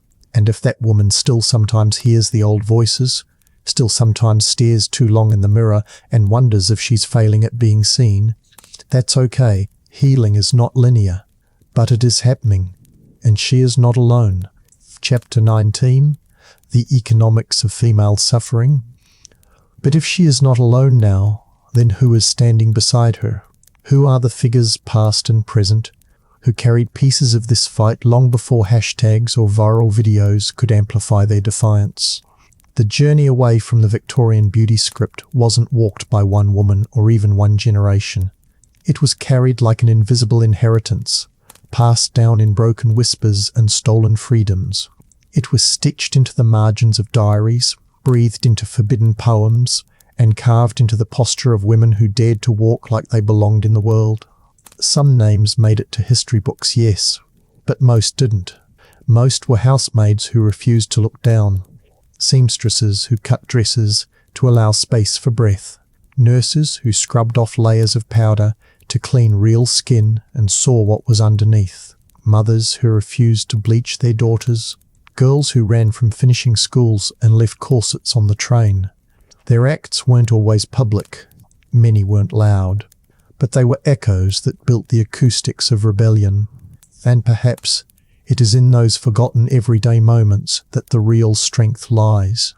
A woman in 1902 who lets her natural teeth show despite the trend of wearing false porcelain ones. A teenager in 1889 who cuts her hair and gets thrown out of her house for it. A widow in 1865 who walks unveiled through the streets and glares back at every man who stares. Every single one chipped away at the walls of that silent tomb the Victorians had built around femininity. The zombie image, the pale, passive, sickly ideal of beauty, was not simply a fashion, it was a script, a ritual, a cage. And these women? They rewrote the stage directions. They spoke lines never meant to be spoken. They made eye contact where they were supposed to lower their gaze. They took up space on stairwells and balconies, in libraries and lecture halls. And while their impact didn't always make headlines, it reshaped the subsoil of womanhood across generations. Yet history does not reward quiet rebellion. It rarely archives the ones who disobey in subtle ways, the women who kept their own names after marriage in secret, the ones who never married at all and lived quietly with a friend labelled companion, the women who hid books beneath embroidery hoops and taught their daughters not just to sew, but to question. These acts were not heroic in the cinematic sense, but they were brave in ways that rippled through bloodlines. And even now, the legacy of that resistance is not linear. It's layered with contradictions. Today's woman still battles with the residue of expectations dressed up as advice. You'd look so pretty if you smiled. Don't wear that, it's not flattering. You're aging well, as if aging were a disease to hide. These phrases are ghosts, lingering in compliments and concern, quietly policing beauty under the guise of care. But today's woman also speaks back. She posts barefaced photos with captions about liberation. She writes blogs dissecting beauty myths and dismantling the marketing behind them. She forms collectives that push for representation not just in magazines, but in medicine, in education, in policy. She celebrates the gap in her teeth, the scars on her belly, the unruliness of her hair, not because these things are trendy, but because they are hers. Owned, worn with intention. And yet she too is tired, not just from the battle, but from the performance of winning it, from being expected to be endlessly confident, endlessly body positive, endlessly resistant. The burden of always being strong becomes its own kind of pressure. And sometimes she doesn't want to resist. She just wants to rest, to not explain, to simply be, to wear lipstick or not, to cover her dark circles or let them show, to exist without narrative, because the truth is, the end goal was never perfection. It wasn't even rebellion for rebellion's sake. It was freedom. And freedom looks different for every woman. For some, it's found in reclaiming the mirror. For others, in walking past it without a glance. For some, it's wearing red in a sea of beige. For others, it's wearing nothing that draws the eye at all. The common thread is choice. Uncoerced, unjudged, unmonitored. To reclaim beauty is not to reject it entirely, but to redefine its purpose. Is it a tool or a trap? A language or a muzzle? A source of joy or a source of shame? The answer changes based on context, on culture, on day and mood and hour, and that fluidity is where the real power lies. Victorian women were denied that fluidity. Their identities were fossilized into roles. The angel, the invalid, the virgin, the whore. There was no maybe, no spectrum, just costumes worn until they became skin. Today, we are learning to undress those roles, to peel back each label and ask if it still serves. And in doing so, we sometimes find nothing underneath, and that's terrifying. But it's also fertile, because in that blank space we get to paint again, not with arsenic and crushed bugs, but with breath and colour and self, with truth. And sometimes that truth is messy, contradictory, inconsistent. Good. It should be. Because being a woman, being a person, is not a brand. It is not an aesthetic to curate. It is not a feed to polish. It is not a product to be optimized. It is a life. And life, by nature, resists containment. It refuses to stay still, to stay silent, to stay pretty. It grows wild in directions unplanned. And that's not a flaw in the design. It is the design. So perhaps the final undoing of the Victorian zombie isn't loud or viral. Perhaps it's in the quiet, the woman who no longer feels the need to ask, "Do I look okay?" before leaving her house. The friend who says, "You look like you," and means it as a blessing. The mirror that reflects not approval or shame, but simply presence. Not everything that is dead needs reviving. Some things need burying, deeply and with ceremony. Let the old standards rot. Let the corsets disintegrate. Let the arsenic wash into the soil and be rendered harmless by time. What rises in its place will not be flawless, but it will be free. But free isn't always simple. It doesn't come with a neat checklist or a final scene where the credits roll and everyone walks off with a sense of resolution. Freedom, for women, especially from the long, ghostly shadow of the Victorian ideal, is messy, cyclical, often invisible. It's not about waking up one day and deciding never to care what anyone thinks. It's about waking up and realizing you do care, and then questioning why. It's about resisting, not just society's voice, but the one that whispers from within, seeded generations ago. That internal whisper is the most insidious inheritance. It tells you not to take up too much space, not to be loud, not to let your body change, not to age or sag or slow. It's the voice that echoes when you stand under fluorescent dressing room lights. It mocks you in silent moments. It's not a Victorian ghost. It's a Victorian ghost that learned your voice and borrowed your breath. And it's persistent. So how do you exorcise something that's lived inside you this long? You start small. You notice. You name it. You say, "That's not me. That's programming." You ask, "Who benefits from me hating myself today?" You wear the thing you were told not to. You rest when you were told to grind. You unlearn the need to be watched and approved. You turn the mirror into a window. You write your own reflection. And even then you'll falter. You'll have days where the old patterns feel comfortable, because cages, once familiar, can feel safer than open skies. But you remind yourself, comfort isn't the same as peace. And looking like a ghost to appease others is no life at all. We don't need to return to the Victorian sickness disguised as beauty. We don't need to haunt ourselves anymore. What happens then when women stop being haunted When they leave the sick beds of beauty, the cloistered rituals, the heavy garments, both literal and cultural, what rises is not just a new kind of woman, but a new kind of human story, one where the female form is not a metaphor for purity or punishment, one where faces are not canvases for power struggles, one where we stop asking, what should a woman look like, and begin asking, what does she want to feel like? That shift changes everything. It affects not only how we dress or age, but how we mother, how we lead, how we love. Because freedom from the Victorian zombie isn't just about face powder and corsets. It's about agency, about owning the narrative, about choosing visibility or invisibility on your own terms, about not needing to explain your existence or decorate your body to soften your presence, about knowing that softness is not weakness and strength is not always loud. But society doesn't surrender control easily. The industries that profit off female insecurity are nimble. They repackage oppression in pastel fonts and empowerment slogans. They tell you to love yourself right after convincing you you're not enough. Today's arsenic is called anti-aging. Today's corset is labelled shapewear. The same poison, different bottle. The language has evolved, but the intent has not.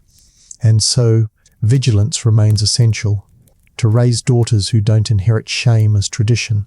To surround ourselves with people who mirror back truth, not expectation. To build systems that value contribution over appearance, voice over volume, spirit over silence. This revolution isn't flashy. It's not all TikToks and bold campaigns.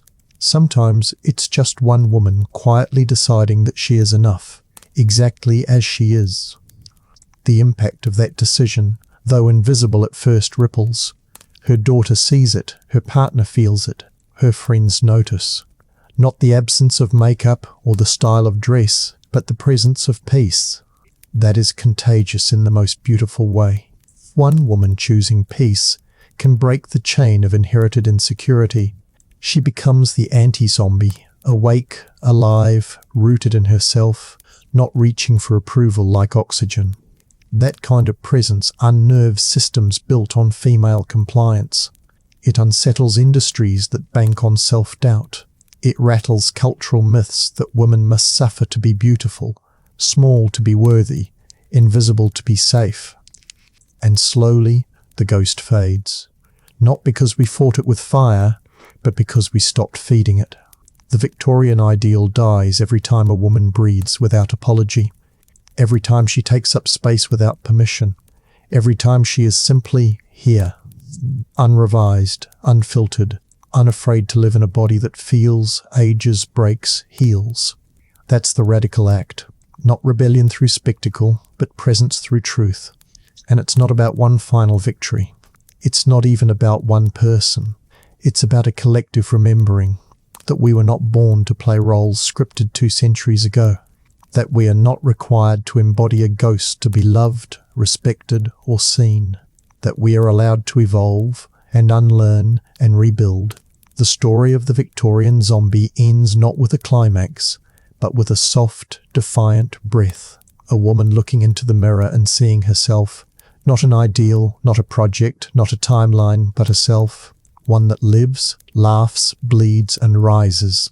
One that no longer asks for permission to exist outside the script. One that doesn't need to be pale to be pure, silent to be good, or sickly to be seen. So maybe this isn't a horror story after all. Maybe it's a resurrection tale. A long, winding exorcism of beauty myths passed off as virtues. A peeling back of layers to reveal something raw, human, and radiant underneath. Not flawless, not untouchable, but gloriously alive. Because in the end, the opposite of a zombie isn't perfection. It's aliveness. And that, finally, is what women are reclaiming. Not beauty, not youth, not desirability, but the right to be alive in their own skin, on their own terms. For no one else's gaze but their own. Chapter 20. Zombie Aesthetic, Then and Now. And yet, even as more women step into that aliveness, the cultural echo of the past doesn't vanish overnight. You can still feel it in the corners of advertisements, the subtext of compliments, the way entire industries orbit the idea of the ideal woman. It's subtle now, dressed in the language of wellness, self-care, and looking your best, but it's no less controlling. There's a difference between caring for oneself and being conditioned to believe you require constant improvement. The Victorian legacy didn't just teach women to aspire towards sickness, it taught them to distrust their own instincts. And that wound, deep and generational, takes time to heal. You see it in the hesitation before posting a bare-faced photo, in the quiet guilt over a skipped workout, in the way older women vanish from screens as if age were a vanishing act itself. Modern life may not demand corsets, but it still whispers expectations. Be thin, be graceful, be firm, but not aggressive, sexy but not vulgar, successful but not threatening. It's a high-wire act, designed to exhaust. And just like their Victorian foremothers, many women today find themselves torn between the desire to live freely and the pressure to conform. But the beauty of this moment in history is that we're finally allowed to question, to wonder aloud, to ask, what would I be like if I had never been told who to be? That question is not a condemnation of femininity, but a celebration of freedom, a reclamation. Because there's nothing inherently oppressive about wanting to feel beautiful. What's oppressive is being told there's only one way to do so, and that it must come at the cost of your comfort, health, or peace. So how do you reclaim beauty without reenacting the performance? Maybe it starts by detaching it from suffering, by defining it as something felt rather than seen. Maybe it lives in how your body moves when you're not being watched, in the sound of your own laugh, in the softness you offer others and yourself. Beauty, when separated from judgment, becomes something deeply personal, intimate, quiet, almost sacred. And in that definition, there's no room for ghosts. Just living, breathing women. The Victorian woman was expected to live for others, her father, her husband, her society. Her beauty was never hers. It was a currency exchanged for safety or status. Today, the challenge is to reclaim that beauty as something self-directed. That doesn't mean rejecting lipstick or fashion. It means wearing them for yourself, not for approval. It means seeing style as self-expression, not obligation. And it means knowing that even without any of it, you are still whole. This redefinition isn't loud. It doesn't march in parades or shout in slogans, though it can. Often, it happens in quiet acts. A woman choosing to rest instead of hustling. The teenager deleting the filter. An elder refusing to dye her silver hair because she's earned every strand. These moments seem small, but they chip away at centuries of expectation. They make room for new models of femininity. Not to replace the old, but to expand beyond them. Because that's the real power. Multiplicity. Letting women be many things, soft and sharp, bold and weary, nurturing and ambitious. To be allowed contradiction is to be allowed humanity. The Victorian ideal left no room for that. It was a rigid blueprint with no space for evolution. But human beings are not blueprints, they are stories, and stories grow. When women reclaim their narratives, when they stop editing themselves for male comfort or societal digestibility, they become full chapters, messy, honest, beautiful. Of course, change brings backlash. Every time women have stepped toward freedom, history is pushed back. The flappers of the 1920s were mocked. The feminists of the 60s were vilified. Even today, women who choose visibility, especially on their own terms, face scrutiny. But if there's anything to learn from history, it's that backlash is a signpost. It means you're moving. And movement, even slow, is still progress. There's also healing in seeing the thread. Knowing that you are not alone in this journey, that you walk paths forged by those who dared to defy before you. Victorian women who refused to marry, who wrote, who loved other women, who ran away, who said no. Their stories may have been buried, but they existed. They are proof that resistance isn't always loud. It's sometimes just persistent. And persistence, over time, becomes culture. So maybe the best way to honor them is not to romanticize their suffering, but to refuse to repeat it, to let the pain of their beauty rituals die with them, and instead live our own versions, alive, vibrant, and wholly ours. That might mean breaking rules. It might mean disappointing people. It might mean not being liked. But likability is a cage when it comes at the cost of self, and you don't have to burn everything down to be free. Sometimes you just have to stop participating. Stop dieting to fit a dress. Stop shaving for someone else. Stop pretending you don't know your worth. The Victorian zombie survived because women were told they had no alternative. Today, you do. And that's not just liberation, it's power. Because in the end, what scared society most wasn't unruly women. It was women who didn't need permission, women who didn't apologize, who didn't fade to fit the frame, who took up space, even in silence. Those women, then and now, are the true threat to control. And control disguised as etiquette, fashion, or wellness only holds power if you surrender yours. You don't owe the world a spectacle of suffering. You don't need to look like you're barely surviving to be worthy of care. You don't need to shrink to be seen. The Victorian ghost taught generations to disappear. But you are allowed to stay, fully, loudly, softly, entirely. And so, with the long shadow of the Victorian ghost finally receding, we're left standing at the edge of something rare and tender, an era where beauty can be chosen, not imposed. But the haunting doesn't disappear just because we recognize it. Cultural conditioning is sticky, a residue that clings even after the source is gone. It lives in language, in unspoken rules, in the tensing of your shoulders when someone comments on your appearance. It lingers in mirrors, in compliments laced with expectations, in the way we perform ourselves for others without even realizing. But awareness is the first crack in the spell. When you name the ghost, it loses power. You begin to notice how beauty has been weaponized against women, used to divide them, distract them, pit them against each other. You start asking questions that once felt forbidden. What if I never wore makeup again? Who would I be? What if I stopped apologizing for aging? What if my body was never the problem, only the way it was perceived? These questions are quiet rebellions. They don't require shouting or protest signs. They begin inside and ripple outward, challenging a system designed to feed off your doubt. And make no mistake, the beauty industry thrives on uncertainty. The more unsure you are, the more products you buy. The more invisible you feel, the more you seek transformation.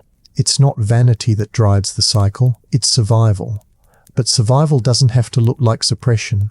Imagine a world where a woman's worth is never tied to her waistline, or her cheekbones, or her ability to endure pain gracefully. Where aging is not a flaw, but a rite of passage. Where beauty is not a standard, but a celebration of variance. That world isn't fantasy, it's within reach. But only if we stop resurrecting the corpse of outdated ideals and start tending to the living, breathing complexity of real women. Think of the energy women could reclaim if they stopped dieting, bleaching, plucking, scrubbing, and pleasing. If they redirected that energy into joy, art, invention, rage, rest. That's what the system fears, not ugliness, but power. The power of women unburdened. That's why control has always worn a velvet glove. Why it was once called femininity, now rebranded as self-care. It promises liberation, but sells labor. It offers confidence, but profits off your insecurities. You don't have to opt out of beauty entirely to be free, but you do have to know why you're opting in. Is it love or fear? Choice or compulsion? Empowerment or appeasement? The answers won't always be clean. Sometimes they'll change day to day, but asking the question is the point. The moment you ask, you're no longer asleep. You're no longer a ghost. And when you stop performing beauty and start embodying it, something shifts. People notice not just your appearance, but your presence. There's something magnetic about a woman who doesn't need approval to exist, who moves through the world like she belongs in it, who isn't shrinking, apologizing, or translating herself for male consumption. That woman isn't beautiful despite her defiance. She is beautiful because of it. The Victorian era may be gone, but the myths it birthed are still flickering in the corners. Every time a woman skips a meal before a date, every time she hides her laugh to appear more delicate, every time she says, "I'm fine," when she's anything but, these are the remnants of an old script still being recited by hearts that never agreed to the role. But scripts can be rewritten, and when one woman dares to live unscripted, others follow. A daughter watching her mother embrace her aging face, a friend choosing pleasure over perfection, a stranger on the street wearing joy like armor. These moments don't go unnoticed, they're contagious. They teach us that beauty isn't a mirror, it's a language, and the more fluent we become, the more fluent we make the world. This is not the ending of the story, it's the beginning of a reclamation, a remembering of what was buried beneath centuries of powder, corsets, and silence. The Victorian zombie was never a woman, it was a system, a performance, a projection. And when you stop feeding it, it starves. Let it starve. Feed instead what makes you feel real. Your laughter, your grief, your hunger, your softness, your fire. Feed your friendships, your curiosities, your rest. Let beauty be the byproduct, not the goal. Let it bloom where you are most alive, not most controlled. Because the only thing more terrifying than a woman who looks like a ghost is one who refuses to become one. And that refusal, it's already happening every time you choose yourself over an expectation. Every time you claim your time, your body, your voice. Every time you take up space and don't apologize. You're not just healing yourself, you're healing history. You are breaking a curse cast centuries ago, passed down through crinolines and creams, through whispered warnings and poisoned praise. You are saying, "I am not here to decorate the world, I am here to shape it." That declaration is not small. It echoes, it unsettles, it liberates.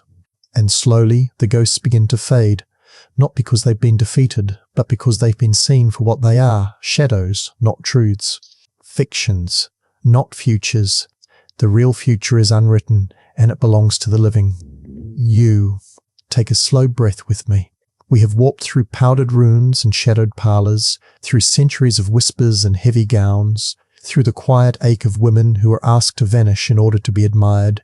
Their stories are not distant. They live in the mirrors we face each morning, in the habits we question, and the freedoms we now hold. Tonight, as the lights dim and the world outside softens, let this history settle like a calm tide.